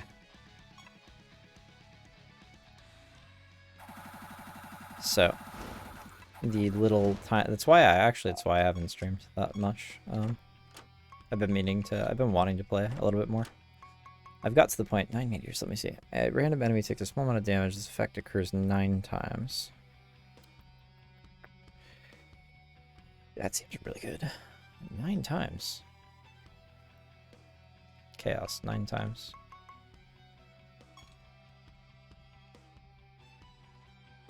That's potentially good.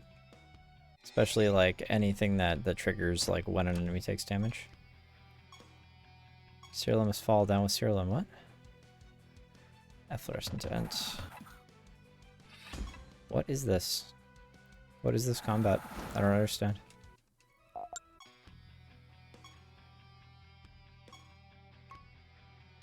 Okay.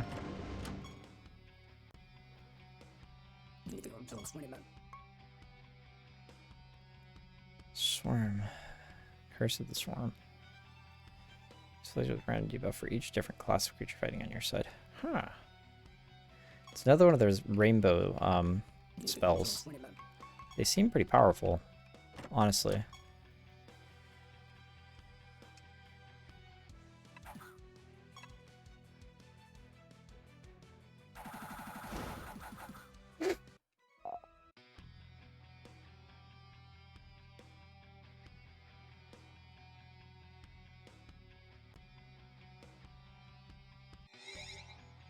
Okay.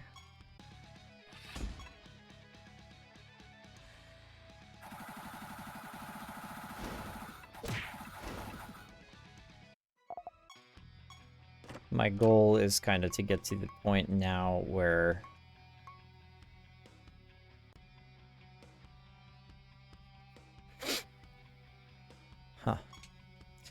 my goal now is kind of to get to the point where I'm getting, you know, a much larger return on my resources.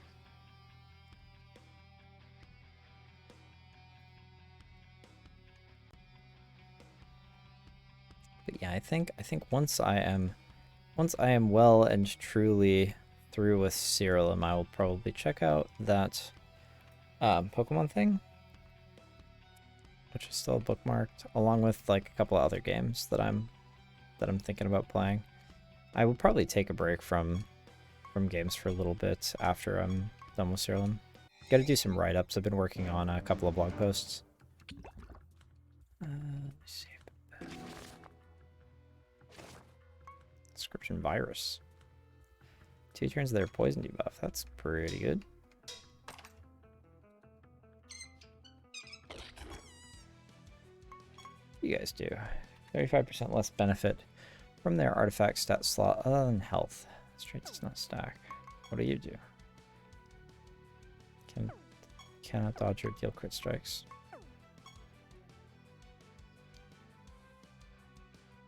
Huh.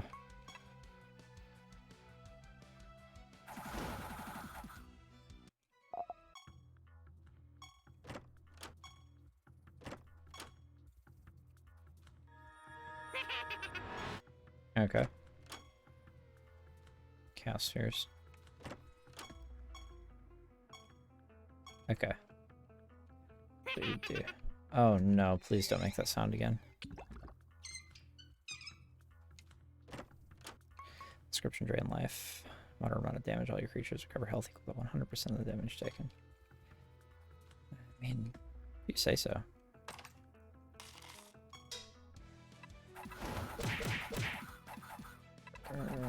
Okay, yeah, this is one of those where I don't get to take a turn. Got it.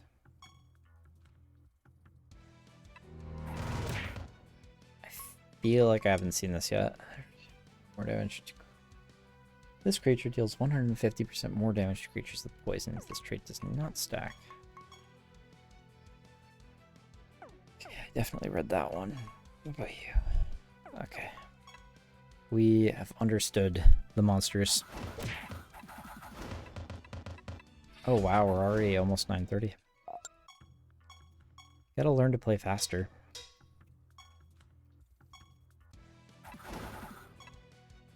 Oh. Smog Lord.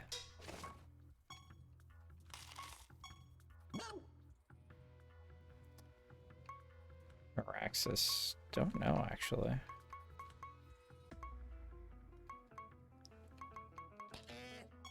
Swamplands. Okay, Meraxis is Swamplands. Guess we will learn that.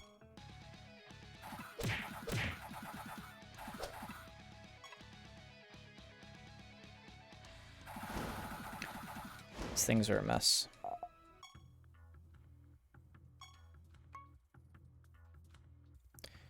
Detonate 1 additional time for each Toxdweller in your party. Whew. That's pretty good.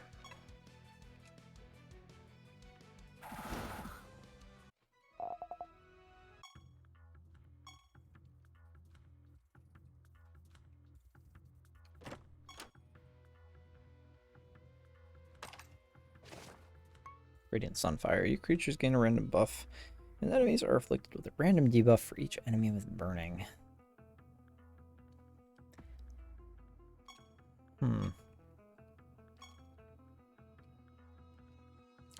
Seems potentially good.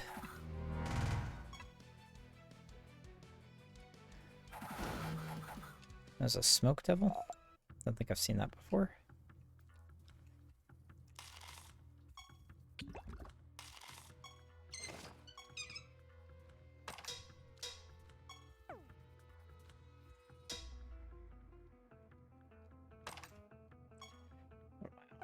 Floor 90.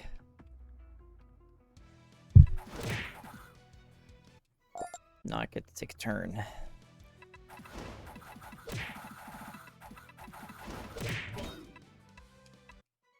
Again, did not get to take a turn.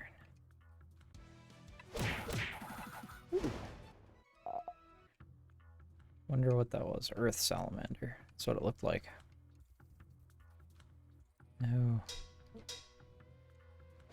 Yeah, I feel like these, I could be being rusing myself, but I feel like these realms are getting more and more populated with stuff, for sure. Maybe that's just me.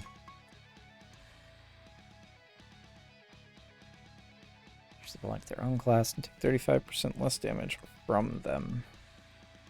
This trait does not stack.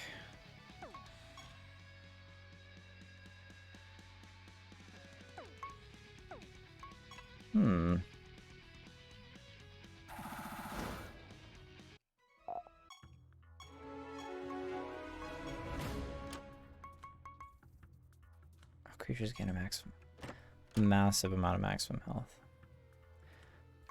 Bet Casman makes use of that. Alexandrian Fanatic, huh?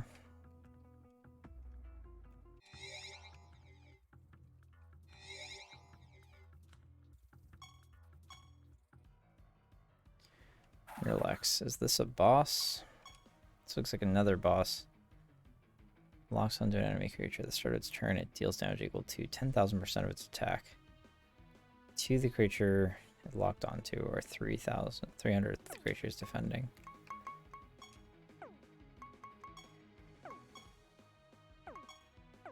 %1,000%. It's pretty wild. It's locked on to my Ashian. 10,000% is pretty wacky. Yep, there it goes. Holy God.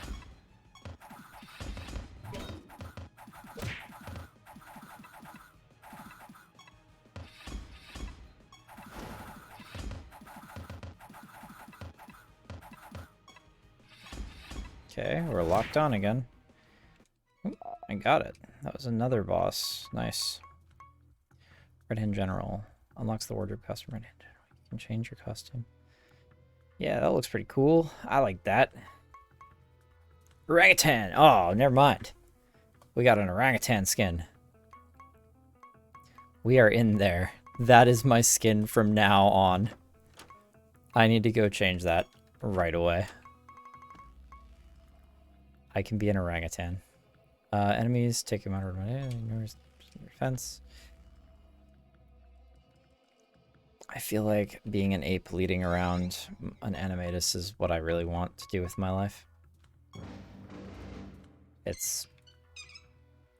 These are important life goals. Barrel. Buried treasure. Crisp Jimley. For over 3 stacks of zombies the caster has. Okay. Maybe I'll look at the zombies at some point.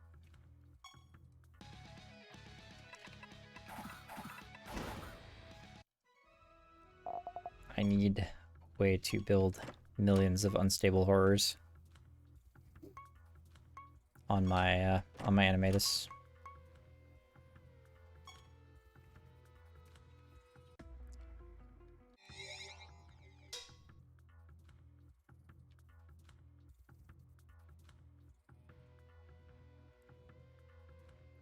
Nine unstable horrors, turn 1.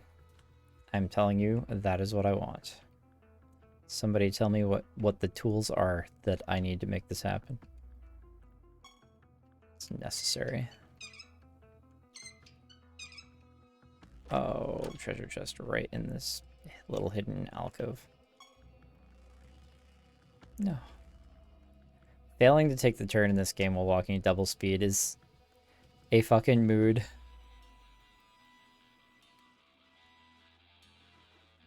Alright. And we're out of there.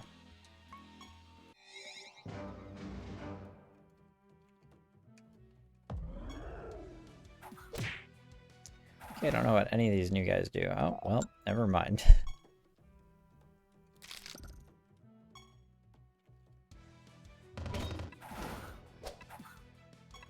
Whatever.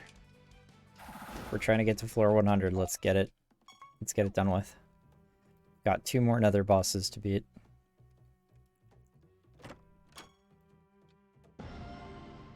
Completed a prophecy task. Oh good, let me know when I've completed a prophecy line, please. Care very little about tasks.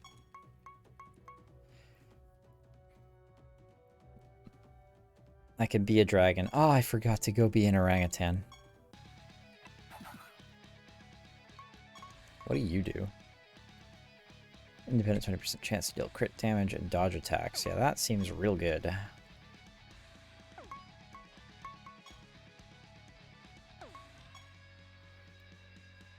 Attacks deal additional damage. I feel like I should also look into crit tech at some point. Just as a matter of like... Your Asuras on critical effects activate 2 additional times. Yeah, see? Those guys look mean. They really do. The Asuras look... I mean, not only do they look awesome, but their traits all look wacky, and crit scaling is good in like every game ever. Because it seems usually raw dog multiplicative with everything else. So being able to apply your crits to spells, like if I can get my animatus critting with its spells, that would be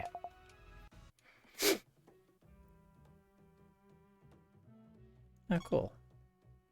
Spelling cards, nice.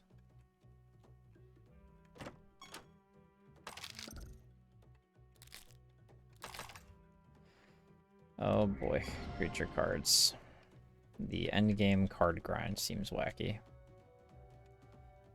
200% more rewards is just around the corner. Me wanting to grind my endgame rewards. That was a nemesis fight, I guess.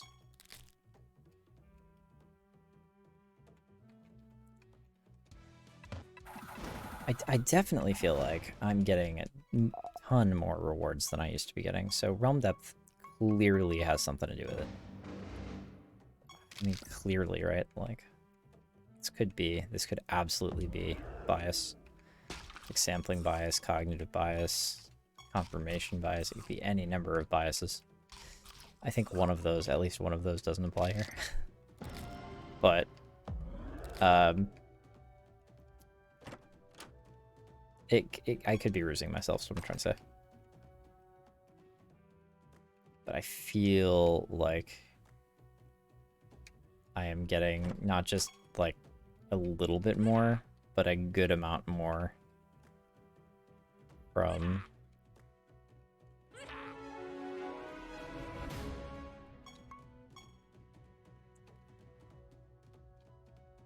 a lot more from my, my encounters.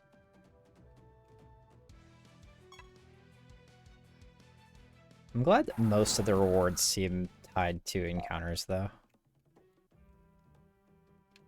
Or to some extent.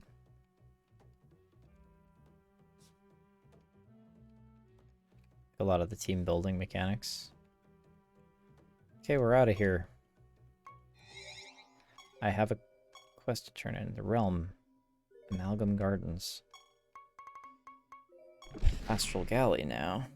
And I get to be an orangutan. Where? Yes. Oh. Yeah, that's the best. Yes. I'm feeling it.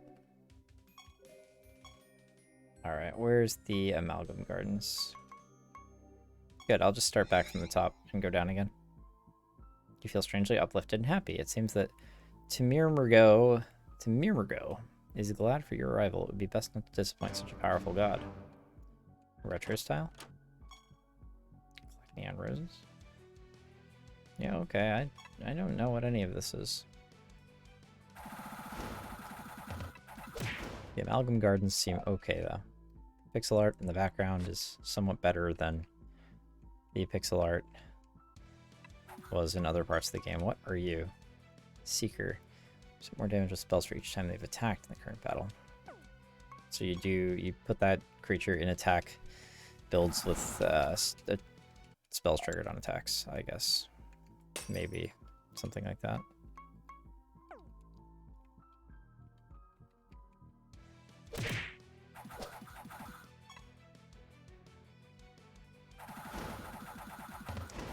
Oh, there was another Seeker, I think. Maybe. Nihilist Summoner?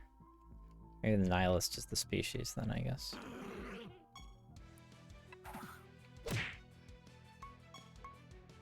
Start of the battle, your creatures gain a Scourge spell that matches their class.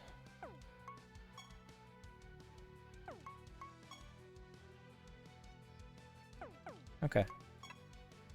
I got it.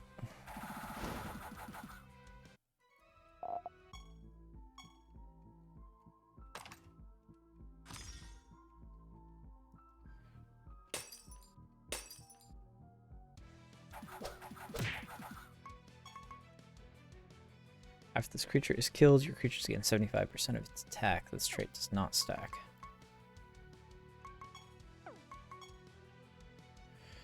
Start with a random debuff.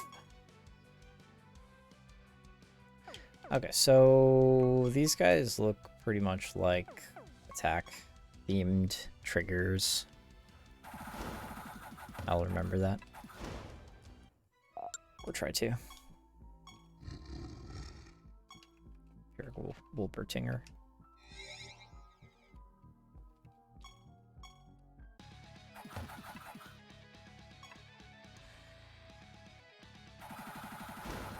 What that guy is, the Eurolos Spellmancer, whatever that was.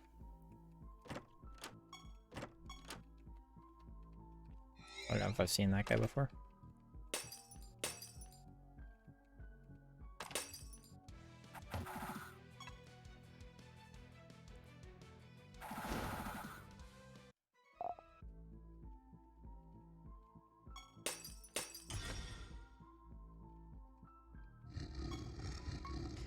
I wonder how much more rewarding specific realms become, like, as you focus a realm down, I wonder, like, how much more rewarding overall it actually becomes. Okay. I haven't seen the Prowling Manticore yet. Could've looked at that.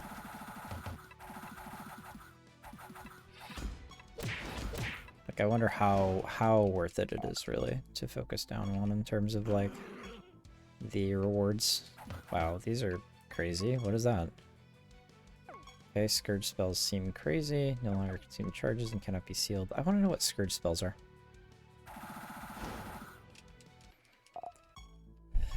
Okay, destroyed.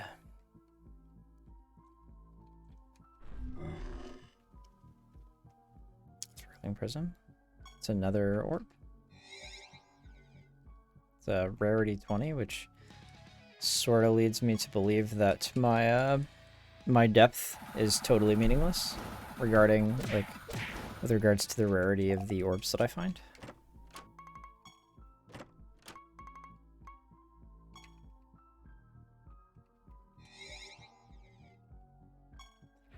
I am an orangutan because I am monkeying around.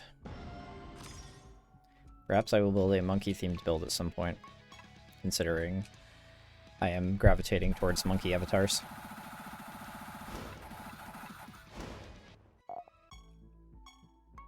Here's a Wolpertinger. If creatures in your party are Wolpertingers, their Scourge spells always deal critical damage and have 50% chance to be cast one additional time. That sounds completely crazy. I really wish I knew what Scourge spells were. And I'm feeling kind of dumb for not knowing. I feel like this is something I should have paid attention to. But also, I don't know how much bearing it is going to have on my current build, so... Oh,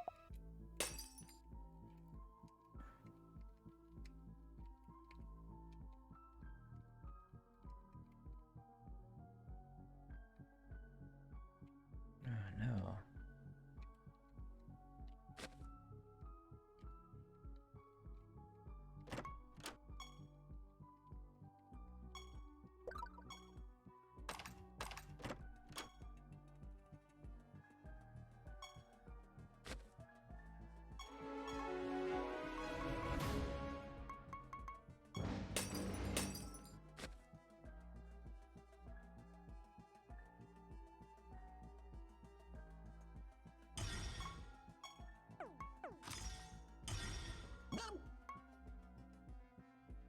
Cloud Skin Spell main.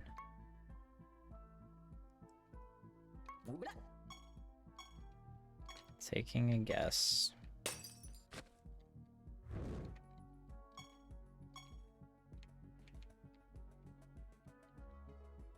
Take a wild and wacky guess. And how are we doing on map completion? Oh god. Okay. I'm piecing out. I have a project to turn in though. Cool. So we will replace that specialization with this one, and we will continue to go. Oh no, I'm back here. I restarted my roulette.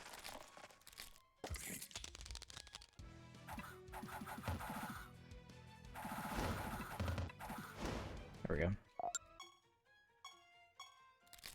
Oh, I should have checked.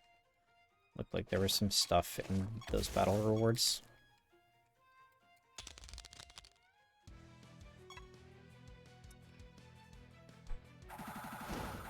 I don't think I'm going to make 100 before the end of the stream.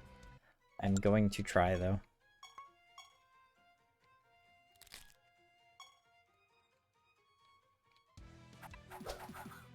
$9:40 now, I get 20 minutes. 20 minutes, I got like six or seven floors to go. I don't think it's happening. These floors actually sometimes take a good amount of time, partly because of, like, slow build those battles slowly, but also partly because these realms are relatively difficult to navigate, and I keep seeing new monsters that distract me. I gotta be getting close to, like, having all the monsters unlocked, though.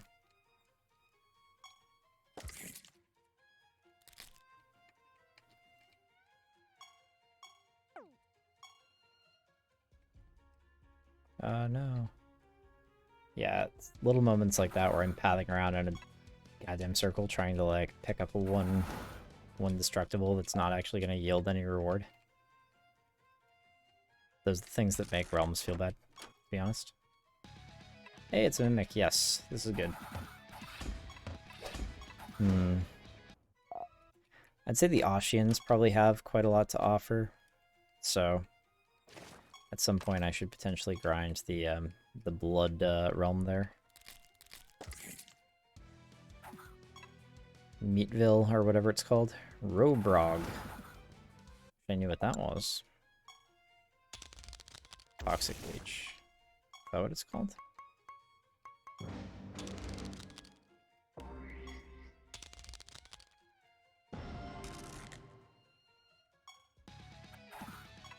Oh man. I feel like I'm getting pretty shit rolls on my, like, random events in terms of, like, saving myself time. What realm am I on? 93? Yeah, so 7 to go.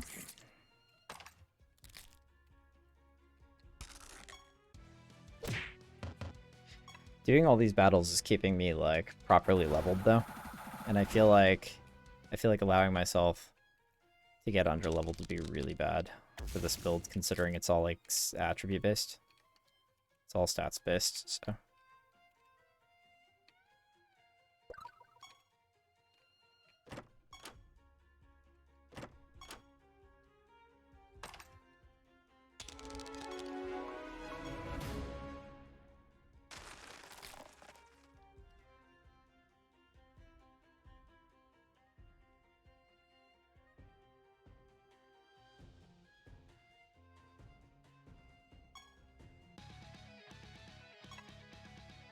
Like an arachnid master. Let's see what happens. We squash the bugs. We squash the bugs. You take 20% more damage from poison for each arachnolisk fighting on your side. Arachnolisk master. Gotcha.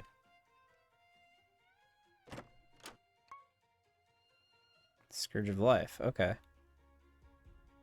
That's a life creature. So those are Scourge spells, I guess. Just like they target they're like type hate, like class hate. It's the classist spells.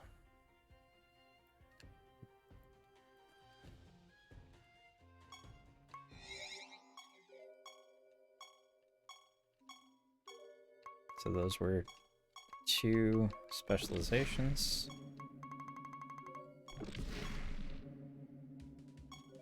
And we're gonna go... Where did we leave off here? It was... Temple of Lies Barrens. Oh, I don't remember. I think it was the Cutthroat Jungle. This is where I found the orangutan skin, so...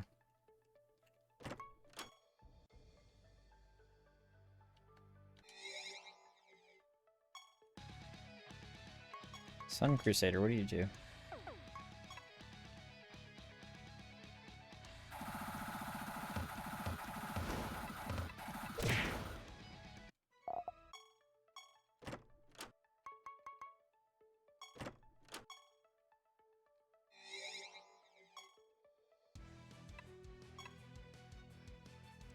I want the game to give me stats on, like, how many battles I've fought and stuff like that.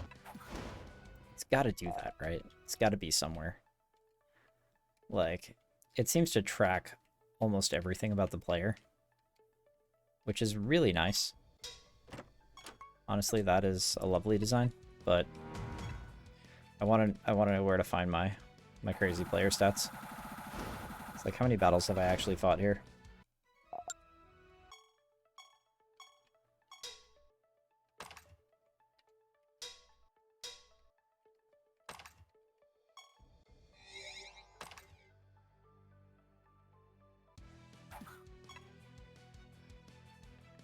Delusional occultist. That is a different flavor of occultist I've not run into before.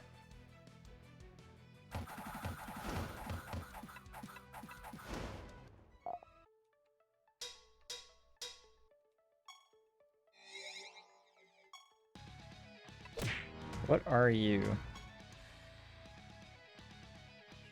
creature you have greater than your enemy.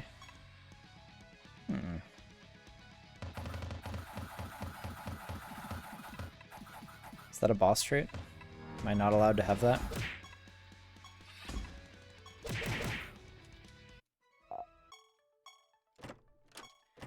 I want to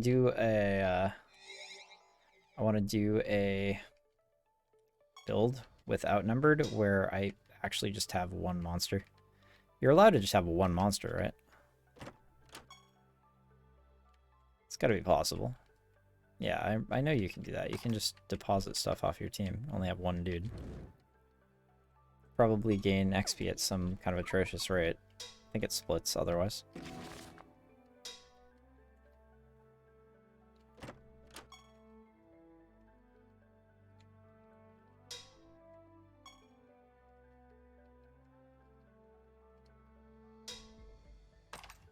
I bet that team is pretty easy to manage.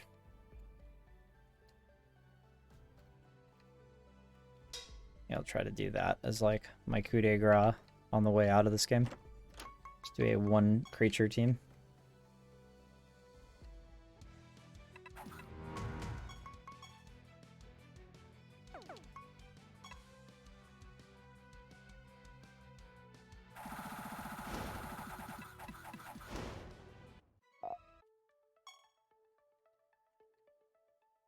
Skin babysitter, huh? Just be a creature skin. I've not seen these things in a while.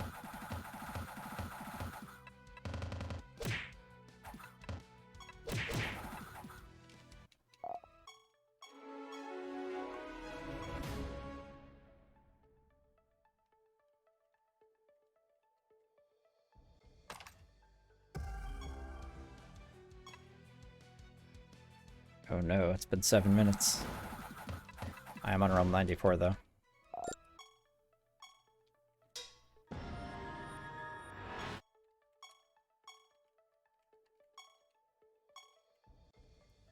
These guys do anything?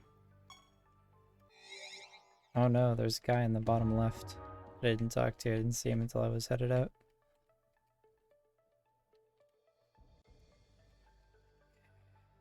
We are not done with this yet.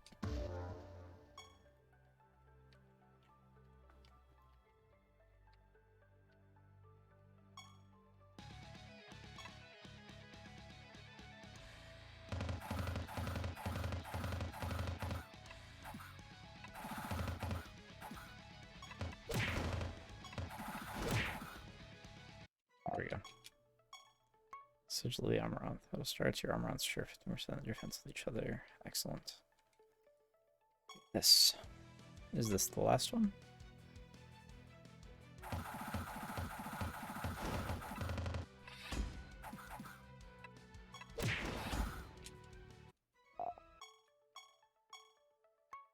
Excellent.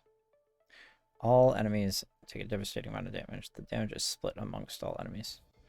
Target and all enemies take a devastating amount of damage.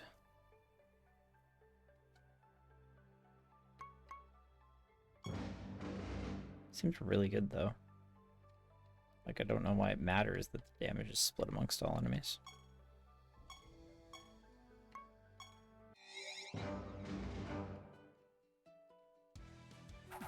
This seems pretty chill. No, macro. What does the electric fish do? Get to the point where every monster I'm seeing is a new monster. What is that thing? Okay. They're all blight themed. All the bony fish guys. All super blight themed. Got it. Oh, there's the nether door. Is it time for our run to end to the nether boss? What nether boss is this? King Andric appears to be staring right through you. It's almost unsettling, just as you said. Raises his arm, all manner of... Okay. Alright, what do you do? Alt allies gain Conquest, Death, and Famine and War. Ooh! Rapture, huh? don't know what Rapture does. But I think I'm probably gonna die to it or something.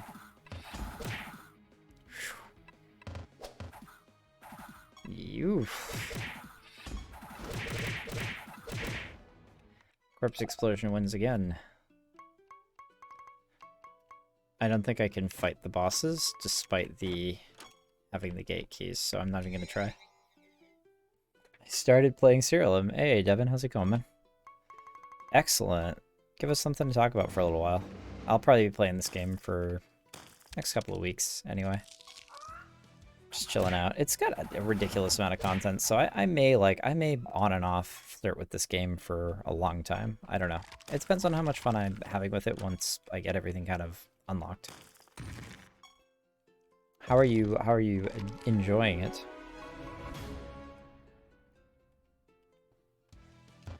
Oh, I'm reading through the Wheel of Time series. Did you like the Wheel of Time series? I thought it was you that liked the Wheel of Time series. You know who it might have been, though? It might have been Andrew. Sometimes I get recommendations from the two of you confused for reasons that I can't fathom because I never even knew you guys at the same time. I was fucking friends with you, and then in college, when I wasn't talking to you at all, we just weren't talking. I was friends with Andrew. And then he lost his mind a little bit, and I haven't talked to him in a long time. And so yeah, there was no overlap at all. But for some reason, when he recommended things, I get them mixed up. In hindsight, Wheel of Time is pretty good. So you did at least read it. So maybe I'm not imagining things. Apis Warrior. Nature? Life. Okay. Yeah, Siralim's a bit nuts. I feel like with all the access to all of the combat speed stuff and everything, it's a game where it's probably pretty cozy to play on mobile, actually. But I don't know, so I haven't played it on mobile myself, so...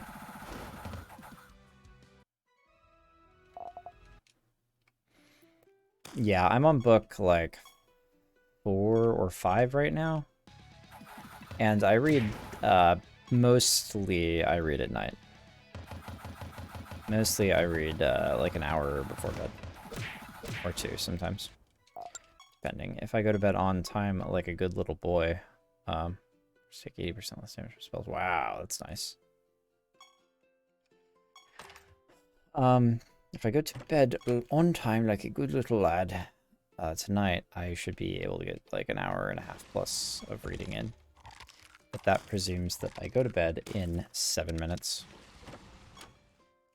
Which... How close am I? This is 95, so I don't think I have enough time to... I'd have to really, I'd have to really go super ridiculously quantum fast to get to 100.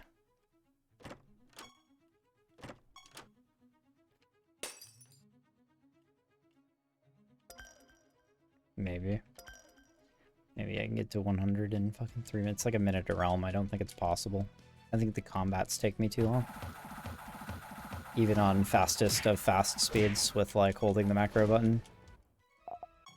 Have you messed around with the macros at all? Were you here when I messed with them? Macros are wacky. It's just if then else programming. Creatures that was haunting it. It reveals creatures that was haunting it? Okay. Crazy. I tried Necromancer and the one that makes healing do damage. Oh yeah, Blight. Is that what the priesty damagey heal guy is about? Is he a Blight character in disguise? Or a Blight specialization? I don't know. Let me see. It may just be that it stacks with Blight. You are going to... I wasn't. Okay. At the start of this battle, this creature afflicts 2 random enemies with Frozen. Frozen seems really good, too.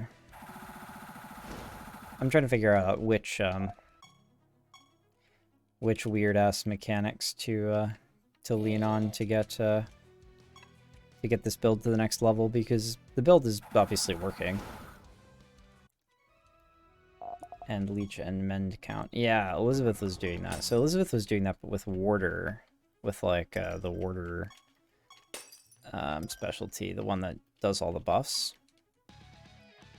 Okay, these are mummies. What does he do? Just attack this creature 3 times.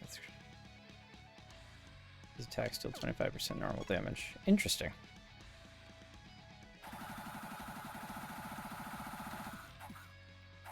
I don't think there's a limit on like the number of attacks that are triggered that way. So like cover health equal to 100% damage taken. Huh, interesting. Yeah, I don't think there's a limit on like the number of times you can trigger an enemy to attack you per turn. So like if you attack 15 times on random enemies or something like that, probably have enemies attack you 3 times for each of those attacks and just have a really long turn potentially. Daunting Gargantuan. Mist Crusader, that's what that is. There are 1,200 creatures in this game, man. That is what I am learning. I'm learning that 1,200 is a really big number. It's like, if you were to try to hold 1,200 cupcakes in your mind, like, try to visualize them. I stopped being able to visualize cupcakes at, like, 7. Take 50% more damage with this debuff. Mix the unicorn and the knights that gain stats when your monsters die. Yeah, the whites. I was using that, and I realized that I actually set up triggers that was like too many triggers per turn. So what was happening was like, because you can only gain a maximum, like lots of things that can happen in a turn, like attacking, defending, like certain kinds of actions have limits. So most limits are like 15. So you can only, for example, you can only gain stats 15 times in a single turn. So I was trying to gain stats with my animatus like 60 times in a single turn or something like that. And the game was like, fuck you. And cucked me on all of my best stat gains. And so I just had to remove that because the biggest stat gain that I have found is the animatus perk for Thrive on Death, which is like when things die, you gain 50% of their stats. Dodges or deals crit damage. Each enemy has 50% chance to be afflicted with. Okay, dodges, crits. Is that it? Yeah, it's the knight guy. Yeah, no, I know exactly which one you're talking about because I was using him. I had to boot him off of my team. I thought he was going to be great. So what I'm doing with my slaughter guy here is I'm just like, he kills everybody on my team on turn 1. And he gains 50% of the stats of every ally that dies. And he kills them left to right, so I put a guy on the right that, like, there's a guy on the 6th slot in the far right, where, like, when he dies, he reses everybody else. So my animatus kills the shit out of my team on turn 1.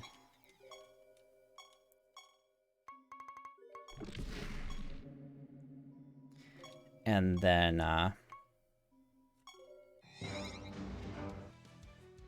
everything, takes damage based on my animatus' speed, which is what you see going off there. And then whenever anything dies, my animatus casts Corpse Explosion. So, and he casts Corpse Explosion based on all the stats that he leached from killing the rest of the team. So the int potency multiplies the Corpse Explosion, which is why everything just dies right away. It's pretty dumb. He was just a step better. All fluff. Yeah, that's the knight guy. Like that would work for a team that's not using the animatus perk. The thing about the animatus perk is like I have to gain the stats of every single thing that dies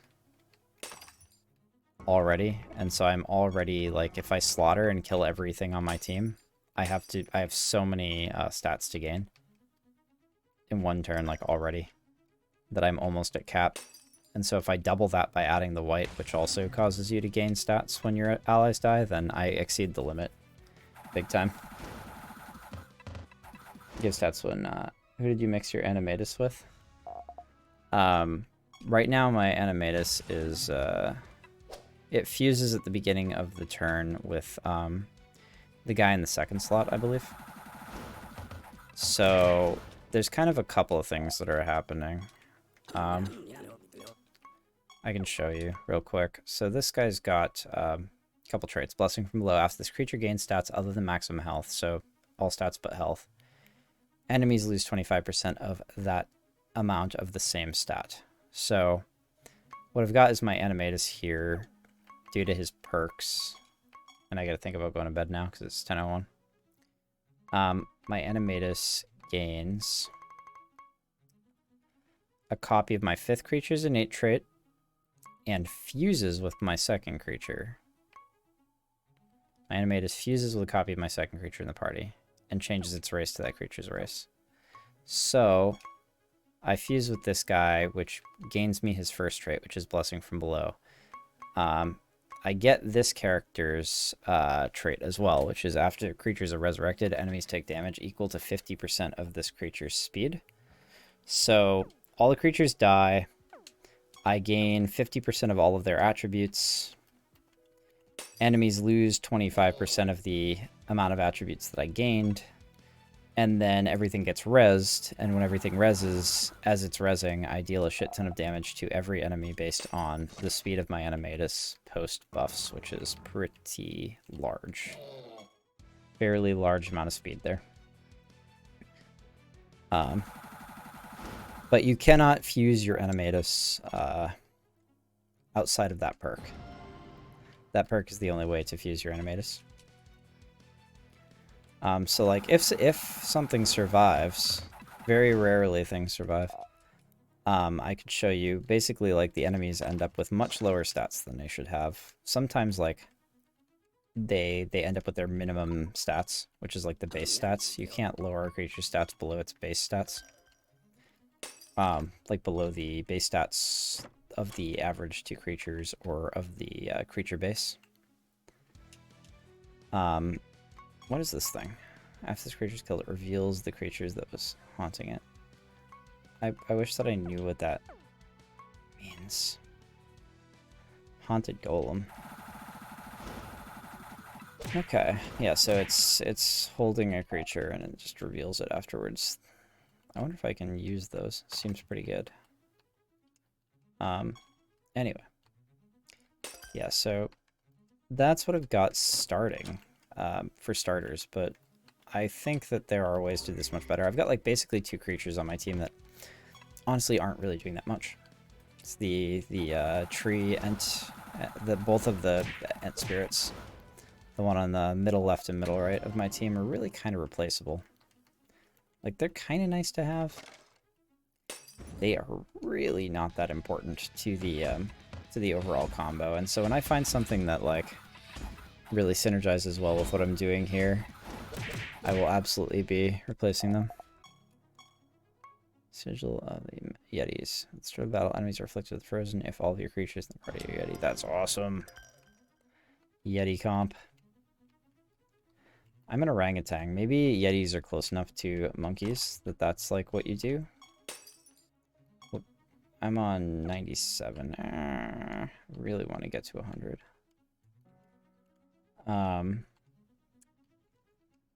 Really want to get to floor 100. I'm so sad.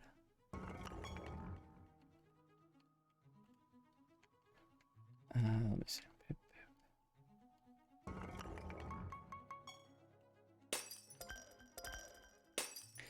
Come on, there's no way that that's not more stuff than I used to have. Spawning in the level. There were like 3 gems right in a row right there. That never happens. It's never happened before.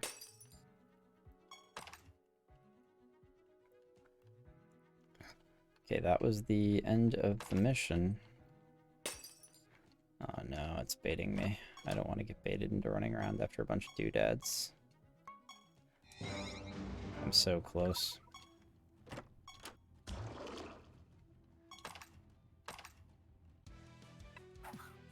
What the hell is that? Sitting Ifrit. When deep expires, remove this creature deals damage to it equal to 5 turns. It's really good. Burning is a hell of a... Burning looks like a hell of a... I don't have any emotes. Nope. I could make some goofy ones, but I don't think I want to like put actual effort into making emotes. Maybe I'll just borrow a bunch of stuff from Chrono Trigger. Or something like that. Take 1 additional turn. This trait does not stack. Oh god.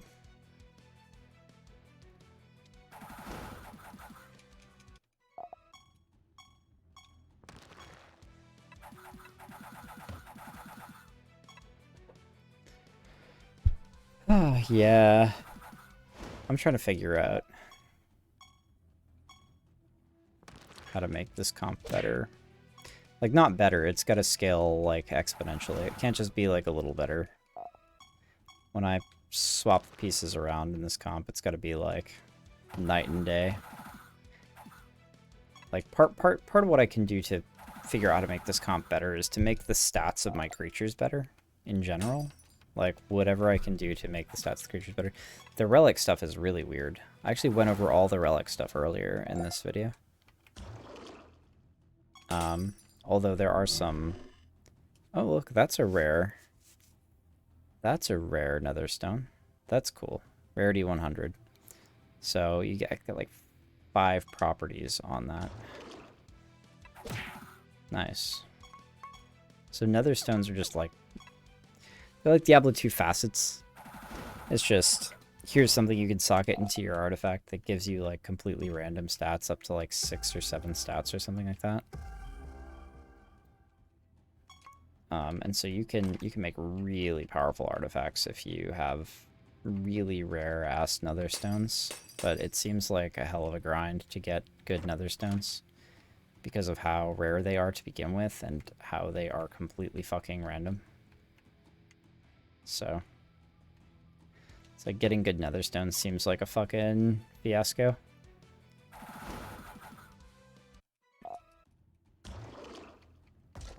My instinct is that you can make fucking anything work in this game.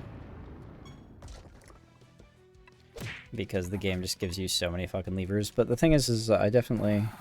I don't know, I haven't really gone back and farmed a whole lot. I'm mostly just pushing forward.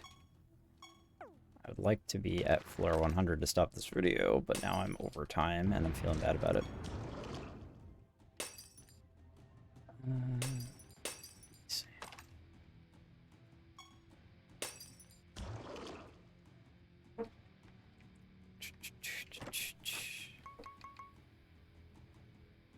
Oh look, got the Terravolp's ear.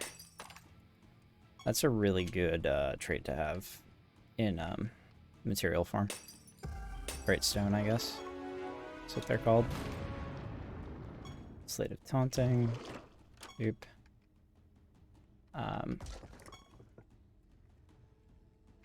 But yeah, Devin, if you're gonna keep playing Siralim, definitely shoot me like either Discord or Facebook. Shoot me your comps as you are playing. I will be interested to see what you choose to do. Here we go. 2 specializations, 3 specializations.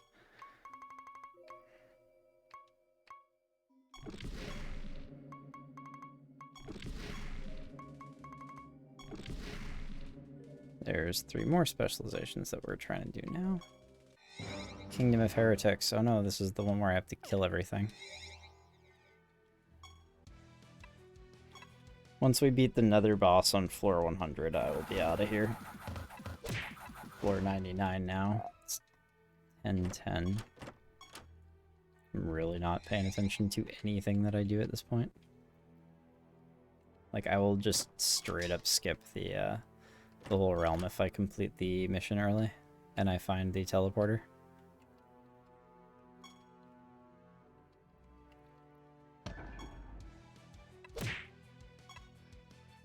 These diabolic armies or hordes are pretty cool. I feel like that would also be something fun to make a build around. There's a lot of stuff like that in here, honestly.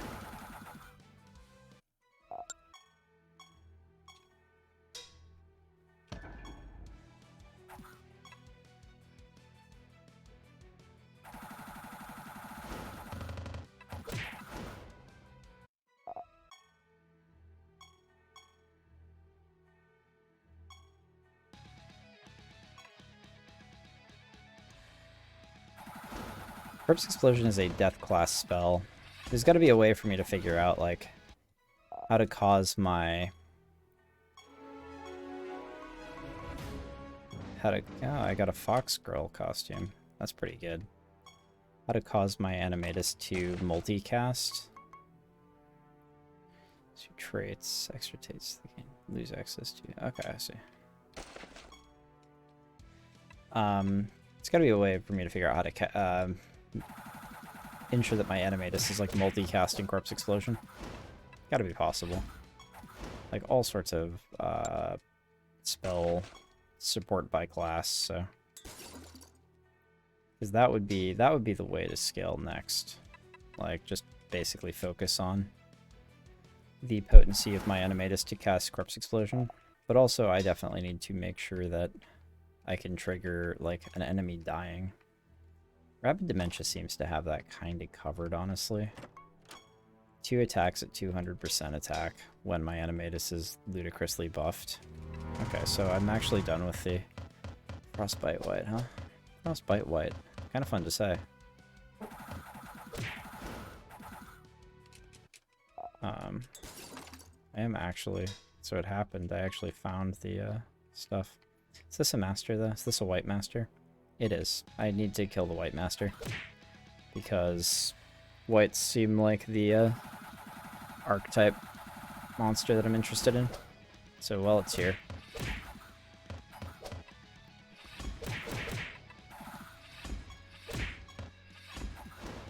There we go.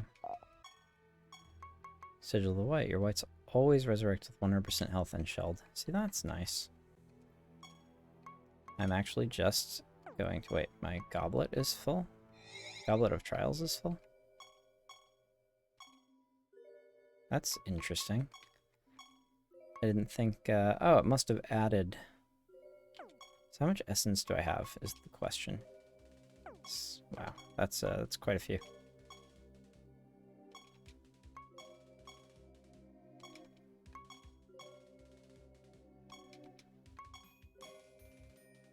Animator. There we go.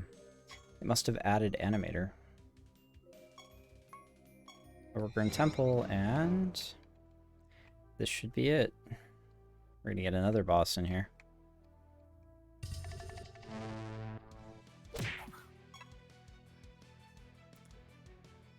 Should get another boss on this floor, and that'll be it for the evening. What in the heck? What is that bull? What's... Oh, okay, so the bull's got like a necklace with a dagger coming out of it. I thought it was like twisting its like hoof, and that the hoof had a dagger, and I don't know what I was saying. I am completely mad.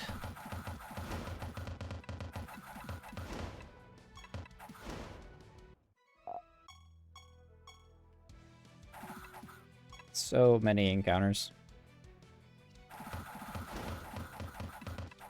Yeah, I think it would drive me completely nuts if I had to play the potion minigame here, honestly. Like, in Siralim, that would be insane. I want nothing to do with the potion minigame in a game like this. There's way too many combats per realm. Snaptrap Master? Alright, it's some plants. Uh-oh. This seems like it could potentially be not great. Is the Snaptrap Master gonna do me in? Nope, guess not. All the creatures in your party are Snaptraps. Their innate traits have double the chance to activate. This trait does not stack. That's wacky.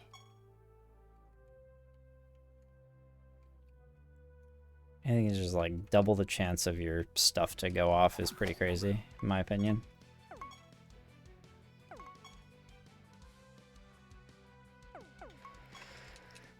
Alright, I will make it pretty close, though. I'm at least going to be done prior to 10:20.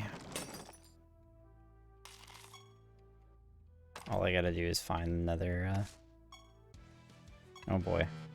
I didn't realize that these are combats. Maybe I spoke too soon. All I gotta do is find the nether portal. Come on. It takes my combos so long to go off. like compared to everything else.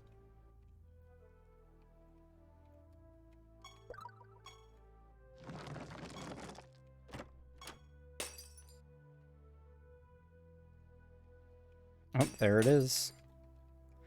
The nether portal.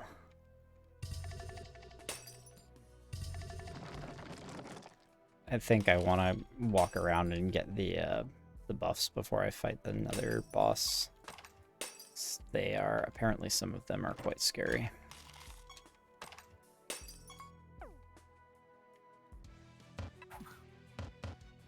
That is a cool fucking Cerberus. 0 to 1. This creature can't cast spells manually. This creature attacks, it casts one of its single target spells on the target. Seems pretty good.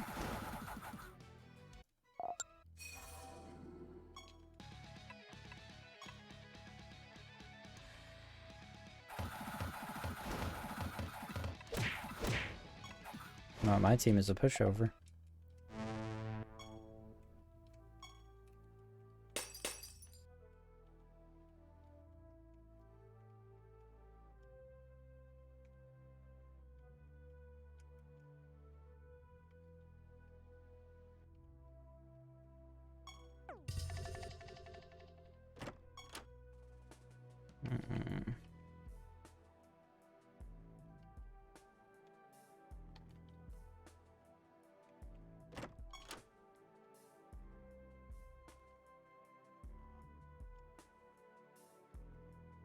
Okay, check that out. Yes.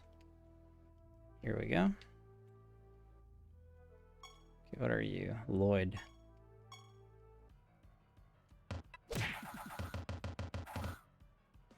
Okay, Lloyd, what's up? Afflicted with scorned. After an enemy casts a spell, they are afflicted with silenced. Well, that seems to be okay on the order of operations front. But I think like after turn 2 it might become a problem. That is apparently okay.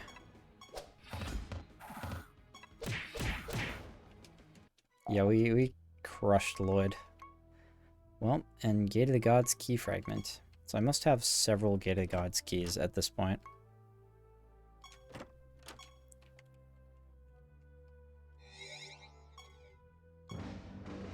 Excellent. So we made floor 100. I started on, what did I start on, like floor 70 when I came back? I've done a lot of floors today. Like, a good fucking number of floors.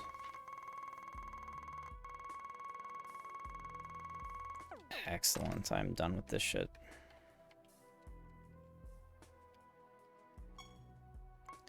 Teleport back to Siralim.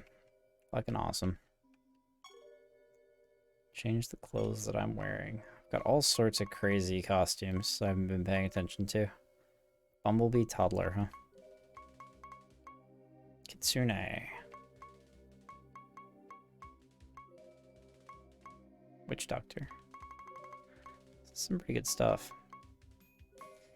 The monkey is still one of my favorite. But they gave me orangutan. Nothing I can do about that. Ooh, it could be a white rat. Windrunner, huh? That's probably like the try-hard one that I do. Looks pretty cool, the Dream Shade. Animator tier 3, huh? Is that the highest tier? When do I get like the... What's the highest tier of animator? That thing looks pretty fucking... jacked. I don't know. I feel more like an orangutan. Honestly, I got the little butt crack on my sprite. It's good. It's good. I like it. Alright. You guys have been awesome. Thank you so much for coming to the strange corner. Dark little corner of the internet that is my stream. Next time around, I guess I will try to do,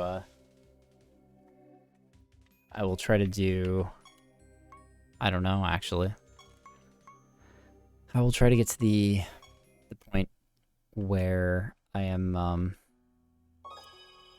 I'm actually doing, like, god battles, I guess, maybe? Seems like that might be a ways off. But, like, maybe I could try to get to, like, floor 160 in my next stream or something like that, and then everything will be unlocked. But it seems like I made a really good piece of progress today, and in not as much time as I thought it was going to take me. So yeah, it's 34 hours on my file now. So we'll see. It's a large game with a lot of ground to cover. I just want to figure out how to run my build as best as possible so that I can, you know, wipe out all the god battles, handle realm instability 5, that sort of thing. So I will be looking at that next stream and looking to just dive some more. So thanks again to anybody who came to watch, and I will upload this to YouTube, so I guess it'll all be available there. And have a good night.